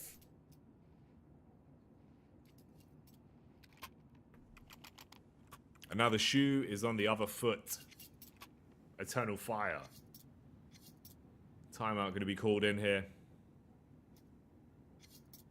The wallet has been firmly drained as well. Not the most money to work with. Just got to figure out what you want to do in terms of the grand scheme of the game. Sashi have an opportunity to pull ahead here and grab themselves a couple of rounds. And the worry of buying, the worry of weaponry, that's something that isn't in the head of Sashi. You've got AKs in play, the AWP still in the hands of Lucky as well. Everyone is completely loaded when it comes to nades. And Eternal Fire go back to basics. They've used this multiple times. They love the Tech 9 supported by the Mat 10s. You whip them out for a faster play. A few flashbangs there as well. Armor where it can be afforded. Most players buying down to about 2 to 1k. Round 17 is live. Are they going for an aggressive ramp hit? They're setting themselves up towards trophy early, so they very well might be. Queez here to defend. Smoke has been deployed with a HE though, just to stop the initial push. With an AK in his hands, and we know what he's capable of doing, this could be a very quick round for Eternal Fire if they decide to go all systems blazing into the ramp. It may be too steep, turn out to be more of an Everest. Actually gets hit in the back of the head from that smoke. Blocks it out from the main side. Quez's timing's a bit off, and so he has to pull the plug and get the hell out of there. T's stampeding and roaring and ripping, trying to annul the partnership of the CTs on the site, but it is a 1-for-1 trade. The T's now, though, spilling into the site, but Cabby making the most of that opportunity. Comes out with the M4, sprays down 2, and should be good for the 3rd if Wakadia goes in for the swing. Finds the timing. Finds the perfect time, and he knows that Cabby's somewhere around this corner. Takes him out immediately. Second kill comes through for Wakadia, but it's not going to be a 3rd. Such a nice try from the young Turk, but unfortunately for him, there was too many bodies up against him. Oh, it got intense though, didn't it? Close quarters combat, mistakes being made, and a dangerously tight 1 versus 1 in the end. Sashi still picking it up though. And now it's not a matter of them trying to mount a comeback, them trying to find a way into this game. You are leading. And they're actually starting to get themselves back-to-back rounds on the CT side as well. That's why it's more impressive. Last time we saw them have an outing versus Eternal Fire on Nuke, their CT side didn't have as much lifeline to it. Oh, Zantares, well, his lifeline has expired, struck down by Lucky. We've also got the AUG at the back of ramp again. And this is Eternal Fire. losing their opening duels. Major, forced to do something aggressive, wants to walk through the smoke and fight towards main. Iceberg repositions, looking to defend. Major instead opts for the fight back. Garage loses on that one. And there's only 2 players left, Vince. You're stranded by Squeaky, and Calyx back towards main, paranoid about where this push is going to come from. Cabby once again just being a menace. Being a beast on the side of Sashi. Eternal Fire, you know, we're kind of talking about that first half and Sashi running out of ideas. Not really having a backup plan. You could say the very same thing for Eternal Fire. Some desperation plays, some smoke pushes, just getting picked off one by one. And massive credit to Sashi.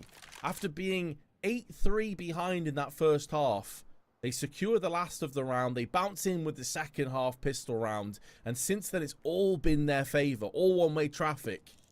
A great turnaround here. This is more like the performance we saw against Cloud9 earlier today. And they're making Eternal Fire sweat this one. They have to pull back and save. 20 seconds left.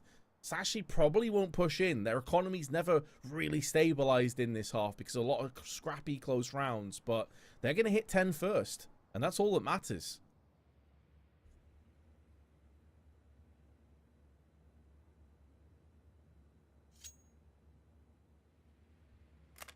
Damn. Sashi. Back-to-back wins over Cloud9 in the closed qualifier. 2-0'd the last time they faced off against Eternal Fire. Can they change history this time? When they clashed previously, Eternal Fire won the game 13-11. Sashi now leading 11-8. This story isn't over yet. Orps donned for either team. Woxic picking one up for the T side now. He's taking it outside, looking for that initial frag. Cabby switching it up again though, Vince, and looking to play with aggression. I like the change of pace.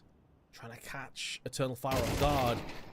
Cabby instead walks into the firing squad. Still gets the kill on Woxic though. He must be so frustrated, man. He's just chilling, minding his own business. Random bullet smacks him in the face. That's wild. The fact it's a 1-for-1 versus him just going down is absolute insanity. Great reaction from Cabby for the opening pick. I mean, top fragger on the server right now by and large for a reason. 20 kills to his name. Next closest is Xantares over on Eternal Fire. He's just pulled up to the 19th mark off the back of that 1-for-1. Set up towards the A site, but bomb's not been seen yet. And in reality, that's going towards ramp, Vince. The welcome mat's down, and they've got a lot of time to pull this flank off. Plenty of time on the clock. 45 seconds left. Lucky did just drop down from heaven. I don't think Eternal Fire want to go for the wraparound into heaven itself, but that could have given them an extra bit of strength in that endeavor. Only one of the 4 remaining Sashi players down on B, and that is Iceberg. And he's watching more for the secret vent push. Now he's changing his tune, but it's too little too late. Calyx nails him. The bomb site is under Turkish control.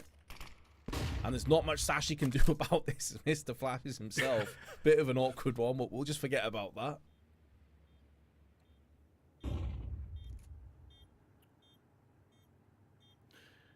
Vince, here's one for you. What's Mr.'s favourite setting on the hose pipe? I don't know, Jack. What is it? It's the mist setting. Sorry, I don't know what that one buckled me. To be fair, that's actually my favourite setting on the hose pipe too, actually. You know when it just sprays out like the light mist? Like in some like supermarkets you go in, they got the light mist that they like water the fruit with to keep it happy. It's definitely the most refreshing if it's a hot day. That's what I'm saying, right? Like mist is easily the best. Yeah, well that's actually where he came up with his name, Vince. It was a hot day and he was like, you know what? Mist. Oh. Okay, well, Eternal Fire at least being able to bring the gap back a bit. I mean, 10-9. You're 1 round away. It's only a stone's throw. Weaponry to work with on either side as well. And round 20 is going to go live. Eternal Fire, can you tie it back up? Is it going to be neck and neck, or will Sashi start to take a step forward? Early default utility goes out, deny the push with a default molly on Squeaky and Hut, and then re-smoke up round towards ramp side, try and funnel those Ts further back into lobby. There's enough money though for Sashi. Even if they were to lose this round with a couple of save guns, they can come straight back again. So there's no easy way forward for Eternal Fire, even if they do win this round. And that's a big if, because Cabby, the courage on this guy, by the way, dies in the last round immediately, although he did get a kill, decides, yeah, you know what, screw it, I want to do it again. I'm an audacious, annoying person. I'm just going to go straight back in, get my pick of Calyx, and then back off. This time, no return fire, giving his team a perfect player advantage.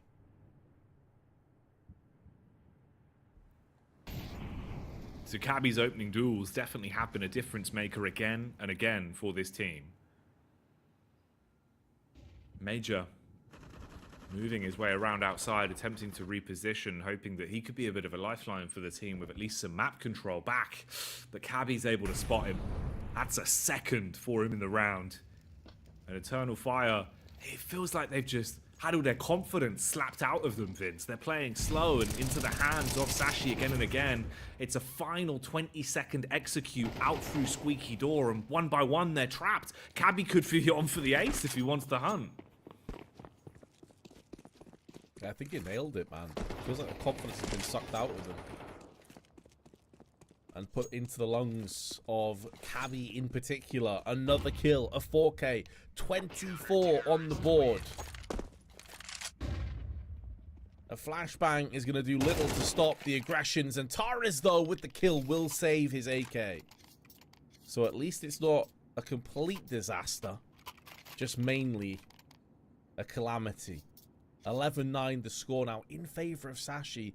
And Cabby, man, like, the amount of confidence this guy is having right now just to push outside by himself. He had no buddy system, no one flashing him in, literally alone, and he gets a kill and backs off. And how many times has that been the case? I mean, you mentioned his opening duels, which have been on point. I just checked the stats. He's got 6 multi-kill rounds. That's double anyone else on the server pretty much. Like, that's insane. It's wild, isn't it? Like, he's literally been doing everything. Cabby stepping up so much more. And it's crazy how this is the baton being passed as well. He wasn't sort of, you know, one of the biggest performers. He had his good rounds, but this is him being incredibly consistent whilst putting up huge numbers. So good to see him stepping up when it matters most. This is grand finals. Last time these two teams went head to head, there was always the lifeline of lower bracket. That's what Sashi walked through, beating Cloud9 again to get back here for another chance. And now they're 2 rounds away from claiming Nuke. They made it to 11 rounds versus Eternal Fire on Nuke before though, Vince, and they buckled under the pressure. Eternal Fire this time equalize it into a 4v4 and snatch away ramp control. Well, that's precisely what we said at the end of Nuke yesterday in our post-game segment. We said, listen, Sashi should have won this game. And do they get down on themselves? Do they get in their own heads? It ended up being the case. They collapsed in the second map. Or do they look at the optimistic elements of it and say, listen, we nearly beat Eternal Fire. We nearly beat one of the better teams on the planet who just had a great major performance. And it seems like we're seeing more of that optimism and confidence today. That's great to see. 25 seconds left. Molotov down is going to force Wakadi away. And they would have heard the molly doing that damage and tickling, but Major, he's wrapping around the back. He's trying to get the information. Quest below him, sprayed down. It's rough from Major, though. He does get his man, but is it too little too late? No, 2 entries now. 10 seconds, more than enough time for the bomb plant, but they need to pick it up and rummage together the plant right here, right now. And they'll do just that with Calvi getting shut down from Calyx. Oh, it's a rough spray from Major, but he got the job done. That's the thing, Vince. It doesn't matter what happens. It's how you pick yourself back up and keep going. And Major proves that there. Huge impact in the round overall when it comes down to the top and bottom of it.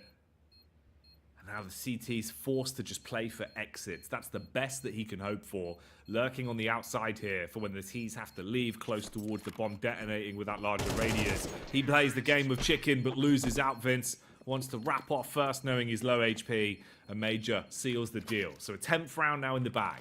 They're only 1 round apart from each other, and the money's not perfect for Sashi. There's gaps in the economy. It's not going to be as easy for them to piece this one straight back together, and they need to get back to their winning ways. Man, Major as well, Vince. He's one of those factors for Eternal Fire that he really does embody. You know, when he was talking about the fact that sometimes it sort of switches in his head that he knows he needs to step up, he needs to go above and beyond a little bit more. If things are going wrong, that he'll try and put it all on the line and do what he can for this team. And those moments of greatness can save their bacon. That could have been one of them. That's a big round to pick up. They take the timeout off the back of it. Round 22 goes live. One round is all that stands between them right now, Vince. It also goes to show that if Cabby doesn't have his multi-kill round, if he's not involved in the opening few moments of the round, Sashi do struggle just a little bit. Lucky's getting quite a few opening picks with his AWP. When you look at the opening duels, Arcadia leading the charge alongside players, both of them have 4 successful opening duel moments. And now Cabby playing outside on the mains. Do have an extra smoke, tossing that across, and Cabby getting aggressive. Is he thinking about getting downstairs? Indeed, he's dropped into the vents, maybe looking to try and shimmy his way into secret.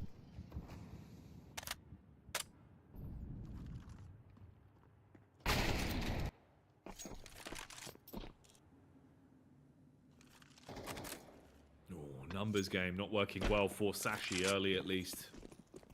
Only 3 players remain. Main itself is an open doorway, but not for long, Vince. They come funneling in towards the bomb site. Good timing for the reposition on the back as well. Mr. able to stay alive. Low health, but takes the initiative to swing in. Wanted to equalize it in, well, 1v1. And his teammate will do that for him. Sees the head of Calyx. He's been so damn crisp, and he won't give up this 1v1. Snatches it away with 2 frags, and 11-11 is where we go. Yeah, you can see that Quez was compelled. He felt like he had to stand his ground and fight, because if Calyx gets downstairs for the post plant, he's then afforded the luxury of finding a post plant position. Heaven takes a while to get down there. So Quez was thinking, like, I have to either live or die off this confrontation, off this duel, and it goes against them. 11 apiece, third and final timeout in regulation called on the side of Eternal Fire. And the money for the Sashi in the toilet. I'm getting deja vu from yesterday here, Jackie, where Sashi should have won. They let it slip. It ended up going 13-11. Are we destined for a repeat performance? Think about it like this, Vince. They beat Cloud9 on the exact same veto once again. That felt like deja vu. Now you get onto the server here on Nuke. I said 11, they get there, it becomes the cursed storyline, they've been stuck on it again. This feels like deja vu. You're absolutely right. Is it going to be happening once more? Can they break the cycle this time? Round 23 is live, nothing in the bank for Sashi, no investment with the broken utility. So this should be a round that exchanges hands quickly and sets up Eternal Fire to win this whole thing. However, Sashi, if they can come back in the next, you can still try and scrap for control in a potential overtime. The Demolition King of Xantares clears out Secret, and one by one, Sashi are falling to the wayside as expected into round 23 here. Yeah, this is always going to be a foregone conclusion of a round. Full USPs with a flashbang and a couple of upgraded pistols up against Eternal Fire on a full composition of weaponry. Was never really going to go in Sashi's hands, realistically. A couple kills, maybe a saved weapon was the best they could have hoped for. It's all about that next round. It's all about the 24th. It does dial in Eternal Fire with a guaranteed OT bare minimum as Major cleans up the rest of the Danes. And we go the distance. 2 consecutive days between these 2 teams, and the full 24 rounds come up on Nuke. Sashi going to have a bye, but it's without Lucky on the AWP. And they're not going to have any kits either.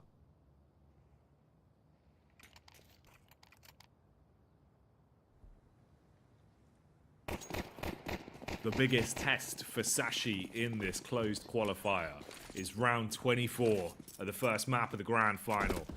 This will be the big one for them. Can they take us to overtime and give themselves a fighting chance? Or will this be one map taken for Eternal Fire and Sashi forced to relive the soul-crushing loss of Nuke from yesterday at the exact same scoreline? Flashes out through the skylights, T-roof control slowly turns back into them posturing down towards lobby. First pickup, though, is outside, and that's Woxic, removed by Iceberg. The T's backing off as they want to set their focus towards ramp side instead. That's going to be in the hands of Queez to deal damage, Vince, from the elevated angle. Yeah, ramp is where this final destination could very well fall in. Lucky's watching outside. Quez up on the boost. We haven't seen him on this angle just yet, but he's typically up in the box. They're going to assume that surely someone's going to check this angle. Oh no, no one's gone in for it. A 1-4 trade, but considering the early bloodshed on Woxic, that does maintain player advantage. Surprises me that no one checked that angle immediately. They had so many numbers they could have watched multiple areas simultaneously, but it's a post plan anyway. And now Sashi have got to get a move on. Remember, no kit. And they also have no more grenades to play with on this retake. It's now or never. Centaurez watching the door. Oh, out through control room window, though. It's the spray from Wakadia that's good for the first. The CTs cause carnage. 2 frags back. Sashi gunning for overtime. And Lucky guarantees it. That's going to be one hell of a skillful shot onto the back of Major just as he comes round the corner. 12-12 off the defuse. They're going to be able to pull this one off, Vince, and take us to OT this time. Yes, they right the wrongs of yesterday. They don't fully collapse. It's still going to be an uphill climb in OT against Eternal Fire, but at least they haven't lost out. And especially considering yesterday, they lost out in the first map. They then got smashed 13-6 on Vertigo, and Vertigo is our next map again. History certainly could have repeated itself, but that's going to give them a bit of a defib shot straight to the heart. The adrenaline surges, spikes up again, and they have a chance to bounce straight back here. They're going to maintain on the CT side, of course. MR3 is in play. Mister already. Grenade down into Hut. No fast aggression from Eternal Fire this time. They're holding back outside. Cabby. He's been able to establish so much dominant outside. Can he make it work here? Shifting his way through the smoke. Oh, posturing himself for the right moment to strike Mechanics. Expected the potential. We'll be able to sever Cavi from Sashi's initial play. A lot of map control exchanging hands because of it as well, and they're so damn close to Lucky's position, Vince. He's walking back towards Garage, and he's seen the barrel, sure, but it depends if they can play off it. The walk up. Shadow gives it away. Fast flick. Assisted by his teammate, and the CTs are good for 2. There's only 2 of them left. Down into the triple threat of Major, Woxic, and Calyx to clean up the first in OT. Now, that's really where you see the shadows in CS2 being such a huge factor. That's the kind of angle in CSGO that Lucky probably wouldn't have seen, but he was able to change his angle of aggression and course correct in time. Weakens the first player. It may not end up mattering, though, as you highlighted, already in a disadvantageous position, and it just got a lot worse. Lucky is alone, banking and hoping and praying that this is going to be a B-site hit. And then he'll be activated once more. And of course, if it's A, he can try and hold on to this AWP. Thing is, he's tagged down to 45. And Nuke being the way it is with the bomb radius, there's not many places he can hide. I'm not sure he's going to be given that a chance, though. 12 seconds left. If he can nail Major, there's a chance. But he plants safely behind the site. Lucky may have got the first, but there's no escape. There's no room for him to wiggle out of there and shimmy into a clutch. 13-12, Eternal Fire take first blood on OT. Ooh. Had you thinking, though, didn't it? Had your grey gears turning that maybe there was a chance Lucky could do something incredible, live up to his name, and roll the dice, walk away with an incredible clutch. Not here, not meant to be. Sashi do concede the opening round of overtime, putting Eternal Fire up 13-12. 1 round to the greater. Rebuy back in. Second AWP, second try for Sashi's AWPer in Lucky this time. Iceberg, he's been pretty on point throughout this matchup. He's tasked with defending Squeaky if the A hit comes in. Santares, though, charges towards ramp, straight through the smoke. It won't slow him down, but it will funnel him into the bullets, giving up that opening pick. So only 4 Ts remaining alive. But look at the space they're taking, Vince. Their confidence keep walking on this. Major could go contact and try and find that backstab if he wants, but they backpedal. They head back round towards lobby. Spot on. Xantares may have died, but he created space. He forced space. Brute forced that position in. And now the smoke in the eyes of Arcadia as they decide to dial back into the lobby. That's an unfortunate timing if you're Eternal Fire. Arcadia typically likes to get out there on the vents, be aggressive, catch players off guard with those little pieces of timing. So you could say that Xantares' life has been deemed forfeit, but that's not the case because Major is still in ramp. And now he's moving downstairs onto B. He's trying to run interference. He's putting the smoke and mirrors up with some misdirection, keeping the CTs interested, trying to draw away a rotation that they can capitalize on. But at some stage, Eternal Fire have to get out on this site. There's only 30 seconds left. Oh, it's so staggered, Vince, one by one. They're slowly walking into the traps. It felt like it wasn't the entire team playing together there, so they bail on the idea. They've got a 17-second adjustment period to make it into B and get that bomb down. Lucky is on the flank. Major strikes with one, but he can't shut down the second. 9 seconds. Woxic hand is forced. He's flicking onto the head of the opener. Iceberg goes down in the duel, but the round, that's Sashi's. Goes to show that it can't be Xantares out first to die. They need him for those last 20-30 seconds of a round. That's really where he sparks alive. That being said, in previous rounds he's done similar things, got the entry, and he looks like a genius. And Eternal Fire get the round off the back of it. You live by the aggression, and you certainly die by it too. That's the nature of Counter-Strike. And now Sashi have an opportunity to be leading come that second half of OT. We'll have to say, though, that T rounds on both sides have been a little bit dicey. The bulk of Eternal Fire's rounds on that CT half. So can Sashi get it done on their T side now? Double stacking the grenades, but no one's home. No damage done. Molotov's also going to be lined up for that, looking like it's going to be an A hit. The utility might not do much other than just burn the entire team for the T side, but Xantares will find entries, explosive stuff, as they take control of the site one by one. Eternal Fire prove that they want to end this with 2 rounds in the coffers, not just one on their T side. Cabby and Lucky, well, it's basically entirely cooked. Cabby's got to back off towards spawn, get himself rearmed with an M4, and then look to see if he can assist Lucky in a overly stacked retake. Woxic with a confidence walks out through the side of the smoke. There's the follow-up on Lucky. And it is going to be Eternal Fire leading in OT by 1. And Vince, I think that's huge for them. Like you kind of summed up, right? The fact they get that second on their T side, that makes the world of difference and could be a gigantic win condition. Also, just to put into context of how Sashi's been doing so far in this overtime, Cabby ended the first half on 25 kills, and he's still on 25. He's not done anything in OT, and he was one of those big players that was driving forward Sashi towards the dying embers, and one of the big reasons they got in OT in the first place, and they're still in this game. It's him and Xantares who've been trading blows, both around the same amount of kills, both around 100 ADR as well coming into this round. But Cabby started to slow down just a tad. And that may be a concerning sign for the Danes. Is there a second player to stand tall and start to deliver here if Cabby's going to start to get submerged somewhat? And he's taken damage to kick off the round. Down to 63, he's dropped.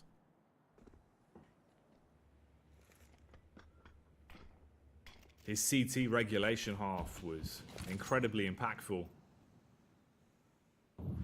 With 40 of his health stripped away from him on the T side of Nuke, what does he get done? Woxic, he's hunting, trying to sniff out an opening pick here. Aggressive angle, pre-scoped in towards Hart, already walked up, so no audio cue for Sashi. They won't know about the angle he's lurking in. They might not give a damn.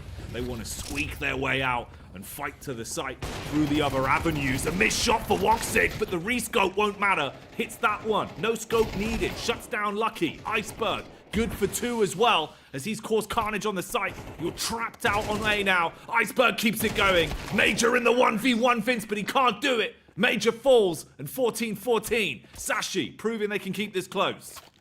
A battle of the IGLs, and it's Iceberg that comes out ahead this time.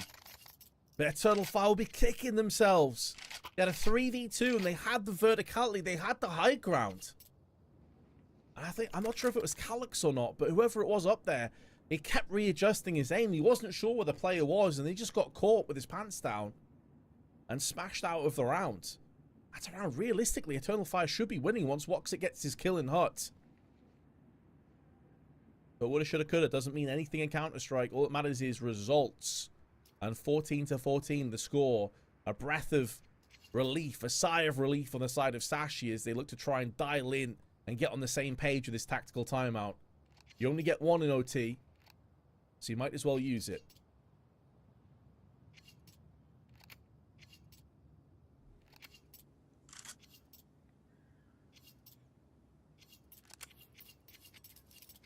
You got to reset now as well. Come back in fresh for the second. 14-14. Justin.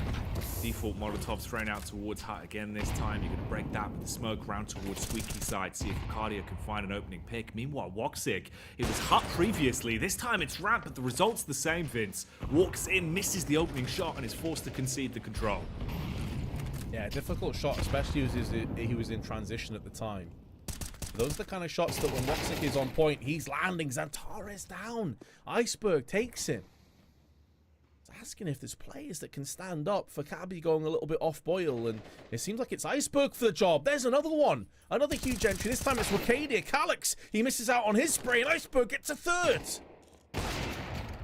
Oh, Cabby. Snapshot into the head of Woxic. Smites him. And makes 15 look like it's almost guaranteed. Major. He has no idea about the man behind him, and that's Iceberg in the batter of fire and ice, Vince. It looks like Ice is winning. They're putting out the Eternal Fire and drenching them. Sashi, 1 round away from their map pick. Last time these two teams went head-to-head, it was not good for Sashi. They crumbled after reaching 11 and couldn't close it down. Don't choke now, Vince, as they're in the same position in OT. They just need 1 to finish it. Yeah, if there's any team that looks like they're struggling to finish this off, it's Eternal Fire. Just straight up destroyed by Iceberg in that previous round. And this will put the series into a very interesting position if Sashi were to win out on Nuke. With Vertigo up next, I think Eternal Fire will be heavily favourite on that map. But the first kill has gone against Cabby, whose woes continue. I think this is now 6 or 7 deaths in a row without getting a kill. This is his first kill since then, just getting up to 26.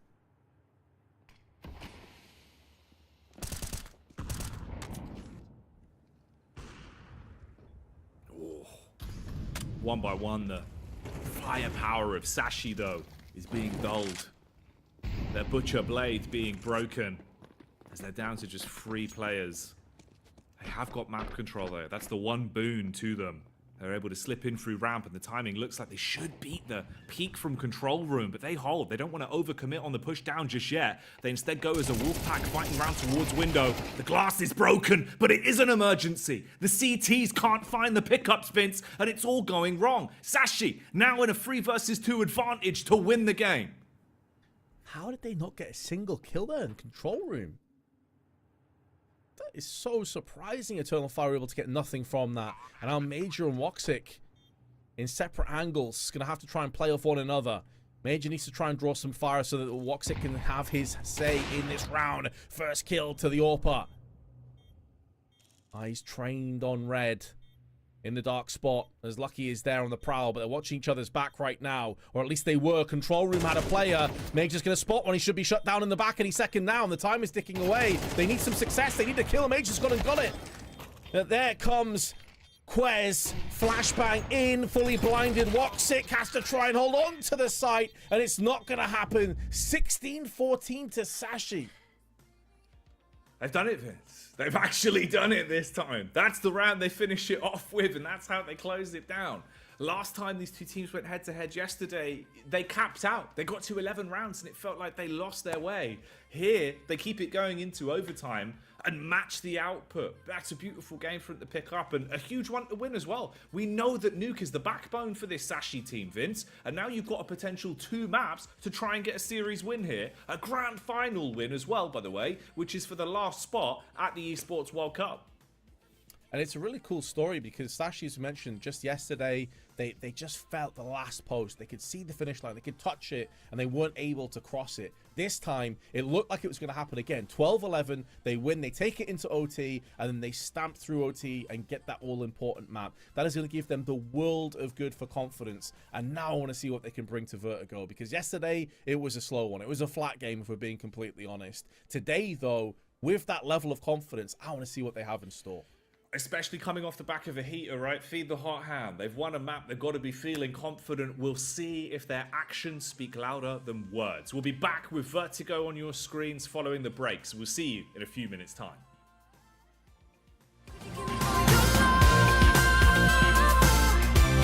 Would you give me all your love? Come and meet me in the middle, babe, and I'll give you all of my heart. If I meet you in the middle, babe, would you give me all your love? Could you give me all your love? Would you give me all your love? Could you give me all your love?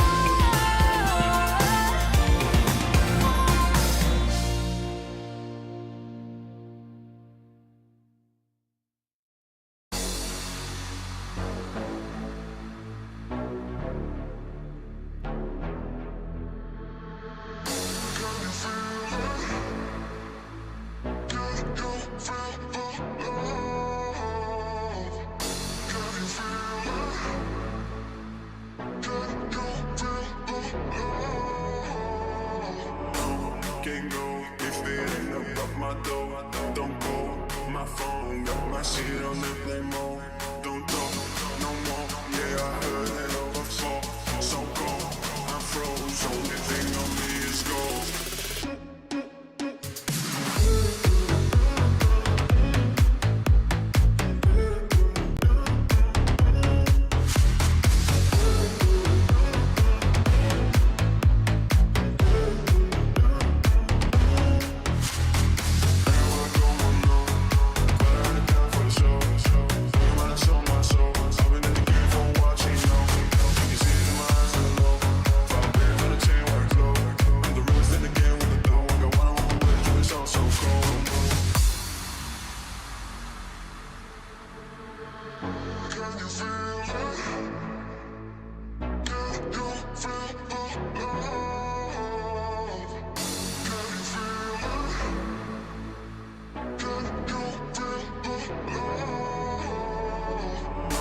Can't go if it ain't about my door.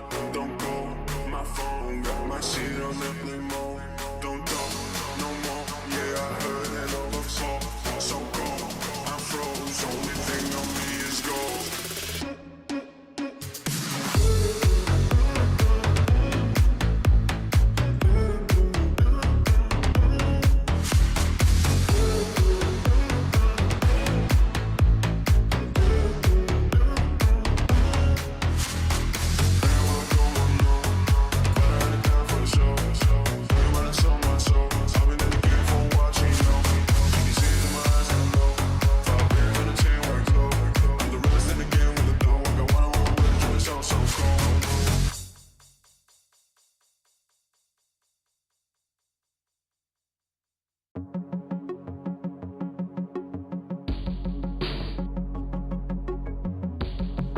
It's when the morning glows.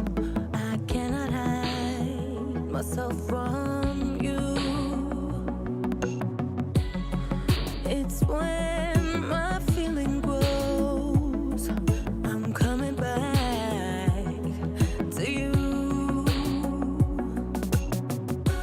When I step out, when I step out, when I step out, when I step out of the light and come into the light, I will be happy, happy, happy. How could I not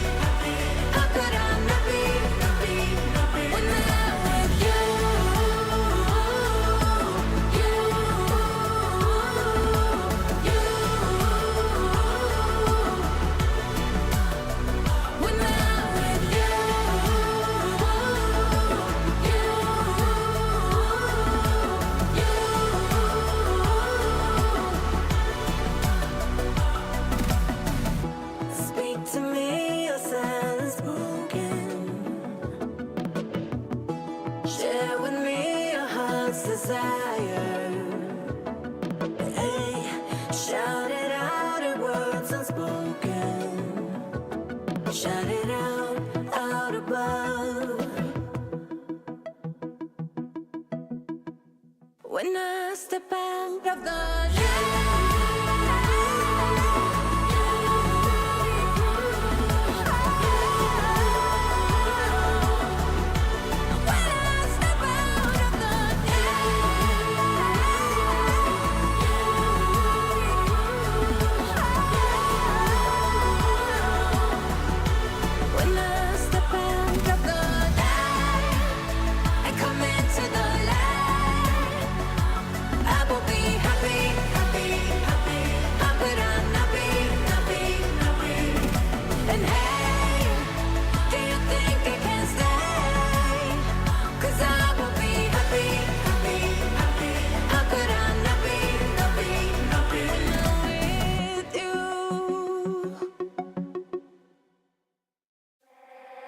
I keep your picture in my room, 'cause it gets me in the mood.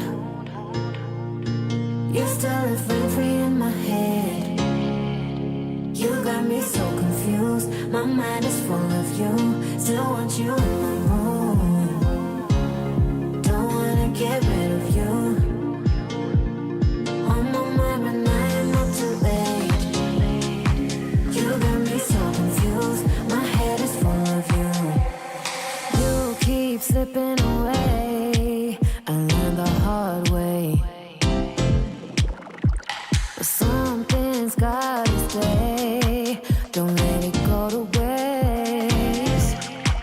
Do you remember all of the long nights, warm in my bed, nightfall to sunrise? That's what you said.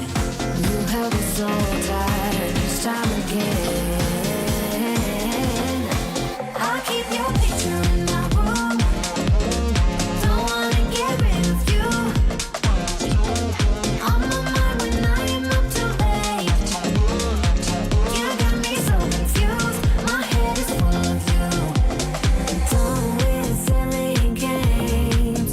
Don't leave me hanging on. Keep me hanging. I said it once, I'll say it again. Your love is what I want. Do you remember all of the long nights, warm in my bed, nightfall to sunrise? That's what you said. And you have me so tight each time again. In my room, I'll keep you safe. Don't stay away too long, pulling back and forth. Still got me paralyzed.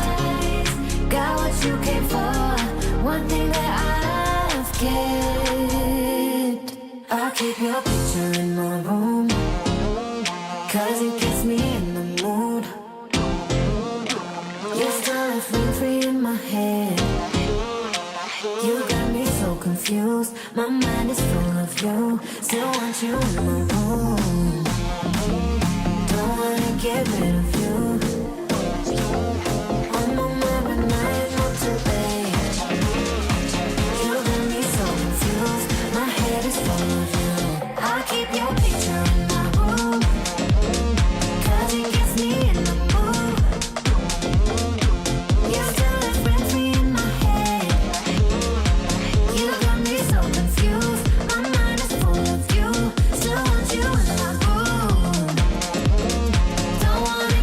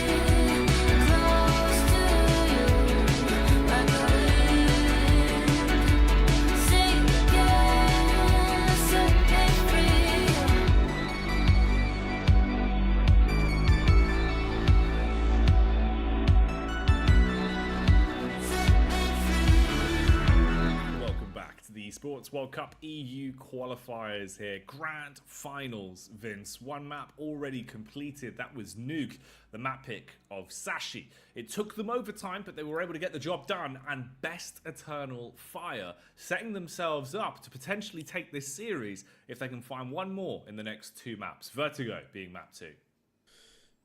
Yeah, and I'm kind of at a bit of a loss here, Jackie, because what I just saw from Sashi makes me want to believe in them. You know, I want to believe they're going to get the job done. They're going to get their revenge. It's going to be a 2-0.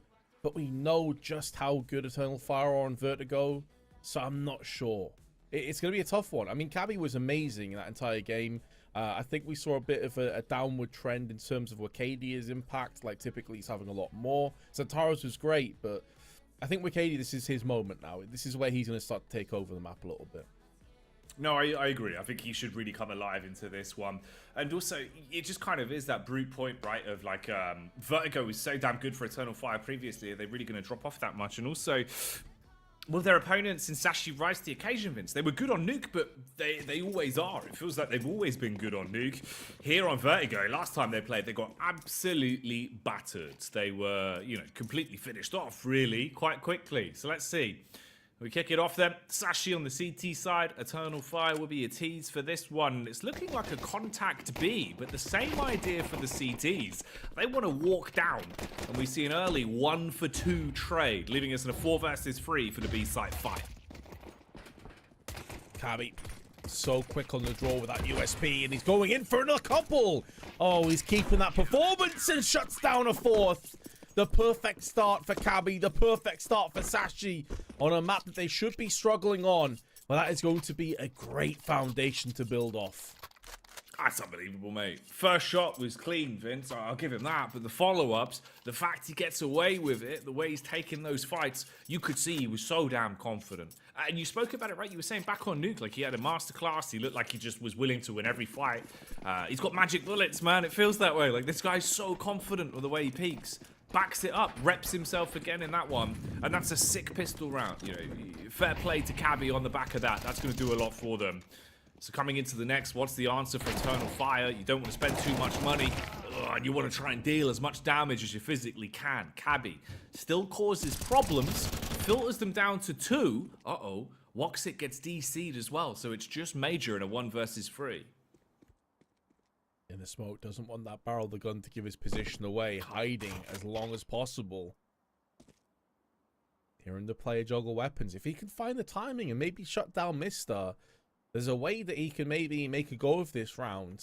Make it a bit more costly. Maybe dual purpose as well, just to allow Woxic to get back on the server after that DC. He's been spotted. Yeah, and his days are numbered. He is going to be a dead to rights. A 2-0 start. Major may have tried the stealth approach, but it's not going to work out for them. Eternal Fire on the back foot already. Early doors on. Woxic has reconnected, fortunately, so we'll be able to get straight back underway. Yeah, unfortunately DC's there, but for what it was, you know, maybe there was a little bit of a chance to do a bit more damage to the economy. Round win, probably not that likely. So, yeah, let that one slip on by. Try and forget about it as quickly as possible. This is the real round. This is the one you were actually waiting for.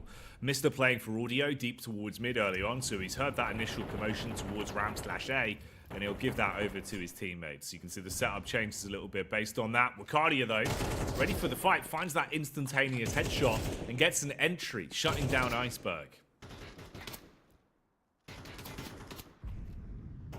Dodging bullets left and right, somehow not taking any damage in the process, but now he is. 3 players peek him. And the firing squad not using any blanks on this exchange. Lucky is up close, may try the window of opportunity wide swing, especially as he's just been joined by Mister. The two of them may try and run and gun this one down and try and take initiative and take control back over ramp, but the T's were so passive, so patient, and are rewarded for that with another double, and this round should be falling into place nicely now for Eternal Fire.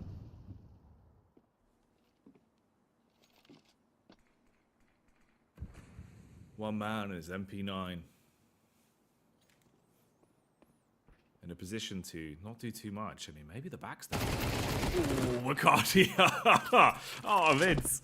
It's the classic, mate, and the timing. That's so rough. That's a round that would have left him absolutely fuming. Lucky he gets the kill out, and we'll actually at least grab the AK. Tries to see if he can keep that one alive. Not going to pull it off. Goes down in the end. Forces out one more rebuy, though, for Eternal Fire. And Eternal Fire that get their first round on the board here now on Vertigo. T-side, they usually flex their muscles. It feels like they can pick up the speed if they get the ball rolling in the early game. Start to feed the hot hand of the individuals. And you touched it before as well. You said, you know, if someone's going to come alive, it'd be Wacardia. He's certainly living up to that already. So the more confidence he gets earlier, the better it looks for Eternal Fire's T-side. And this is a round that bodes well for them in terms of the buy, at least. You know, Sashi, lower con, they've not got that much weaponry to work with. Few MP9s, couple 5.7s, and that one M4. That's really only the backbone weapon they've got into round 4 here. Yeah, Carnage should be forthcoming on the side of Eternal Fire. It should be a pretty straightforward round, all things considered.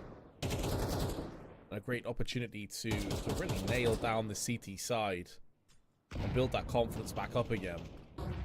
In having a look at the stats from yesterday, only one round was picked up for Sashi on their T side before the match was done. So you have to think they're going to have to do most of their heavy lifting here on the CT side. They picked up 5 rounds here yesterday. Cabby using that smoke as a bit of a reprieve. Looking to try and boost up as well, potentially. It's only MP9, so not exactly ideal. And Woxic, he's just sat there waiting. He knew exactly what was coming up. And although a kill does come back, it's probably not going to be good enough, all things considered. Zantares splattering in with a kill before he's dropped to 4 HP. And Eternal Fire back off. They want to hit B instead. Oh, Iceberg with the timing. Instead, it'll be Mister that pulls the killing blow, but the outcome is still the same. It whittles us down to this scenario. B site secure, T side in firm control of it. Major being able to thread the needle for the backstab off on towards CT as well and give them the advantage. And Sashi so far away from going for a retake on this one with no kit in possession. You're going to want to clutch onto both of these AKs and bring these over so the round itself ends here. And so does the lead for Sashi then. Level pegging at this point, we find ourselves 2 rounds apiece in the opening moments of the second map of the grand final.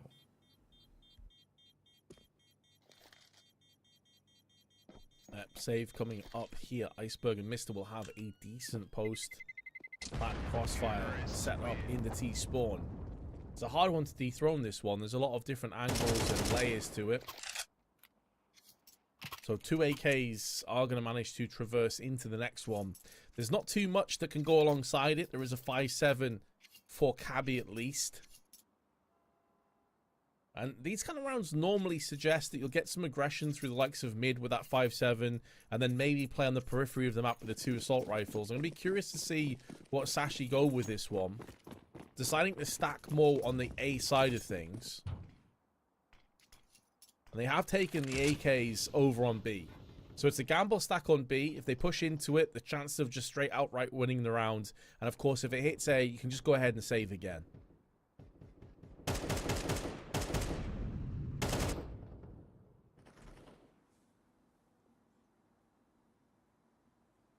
Opening pick in favor of the CTs.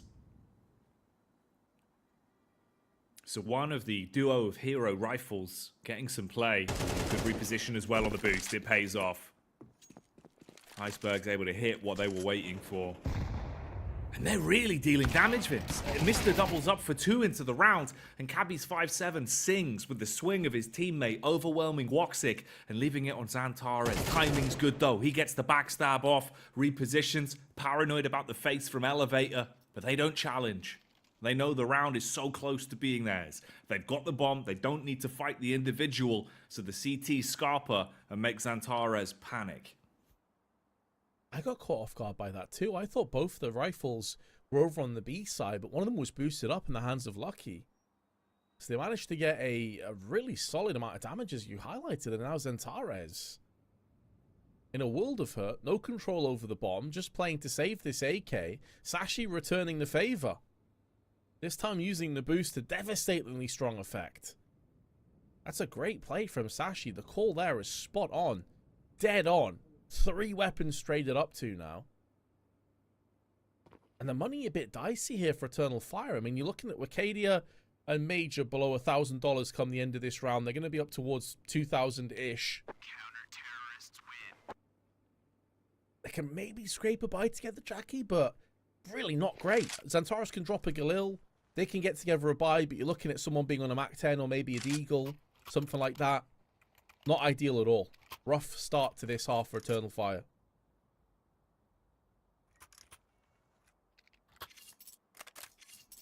It's a punishing one. It's definitely going to reality check them a little bit.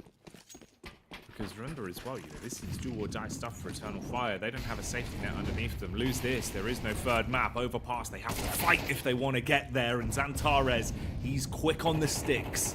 Back to his old school tricks with a run-up ramp. Hits the headshot. Cracks open Iceberg. Follow up HE, doing a small amount of splash damage. 4 and 6 HP taken off of Cabby and Lucky respectively. And no harsh commit off of the opening pick. So Eternal Fire. You've got one on the board, you can build off the back of it. They readjust the weapons, Bogdaning Xantares, so he's now got the scope. We saw glimpses of what he's capable of with the scope on Nuke.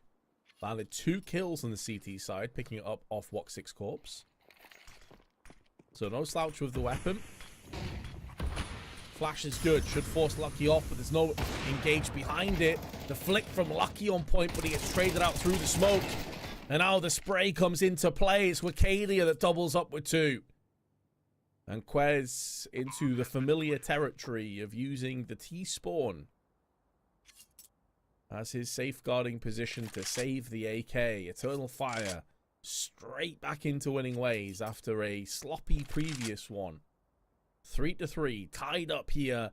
A much better start for Sashi on their CT side than what we saw yesterday. But it is still Eternal Fire that are refusing to allow Sashi to get too far away in it. It comes down, I mean, you said it yourselves, Xantares just run and gun. Super aggressive, straight in the face of Sashi, gets the entry, everything falls into position afterwards. And when you have Xantares, you have Wicadia that are capable of pulling out these entries. You're never truly dead in these rounds. Even if Eternal Fire just have like a hero AK or something like that, you always fancy they've got half a chance to actually make a real go of it.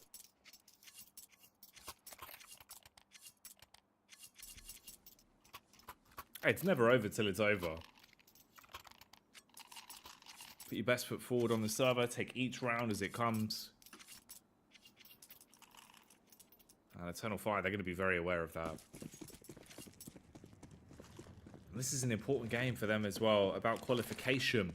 That last spot up for grabs. There's no second chances. You won't be getting your ticket any other way. So they need to win this series. They need to win this map and Overpass to guarantee that. Whereas for Sashi, they've already done the hard part of winning Nuke. So they've got their eyes set on just taking one of the next 2 in this BO3. Right now, it's level pegging here on Vertigo, though. 3 rounds a pop. You've got the opening frag to play off for the CT side, and Iceberg's looking to see if he can double dip and get another one. Will do so. Shutting down Xantares as well. That frag's going to have some weight to it. So is that from Cabby. That is the 1-2 combo. The jab into the hook. Eternal Fire is staggered against the ropes. Not quite the KO blow yet, but it's looking more and more likely with every passing second that Woxic and Major won't get too much out of this round. Molotov, well placed, well timed. Allows Mister to focus his attention on the window. They had no one present in mid. So as far as Sashi are concerned, these last 2 pesky Ts could be making moves in the mid portion of the map. Of course, we have the element of realizing that's not the case. Mr. now on the beams. It's a difficult position to draw out because you kind of want to Molotov this, but you know as soon as you do, you lose the element of surprise. And I think Eternal Fire actually are just giving up on the idea of clutching this and just going to be saving instead. When you consider that Xantares down to 0 and Calyx at 300, it makes sense. Saving these 2 weapons does afford you the luxury of a potential full-on investment into the next round.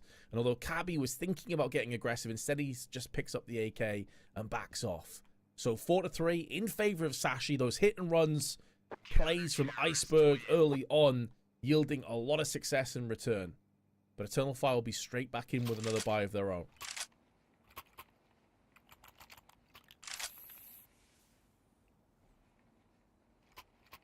It does feel like, you know, these are two teams that are basically smashing the horns off one another, right? You're really just going toe to toe, and it's super close right now. It actually is far closer than it was the last time these two teams went head to head on Vertigo. Even in rounds like this, it seemed like Sashi just couldn't get their groove on. They were able to find a couple, and then it was just a nosedive. They only got 6 rounds in total the last time these two teams played. 1 round on their T side, to be specific.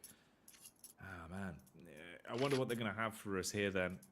They got 5 CT rounds last time they played. Here you've already picked up 4. Needs to work with full buy on either side effectively. There's some gaps at least for Xantares. And Calyx is on the deagle, but he's pretty damn good with the weapon actually. He loves a bit of deagging. And with how on point he's been today, some of the shots he was hitting back on Nuke, wouldn't be surprised if he feels confident with this weapon in his hands. 50 caliber pain potentially being distributed.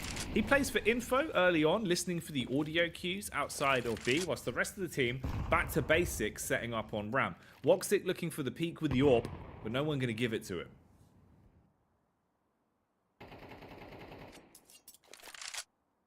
Eternal Fire playing passively and patiently in ramp again, but this time Sashi have no interest in peeking in. They've learned their mistake from that previous round. And to be fair, playing quite passive has been doing them a lot of good in those sort of 20-30 second phases towards the end of rounds. They've got the bulk of those going in their favor. So slowing down the pace may be just what the doctor ordered. However, that medicine is bitter. And it's Xantares that is administering death and decay across to the side of Sashi. 2 entries once more, single-handedly putting this round in the palm of the Turkish hands.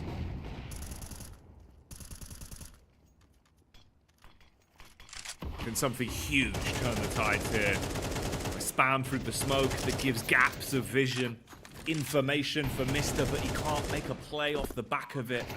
Paranoyingly peppered bullets in, but Xantares, he strikes back, follows the tracers and hits that shot, doming one. And with all 5 alive, Eternal Fire, they're going to burn them up, Vince. They're going to take this 4th round with absolute ease and actually walk away with an opportunity to build some money for once.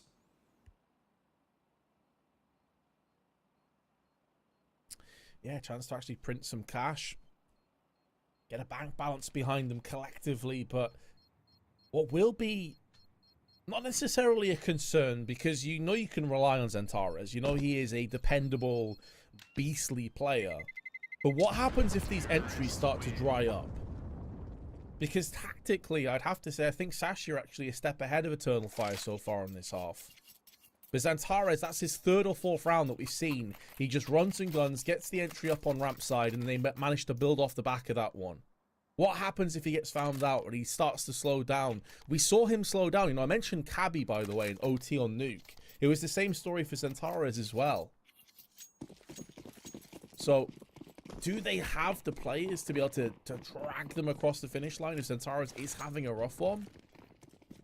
Going to be aggression on that this time, though. Molotov and early grenades planted in from Sashi. They want to fight for it.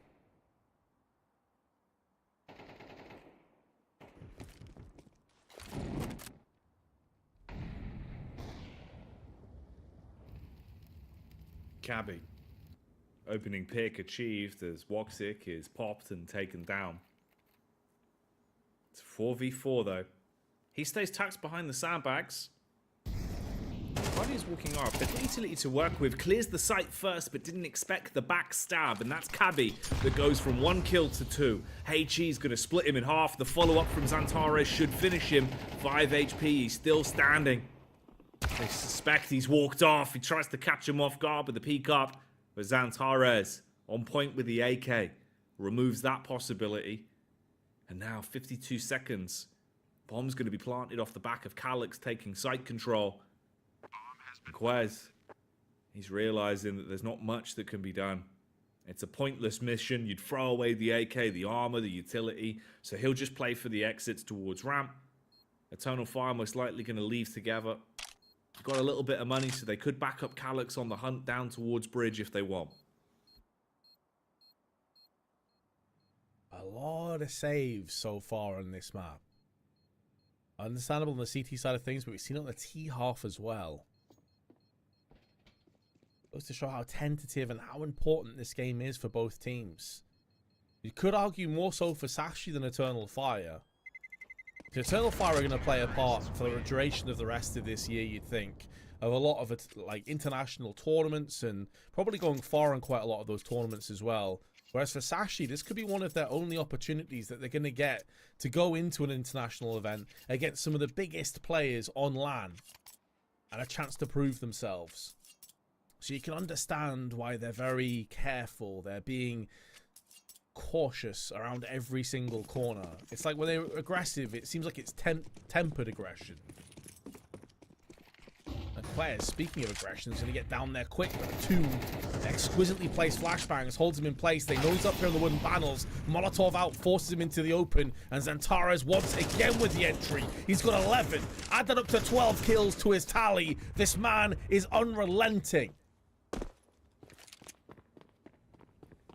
Huge plays. The Hurricane pulls in, and everyone from Sashi gets whipped up in it and blown away. Eternal Fire looking more confident again. And this is starting to shape up exactly the way it did the last time they went head-to-head on Vertigo.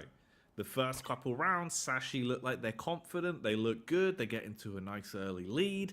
Then they hit a break point, and they can't find any more. They mustered up 5 rounds last time they had their CT side campaign versus Eternal Fire. It's 4-6 at the minute, and we're live with the 11th. T-side again grouping up early towards the ramp. Bomb drop slightly out, walk over the bridge. Iceberg looking for the HE connection. That should deal a ton of damage, and it will. Follow-up's healthy as well, Vince. Wakadia, 5 HP to his name. The entirety of Eternal Fire suffering damage there. The remnants of that Hurricane from Xantares in the last round. It's kicked up a bunch of debris, and Wakadia takes it flush to the head. Down to 5. Has been dropped the AWP as a result of that one. Walks it back onto the rifle. I have to admit, I've not seen Wakadia play with the AWP too often, so not sure what to expect on that one. Guess time's going to tell. 1 minute left on the clock and Xantares is waiting. This time, no entry is going to be forthcoming. For the talisman of this T side, he is the first to fall.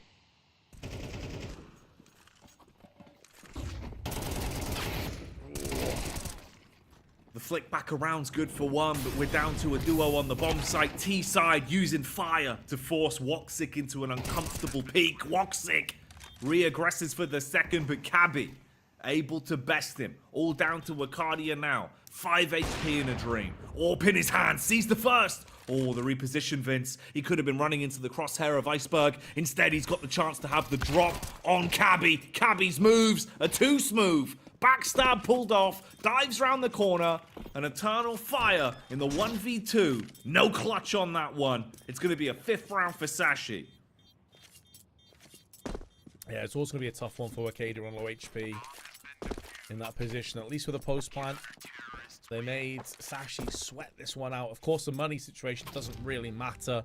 The last round of the half, then they easily, comfortably had a rebuy regardless of what happened there.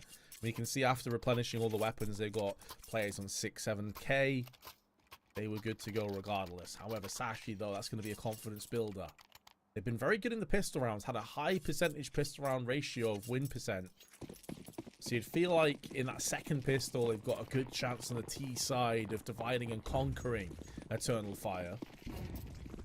A 6-6 here would be a decent outcome. I'm sure the Danes would be happy with it. Xantares, though, it's another opening duel. It's another entry for the man. And Cabby is caught between multiple players. Woxic shuts him out with the AWP.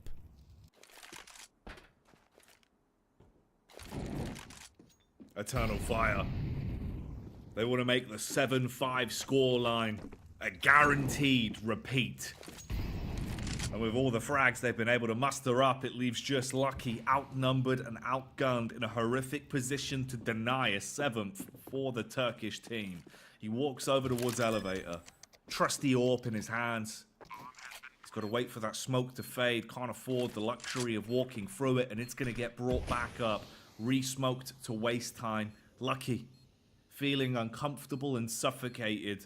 Postures off, background through maze. The flashbang comes in. Goes for the no scope, but no joy. 7-5 Eternal Fire lead. Can they close it and take us to Overpass? Find out after this.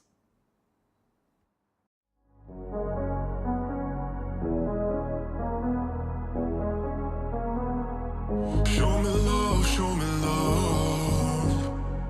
Taking this pure heart of mine.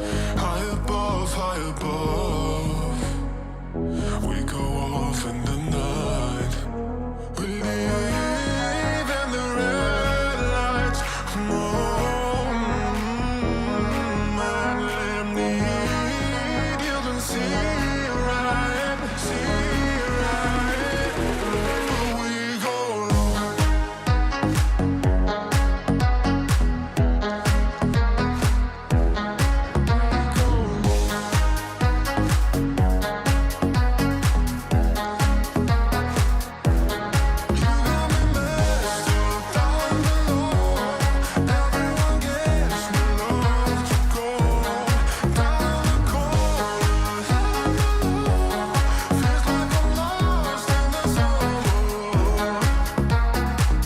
Show me love, show me love. Taking this pure heart of mine. High above, high above. We go off in the night. We leave in the red lights. No, man, I need. You can see right, see right. But we go long. You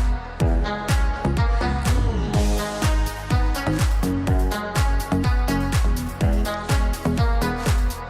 Everyone gives me love to go down the corridor. Heaven below.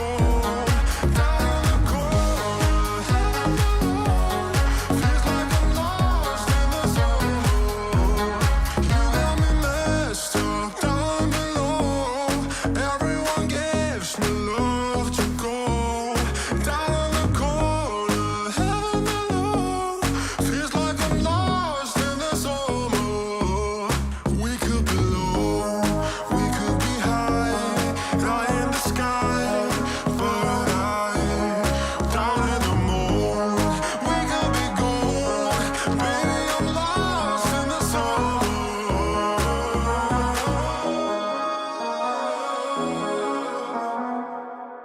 But we go long.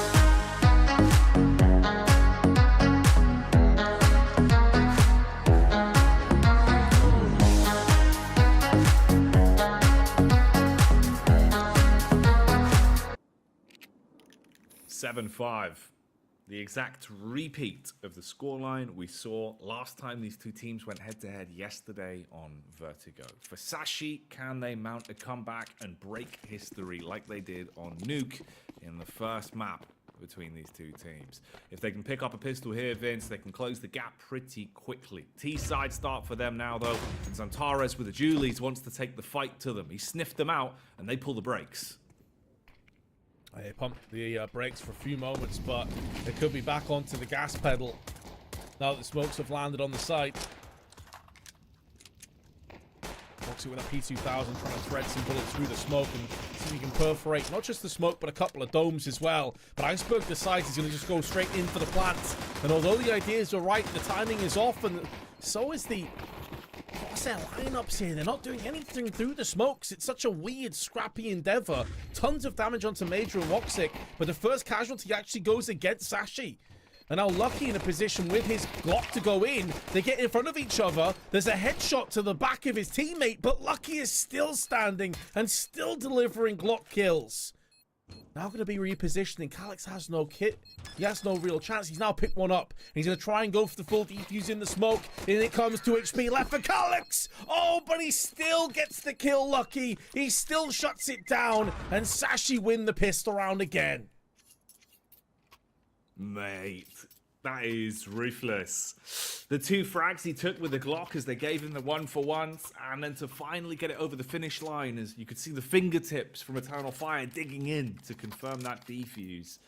That's a crazy one. And a big round as well. That gives them so much more flexibility now into the 14th. Extra investment with the SMGs, the 2 Galils pulled out to the party, and Eternal Fire, they might want to take this one aggressive.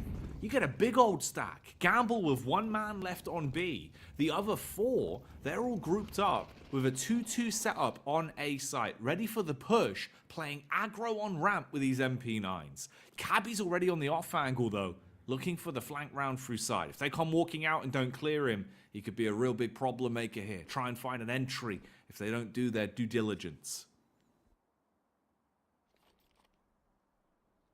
And he has time to burn as well. It's up to Eternal Fire realistically. Having stacked so many players on A, if they want to try and retreat a couple over onto mid or B, they know they could get flanked in on. The only saving grace is they have Major up on the window right now. But the house always wins with these MP9s up close. And Quez can trade up to the Galil, but all the bloodshed in favor of Eternal Fire. Major and Calix, the 2 remaining Turks to go up against, one of which is behind him in a fast flanking position. That's going to be Major. There's still 35 seconds left though, Jackie. He doesn't have to rush it just yet. He has a molly, a smoke, and a HE. And he's healthy. It is a winnable 2-on-1. It won't be easy, but he is managing to smoke off the elevated position, and that is where Calix is currently waiting. Makes a lot of noise on the push-up, clearing the angles, and if Calix is bold, he might just push in the 1v1, tried to go for it, harsh commit. Quez slumped his head into the wall, thinking there's probably going to be a flash coming, couldn't get his weapon drawn either, and just has to accept his demise there, man. Calix walking away with that one, and that's an 8th. Unlucky. 1v2, like you said, it looked like it could have been doable, but Calix with a heads-up maneuver just charges in, upsets them. And Eternal Fire, frustrated they lost the pistol, but answer for it on the MP9 round, and instantly go back into their winning ways. So money for Sashi, not going to be growing too strong now. You get the extra kick-up from the bomb plant, but even then, Vince, it's just, what, a couple MAC-10s, your 2 Galils, you got the Deagle in the hands of Mister, and limited utility. That's what they're going to be working with for round 15. Flash is good as well. It's going to stall a push that was initially taking shape in the form of Quez. He wanted to get up there quick. Up on the staircase. Major flashed in for the peek, but can't quite land the headshot. Just darting behind the box was Iceberg, and that kept himself alive. Thing is, there's 4 smokes still in the collective utility belt of Eternal Fire. And that is always going to be very difficult to bypass. Sure, it's no incendiaries, which is ideal for a map like Vertigo. But 4 smokes is going to delay you for a long time. Xantaras and Wakadia, the power duo themselves, looking to try and get a bit more aggressive and make a move round on side. Some players that will always be better when it comes to pushing angles, whether it be CT or T side. Some players are better at holding, some players are better at pushing. And Wakadia and Xantaras are certainly the kind of players that will be pushing into their adversaries. The problem is that Xantaras had to be reactive in that position, and he's only able to get 1. The same could be said for Wakadia and Eternal Fire. They just get outnumbered. They just get swarmed on. Calix, though, with the freebie onto Lucky's, he tries to back away from the sandbags. Oh, Mister isn't going to miss that one. Fast flick, dismantles Calix. Smooth connection. Is he ready for Major? A 1v1. Major was so good at these A retakes last time these teams went head-to-head. A whiff spray. Mister, oh no. It's all going wrong. He gets a second chance at it. The first tag's good, but there's no follow-up. Major on the Galil. Makes it gory and snatches a 9th with the retake. How does he always pull off these retakes? Yeah, this is, of course, the map where it was 6 rounds in a row on the CT side where Eternal Fire yesterday got 2v2, 2v1 sort of clutches. And yeah, you mentioned it there. Major was just, he had the Midas touch. Just every time he was involved, it was gold. It was success. It was value for Eternal Fire. I think, honestly, though, Mister's going to be bitterly disappointed that he didn't get the job done there. He's a very capable player, mechanically speaking. His aim is normally on point. He's had a little bit of a rough one there, and the repercussions are significant. And I don't think it can really be overstated either here, Jackie, that Sashi could very well be feeling the pressure here. Like for Zantares and the rest of Eternal Fire, it's another day at the office. You know, they've been in much more pressure situations than this. For Sashi, there's a lot on the line. There's a lot of opportunities. There's a lot to be playing for. And you're also a map up. So this is maybe where some of those elements start to just creep into the gameplay of Sashi.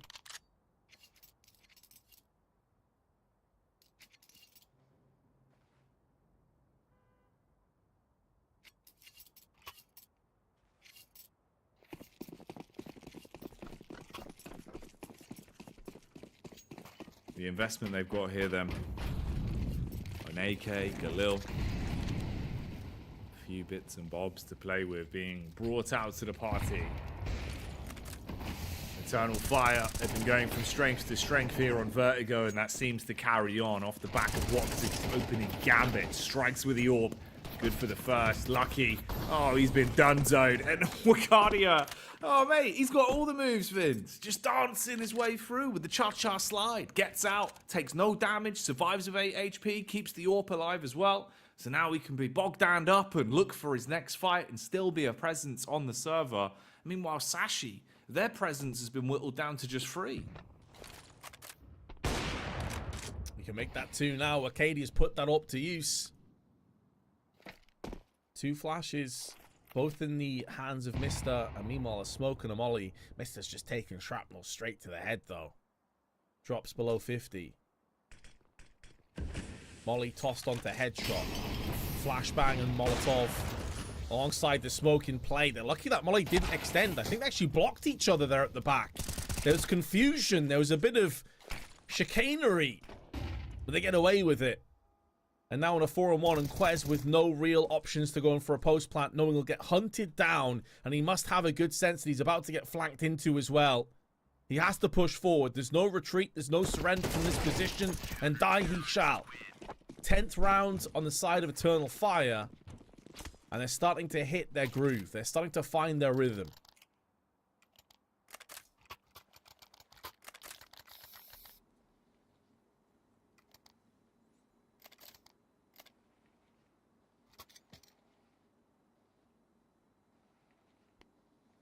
And they're reaching that critical mass, that ability to clap back and pick this one up. That would be them opening the gateway to the 3rd map as well, Overpass.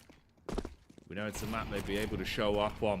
Certainly if Woxic is playing well. Into this round, however, he's got no chance to strike.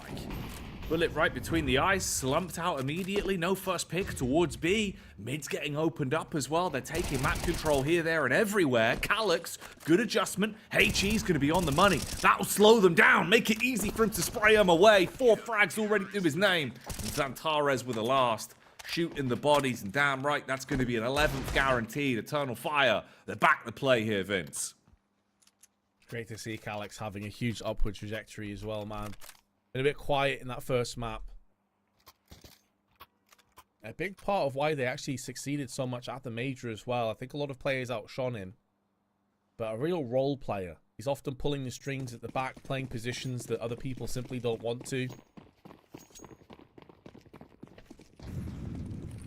Also pretty telling that Major, who is typically one of the sort of like entry components of Eternal Fire, unless there's a bug here, he's died 6 times.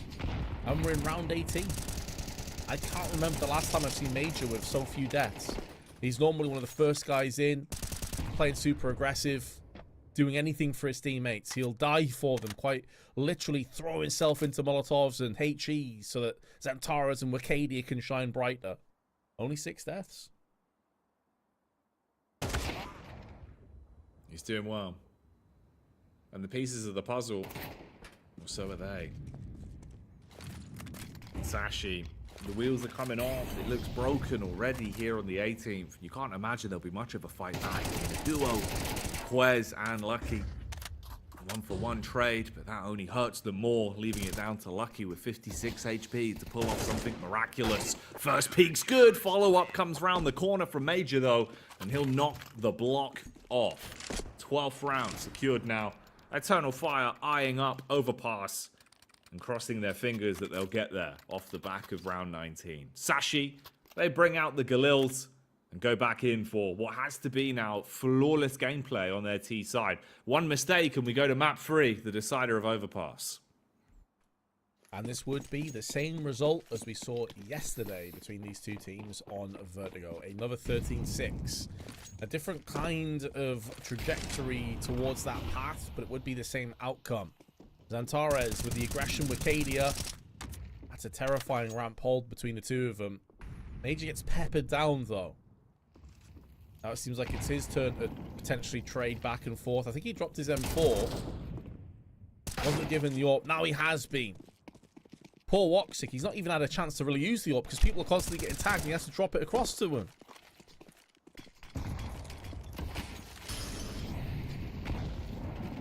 Oh, mate. Bogged down in all his team. And on this one, it seems like he won't need the AWP. The scope ain't necessary for Woxic because he'll just slay with the M4 instead. And Lucky, sure, a couple of them might be low on Eternal Fire, but you are outnumbered. And now down in the dirt. Finished off on that one, Vince, as they will lay claim to Vertigo. Fighting back and equalizing the scoreline now. One map apiece here in the grand final. Yeah, same outcome. Was expecting maybe a little bit more from Sashi there after that first map. But again, goes to show that tenacity, that grit, that ability to reset for Eternal Fire is a constant theme for these guys. Like, yeah. You smash them 13-0, 13-1. The next map, it doesn't seem to even have a small impact on them. So we didn't get a chance to see Overpass yesterday, but we are today. I'm really looking forward to this one because I think on paper it could be a really close one. Absolutely, and it's hopefully going to be a banger. It's the third and final map. It's our last BO3 here. It's the grand final. Eternal Fire and Sashi now effectively have Overpass ahead of them. A best of one to decide who is going to the Esports World Cup. Find out after the break.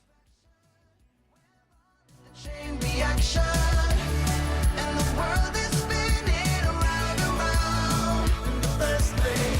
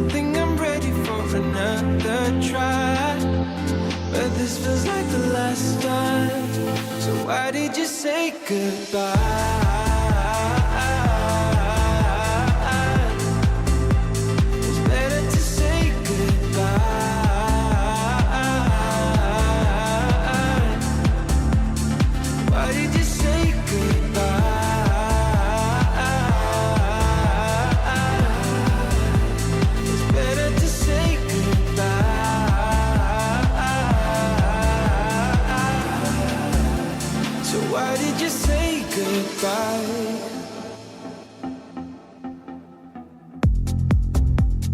Quiet like the ocean, with the rumble running deep. This is how I see you, when you hide your feels from me. Why you heavy-hearted? Cut the silence, talk to me. Release your mind, get what you need. Easily, we've been falling in disbelief. I think I'm ready for another try, but this feels like the last time. So why did you say goodbye?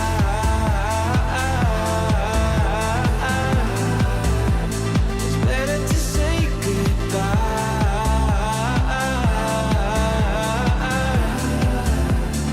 Why did you say goodbye?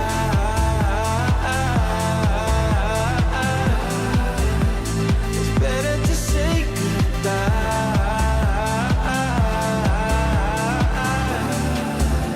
So why did you say goodbye?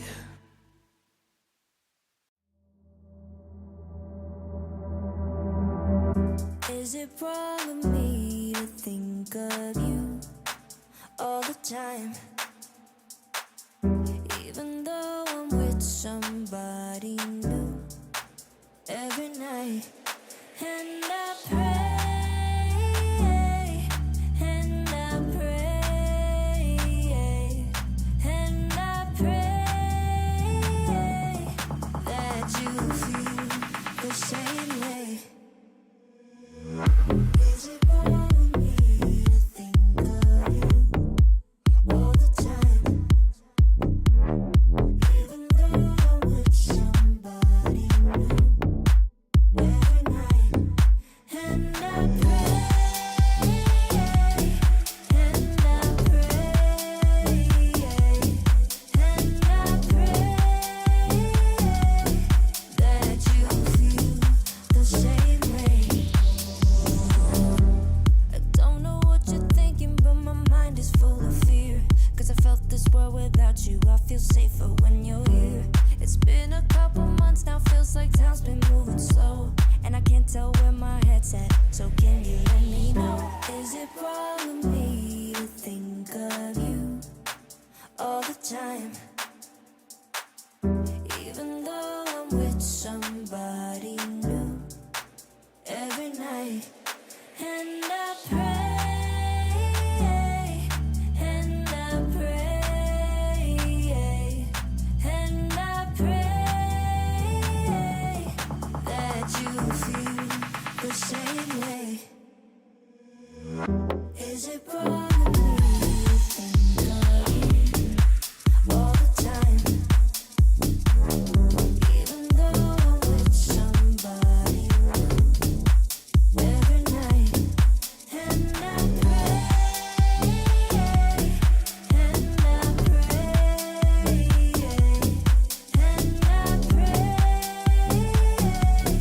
that you feel the same way.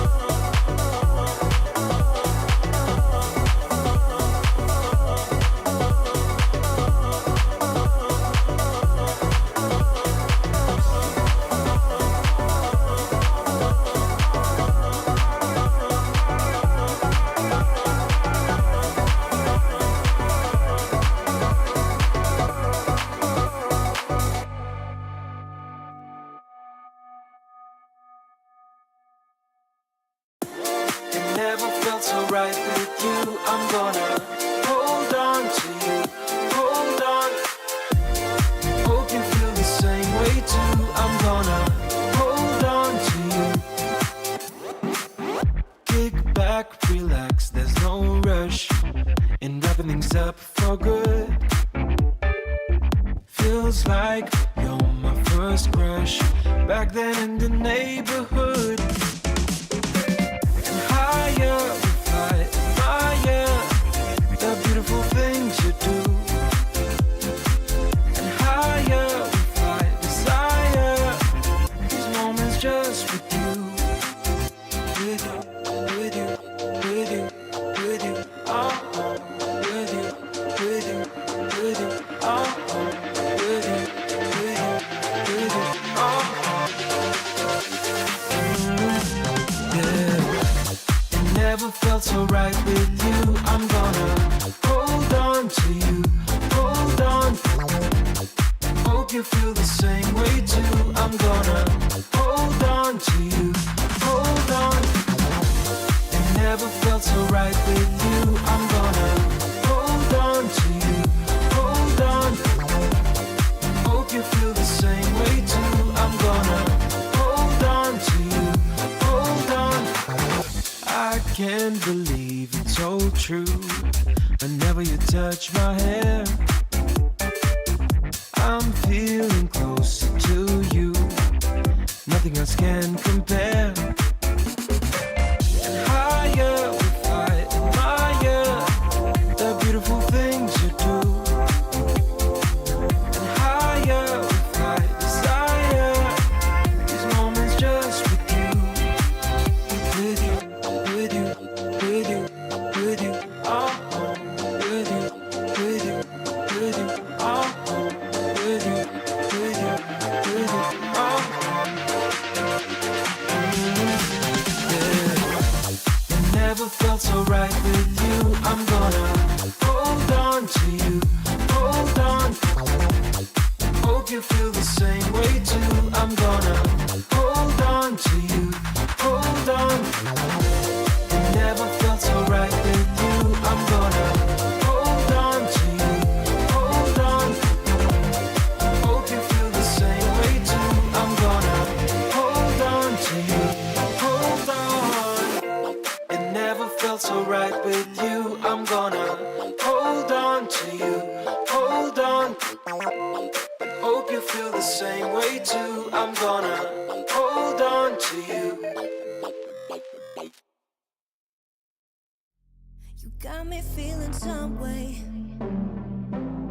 like I might be stuck in a dream. Let's stay here till the day breaks, feeling like I never wanna leave. Keep moving till the sunrise. You're taking my mind out to sea. Fall in love at low tide. I'm thinking we should never leave. So let's keep going till the night is almost gone. 'Cause I feel like singing Let's keep going till the night is almost gone. 'Cause I feel like singing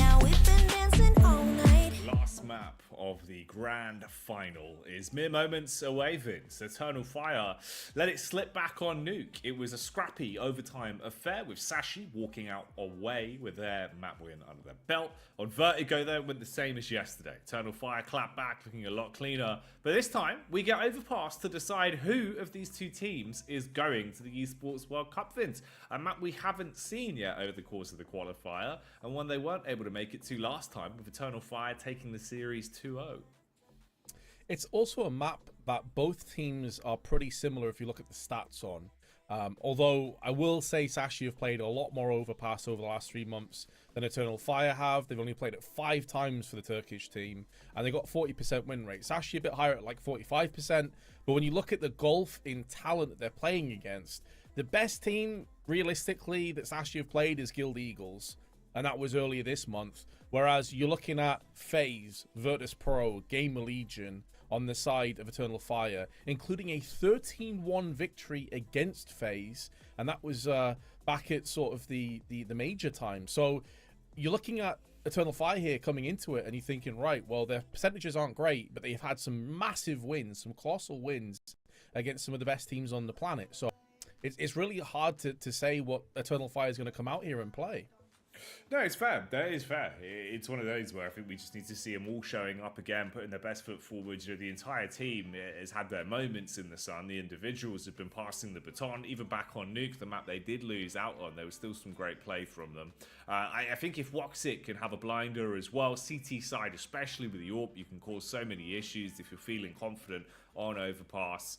Yeah, I guess Vince, really in reality, you know, coming into this one, it's just a matter of the best team's going to win at this point. You know, we've got the full 3 maps out of it. Sashi have had a great run throughout the qualifier. Now you prove if you kept falling upwards or if you can finally take down the last hurdle ahead of you, and it'll end there. Whereas for Eternal Fire, I suppose it's just a matter of it's the next big step, right? You know, huge big run back at the major. You're looking to contend as well. This is a team that you think of actually having a bigger run at the main event, right? So they need to get there, Vince, and guarantee those tickets. We are in, though. Overpass, 3rd and final map of the grand final here for the Esports World Cup. Closed qualifiers 2024. Eternal Fire on the T side, Sashi on the CT side with 2 sets of dualies looking to cause some problems on the pistol. Yeah, they do love these dual elites, don't they? We've seen it consistently back on Nuke. Ancient, we've seen them using it on as well in the past. Like, they're very happy to use these weapons, and it's understandably the case. A lot of teams are having tons of success on the CT side. You see Antares donning those weapons sometimes as well. And speak of the man, he is looking to try and make moves up on the long side. Also, Con getting a bit of success in terms of early aggression out from Calyx, already up there on the T side of Con. But there's 2 players around the corner. They're looking to try and pincer in simultaneously from the party as well.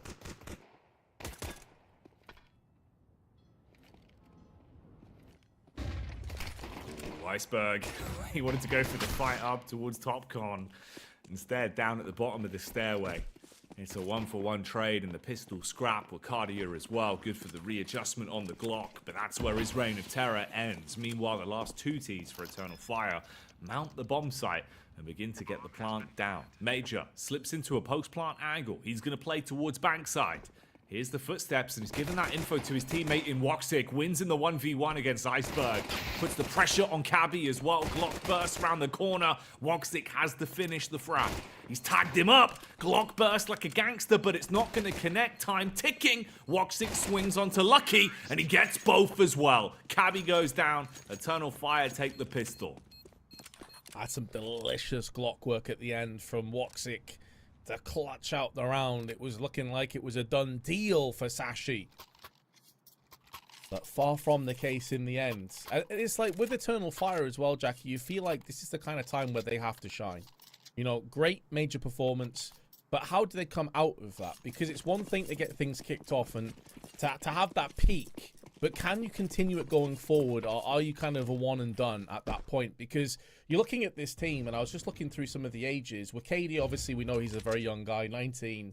But then you have Woxic 25, Major's 33, Xantaro's 28, and Calyx is 25. So actually, their average age is a little bit on the higher end of the spectrum if you're looking at pro-level teams. Some players hitting their peak right now, but if they're not going to get it done this year, you do question like what Eternal Fire's future is looking like. So I completely agree with you. It's like you've been on a heater. You've got to keep momentum going forward, though. This needs to be Eternal Fire's year. I think if they do string together like a bunch of really big tournaments, this team can go super far. This team can be a world beater. Oh, 100%, man. I definitely think so, especially in CS2 right now. How everyone's looking in the global landscape, how their team works, how they're able to play such aggressive CS, but back it up with some smart plays as well. Specifically this 5 and Fabre, the coach of Eternal Fire. It feels like there's a lot of talent there. And yeah, just stay in the up and coming, right? Stay in the headlines. That's the bigger bit. You have the huge run at the major, but normally for Eternal Fire, it was more of an issue of sort of, you know, seeing them invited to events. They'd always be grinding qualifiers, but if you can get yourself to the Esports World Cup, and after the optics and the eyeballs that would have been on them for the major as well, you can imagine they're going to start getting a lot more direct invites for things, and it'd be sick to see where this team can end up, what they're going to be getting up to. A lot of talent. Can't count out Sashi right now, though, but they are on the back burner, at least in the first few rounds. They lose the opening 2 and just scarper away with 2 MP9s and the 1 Nova.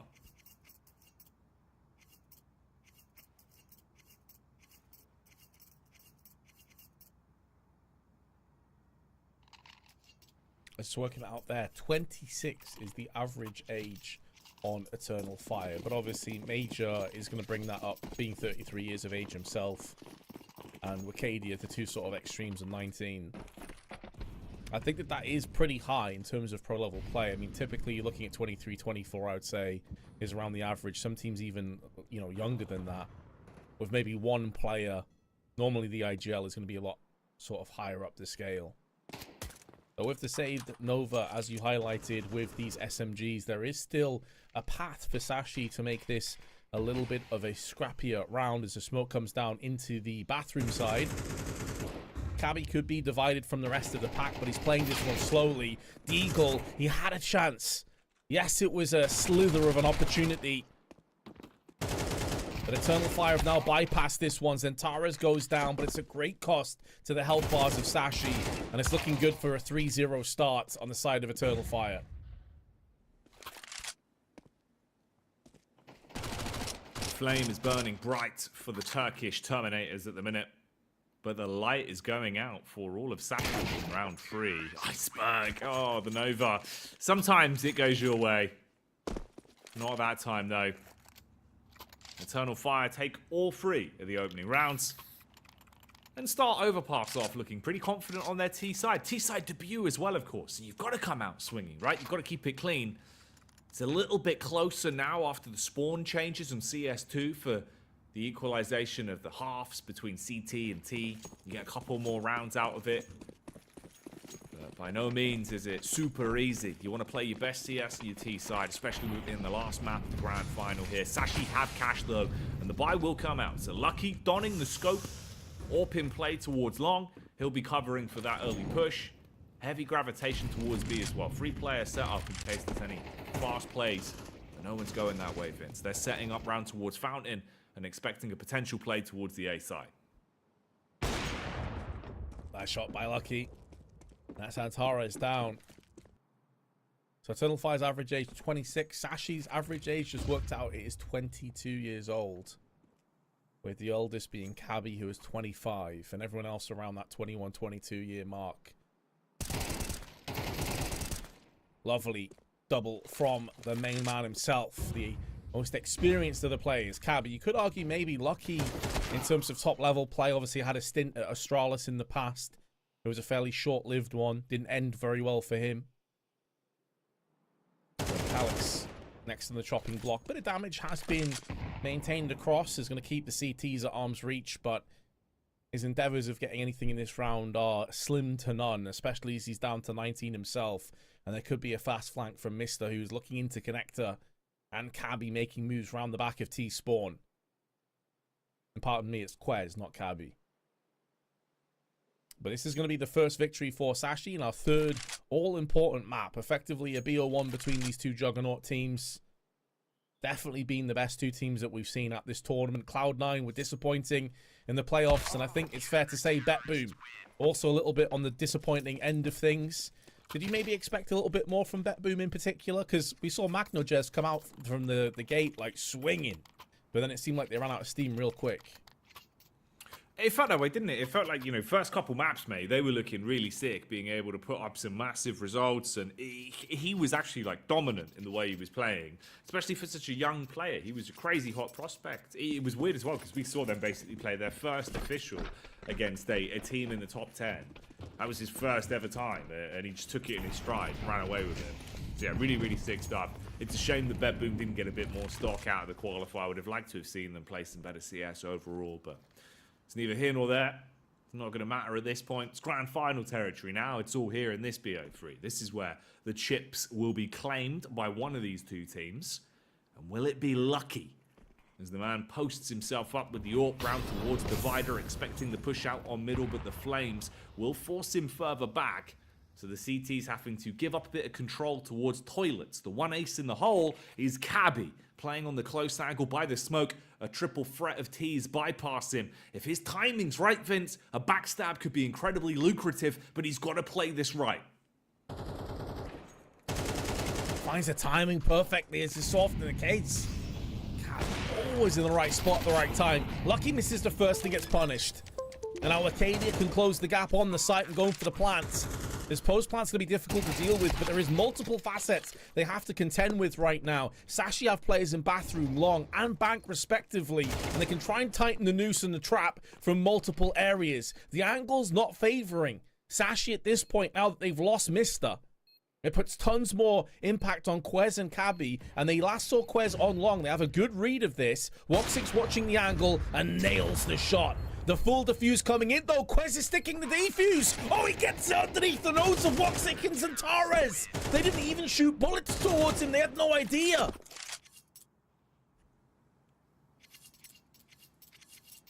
Oh, mate. Oh, dear, oh, dear. Tactical timeout instantly called in. Figuring out how they can piece this one back together.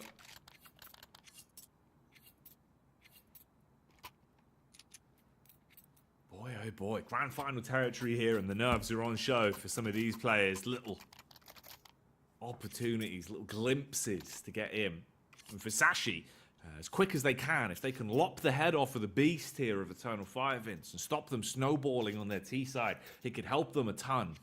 That T side for Eternal Fire looking good for the first rounds early on, but Sashi, if you can course correct and close the gap a little, it'd be the dream for them. AWP in the hands of Lucky once again.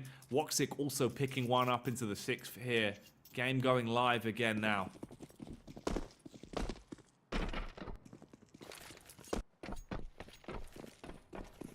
Having a quick look across the Cabby's previous teams, because before this tournament, honestly, I hadn't really noticed him too much in the past. He's been a member of Sashi. He joined back actually very recently. Let me just double check this one, make sure I'm not mistaken. Yeah, he joined at the same time as Mister and also Lucky Iceberg. So they all joined the org about a week or so ago. But he's previously played at teams like Espionage, Ecstatic before that, who obviously have rose to prominence after the major performance that we saw, and Masonic before that as well. So he's never quite played at that sort of like top echelon in Counter-Strike. But man, the way he's playing is so good. Lucky with 2 big AWP shots. And Woxic getting aggressive round the back as well. And meanwhile, Cabby going to try and lock this one down. A dangerous game of cat and mouse ensues. Major elsewhere is putting down some blood and giving Cabby something to think about. But this kill means everything. If it goes the way of Eternal Fire, they have a real shot at getting themselves back into this round, especially as Mister could get caught on Connector. And Woxic has a good read of the situation.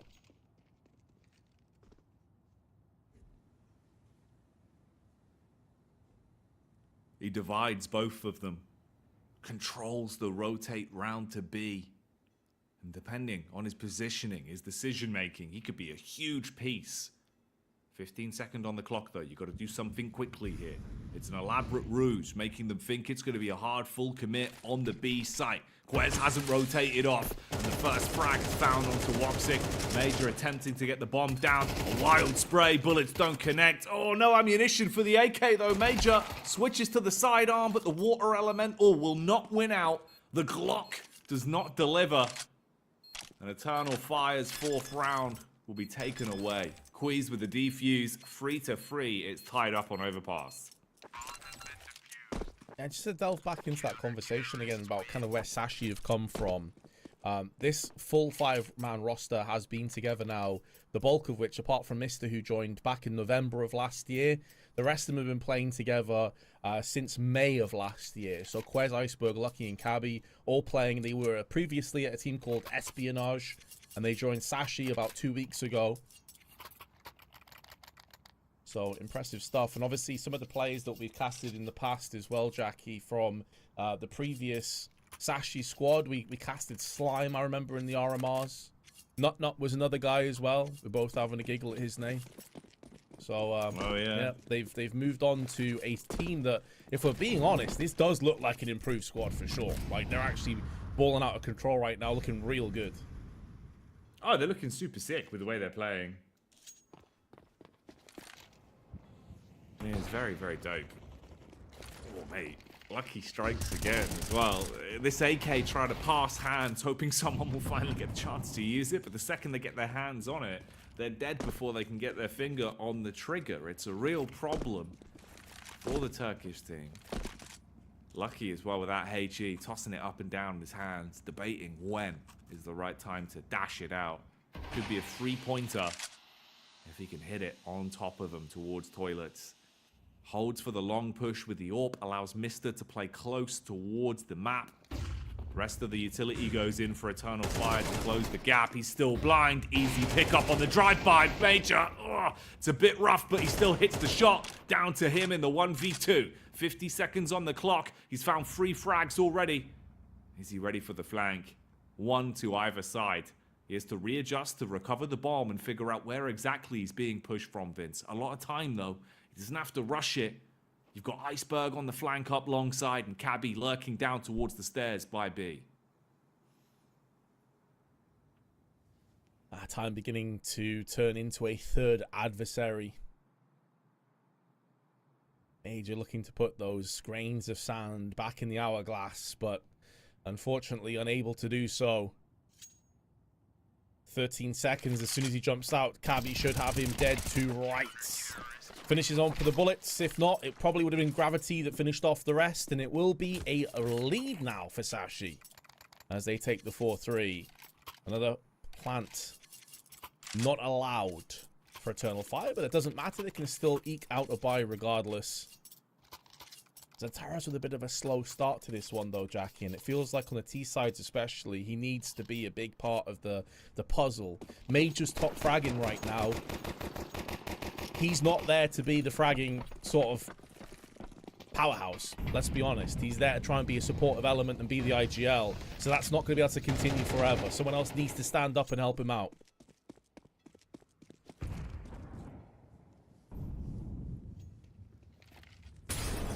Cabby. Oh, toes in the flames. Somehow it seemed like they didn't read off the back of the audio cue, though. So he still gets one. Cabby, always so aggressive time and time again. He gets these opening picks. It feels like he's a magician, Vince. He just pulls off these plays that they don't expect. No matter what map we're on. Iceberg clapping back as well, down towards Connector. And this is looking rough for Eternal Fire. You're falling to pieces. You need someone to step up. And Woxic armed with the AK hits one on the rotate down towards Monster. At least equalizing it into a 3 versus 3. Health, though, anything but equal. Certainly in favor of Eternal Fire. Lucky down at 37. No grenades for Woxic, but tons in surplus on Major and Wicadia. Problem is only one smoke. Does Major even want to toss one out onto the dumpster or maybe the bank? Or do they prefer to just walk in slower? We just seen the answer to that question as he pulls a smoke out that's going to be lined up more than likely onto the dumpster side. In fact, it's a Molotov tossed in, and he throws a smoke behind them. So he's anticipating there's going to be a fast flank behind them right now, and that affords the luxury of the post plant coming through and default position plant. The grenade's not doing much. Molotov and HE just tickling Wicadia down to 53. And a HE tossed in as a parting gift. Major on the side of that smoke, anticipating that rotation, but he comes out second best against Iceberg. Oh, Woxic. Hearing the footsteps and trying to adjust. Pulls out the blade for the reposition. Good timing. Hits the first head. More to be done. Woxic causing problems. The AK annihilates. Spams in the smoke, Vince, but he can't find his life target. He can't find him. Mister hiding inside the shroud of the smoke. Peeks back out after committing to the defuse. Beheads him and lays claim to that round. Oh, it was sick moves with the rifle. But it's not enough in the clutch. That's the second time that Sashi have got a defuse in the smoke right underneath one of the T's. That is going to sting for Eternal Fire. And that was 2 beautiful shots from Woxic, especially the double tapped first kill through the smoke. It would have been a sick moment if he pulled off that 1v3, but it was a bridge too far. And now Sashi extend that bridge towards the finish line, towards a grand finals victory, towards qualifications for the Esports World Cup. There's still a long way to go between then and now, however, but they've got themselves a 2-round advantage.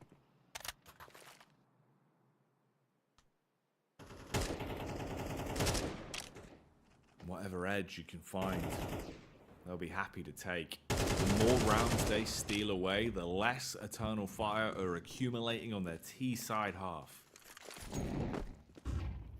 That's the sole focus for Sashi right now. Cabby, how does he always get into the right place? Appears from absolutely nowhere. The connector conundrum, scratching their heads about how he got there, and Cabby might have just secured round 9 off the back of one single play. They don't see the shadow. Calyx walks in through Monster. There was no read on it. Trade back from Mr. at least. And the last 2 Ts want to attempt the same fate, Vince. A duo in round 9 with just under 40 seconds to clutch it. Mate, is Cabby like plugged into the Matrix or something? Because his movement is outrageous. Like, he always finds the timing peaks. He's always in the right position at the right time. Absolutely stellar performance throughout this entire best of 3. And with 17 seconds, Eternal Fire, I mean, they're just grasping at straws. They're desperate. Mister can just hold down on barrels. It's not a position you're going to check in this kind of a time left. And there's the wide swing. And there's the comfortable win. 6-3 the score, but Cabby again take a bow. He's on 14 frags and we're moving into round 10. He can't be stopped, mate. He literally cannot be stopped. This is Cabby's world, and we're merely living in it at this point. As round in, round out, he's got the timing, he's got the drop, and he's been skewering Eternal Fire, isolating their rotates, and making it very hard for them to really flex their muscles. It was a great start on the T side, but since then, Vince, it's been a landslide where Sashi have come back and started to rip their way through it.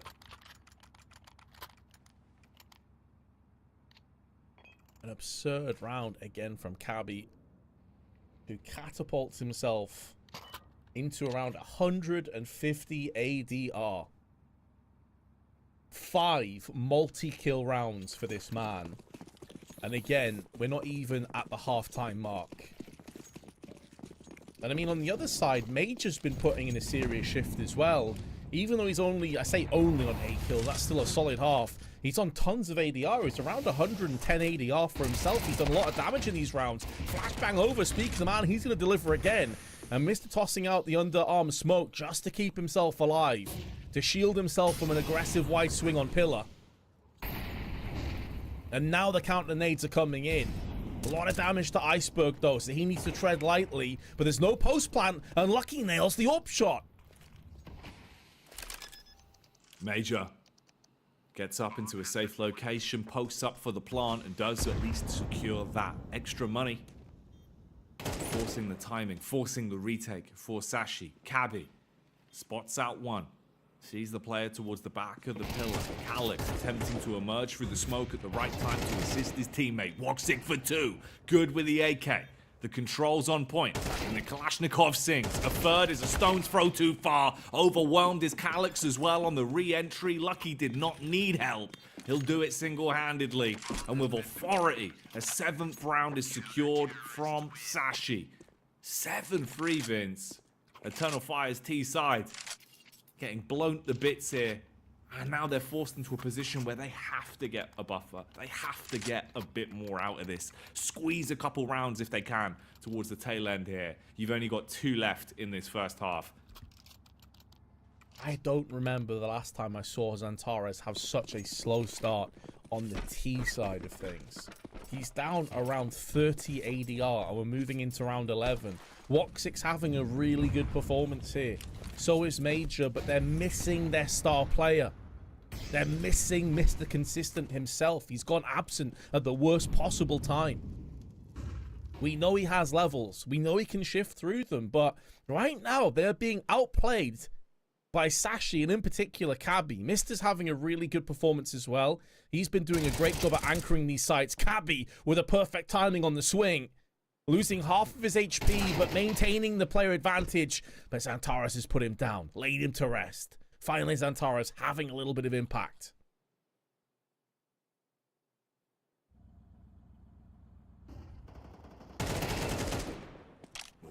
Mister up close and personal versus Calyx and teaches him a lesson in close quarter combat there. Exchange of nades as well. Smoke back off towards the bins, blocking off the stairs peak. Lucky looking for the jump spot. Info close. Xantares. He thought he had beat the timing, but he does not. Instead, beaten into a pulp by the AWP. Lucky good for 2. Oh, the gut punch Vince was coming, but he couldn't pull the left click off in time. Loses out on that one and gives Wakadia a chance. A 1 versus 2. Can he clutch this and give Eternal Fire a fighting chance? They desperately need it, don't they? They haven't had many opportunities. It's been crumbs and scraps off the edge of the plate that Sashi have given them. Unable to capitalize on any of them. Wakadia decides to go in for the plant now. Has an extra smoke. Tosses it onto the dumpster. A HE also by his side. A weakened Mister. A bullet away from his demise, and there is a small gap between the two smokes that Wakadia may try and exploit and use to his advantage. And he's playing inside it for the longest time, and I think they have a good read of the situation. The problem now for Wakadia is that once he comes up the dumpster, he should be a goner, and they're going to go for the full defuse again, banking off the idea that Wakadia would assume the fake would come in. It's not the case, and for the 3rd time, Sashi just hit the defuse button and do not let go. What? My God, Vince. The confidence on it, the just sit and stick like a mother hen over an egg, man. Guy was not moving for love nor money. There's no way you were forcing him off it, and Wakadia doesn't bite, doesn't believe that it's going to be the confidence ball. And they've stolen it. That's the round for them. 8-3. Best you can hope for now for the Turkish team is if they can find one more and get an 8-4 split at the end of this first half. Right now, the Danes are blowing them to bits, and it will not change in the opening pick. First frag goes the way of the CTs.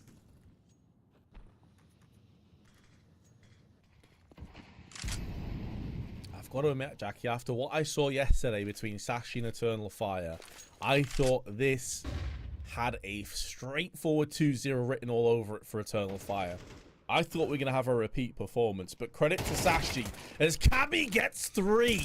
2 with the M4, switches to a sidearm, shuts it down. It's 9-3. Eternal Fire in real trouble.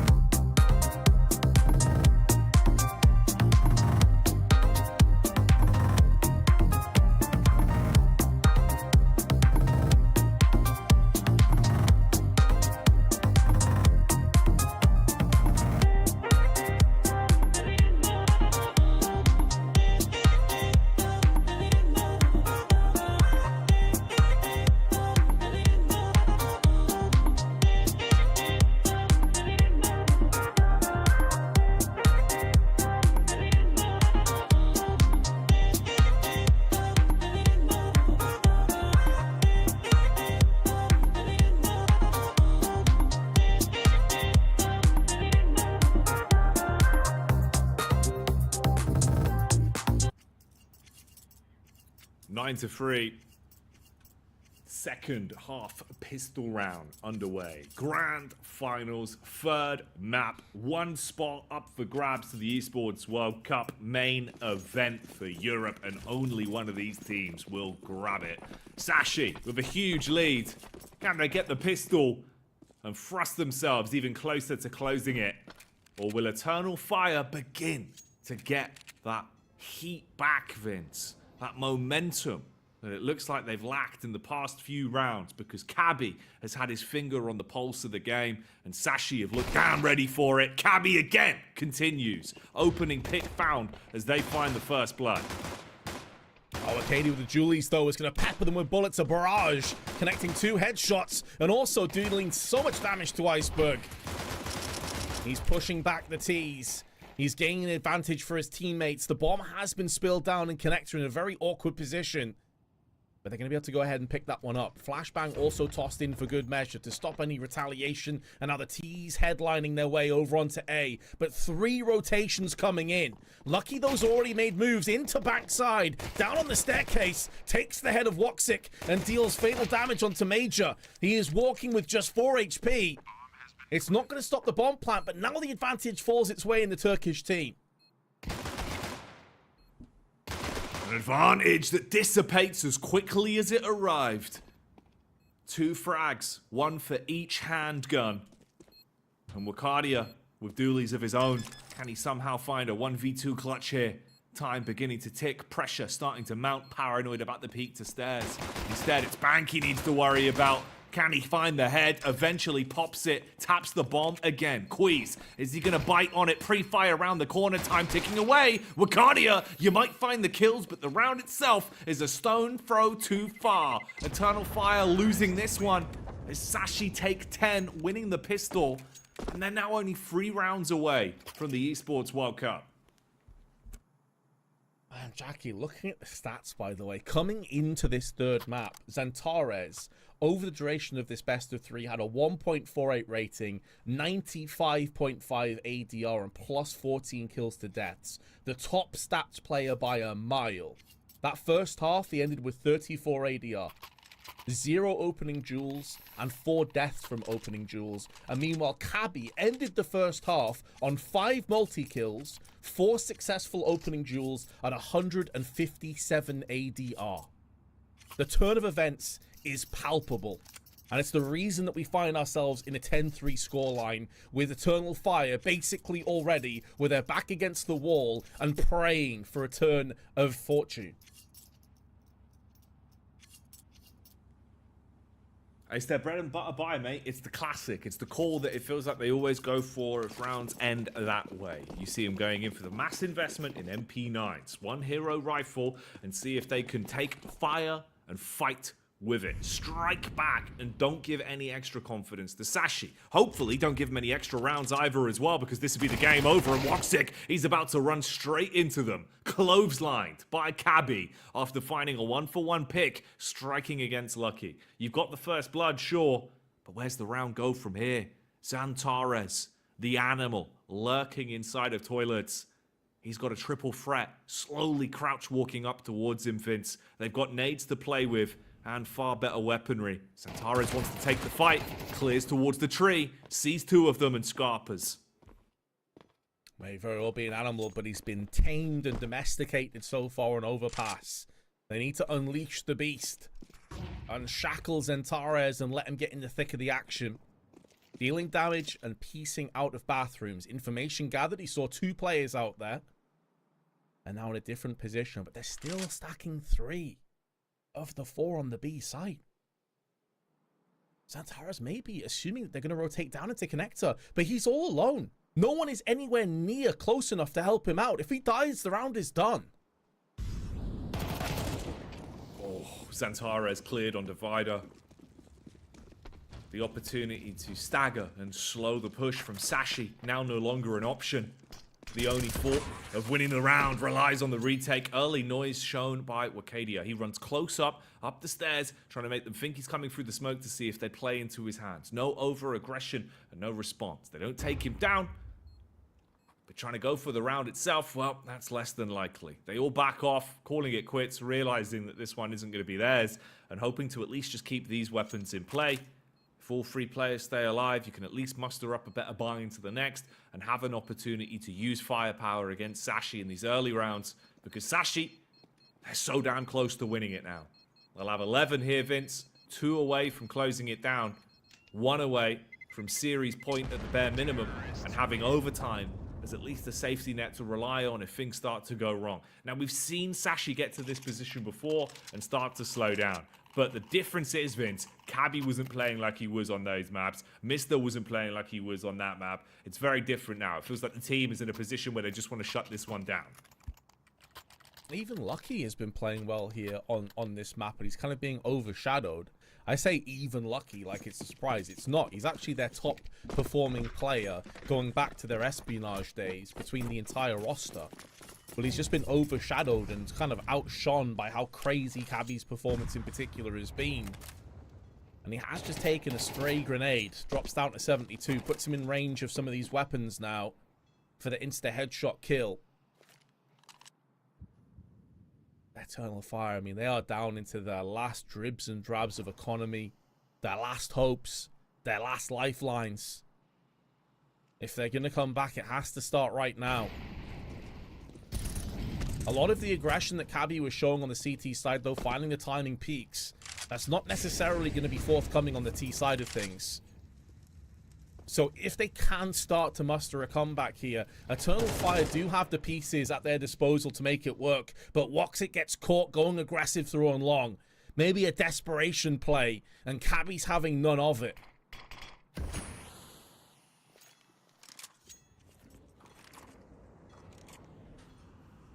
4 versus 5 then, Calix. Close on short. Oh, he sees them, Vince, and the lineup's good for 2. Even able to back off and stay alive. Body blocked by his teammate.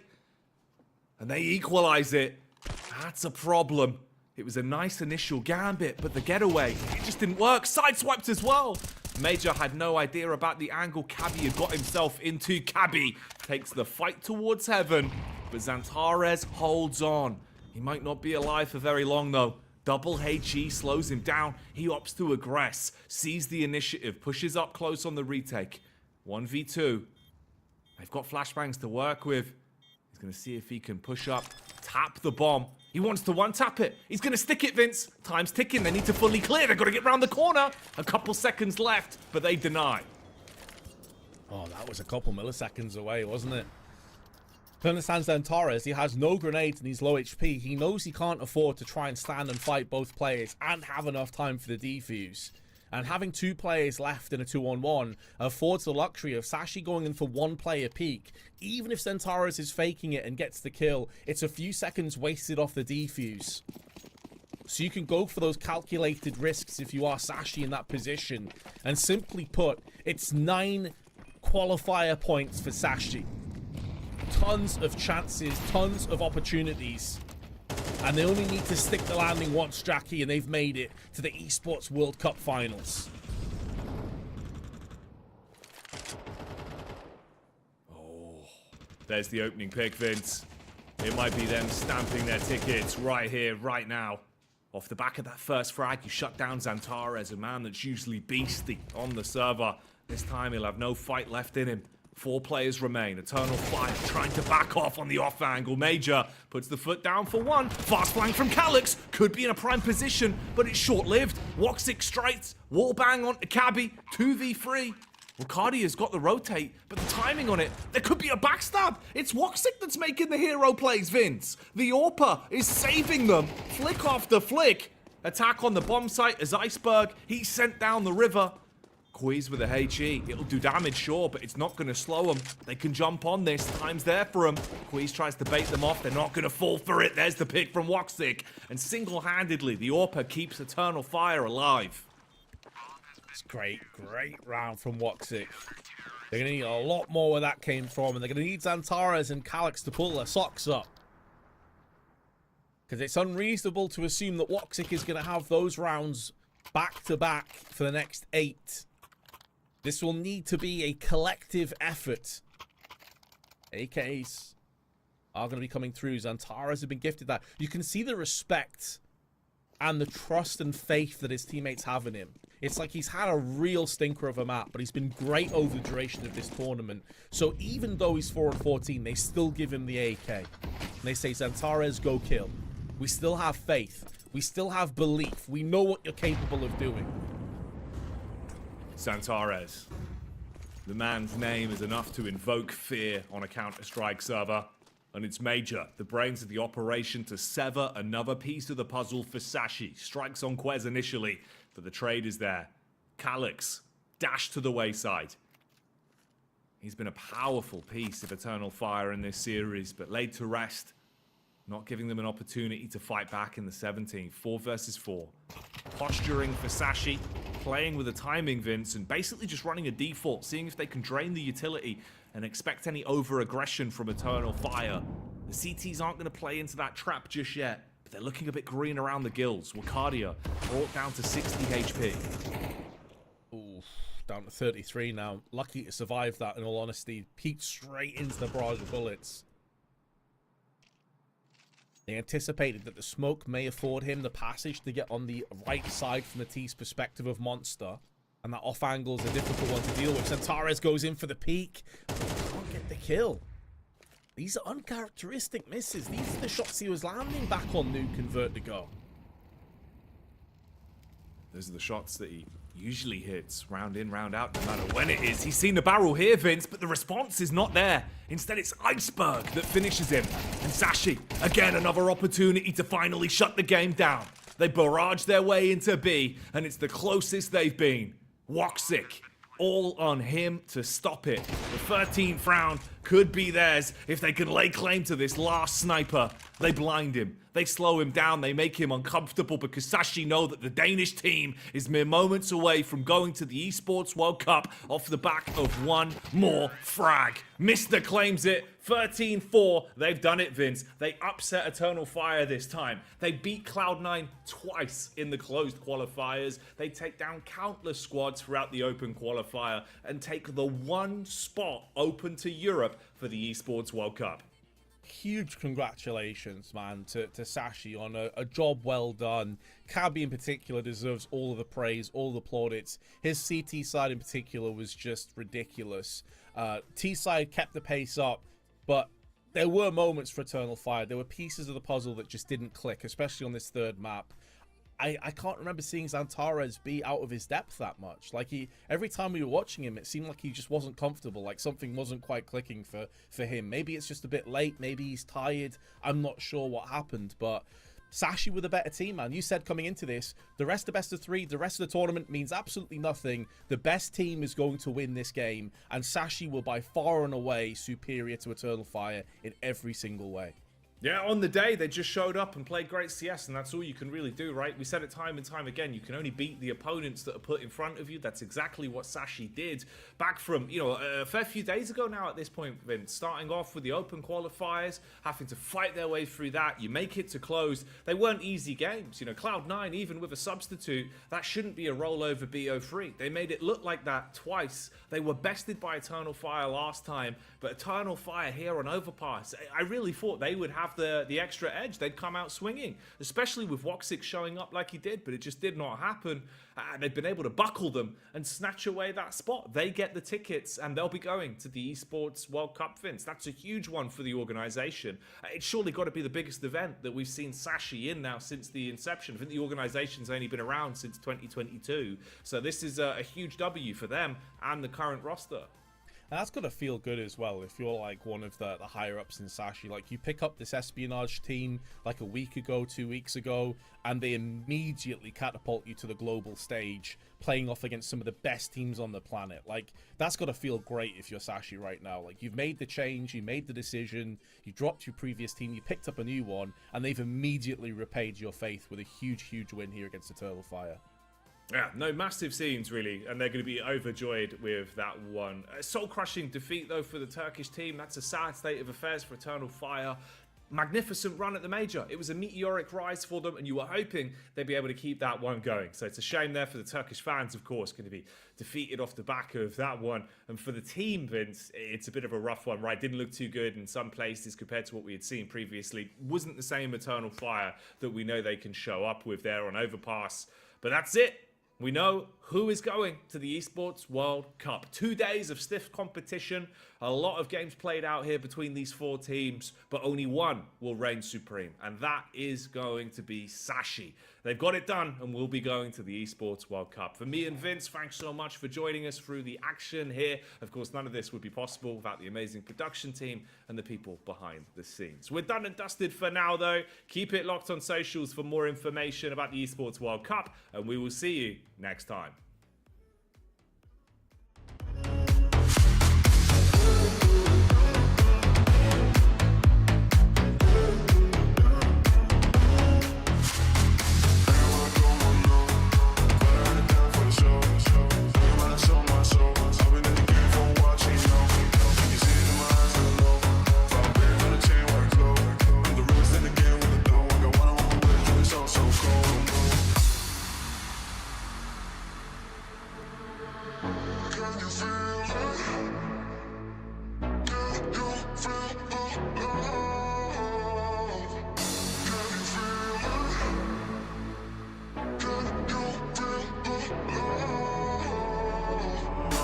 Can't go if it ain't about my dough. Don't go, my phone got my shit on airplane mode. Don't talk no more, yeah I heard it all before. So cold, I froze, only thing on me is gold.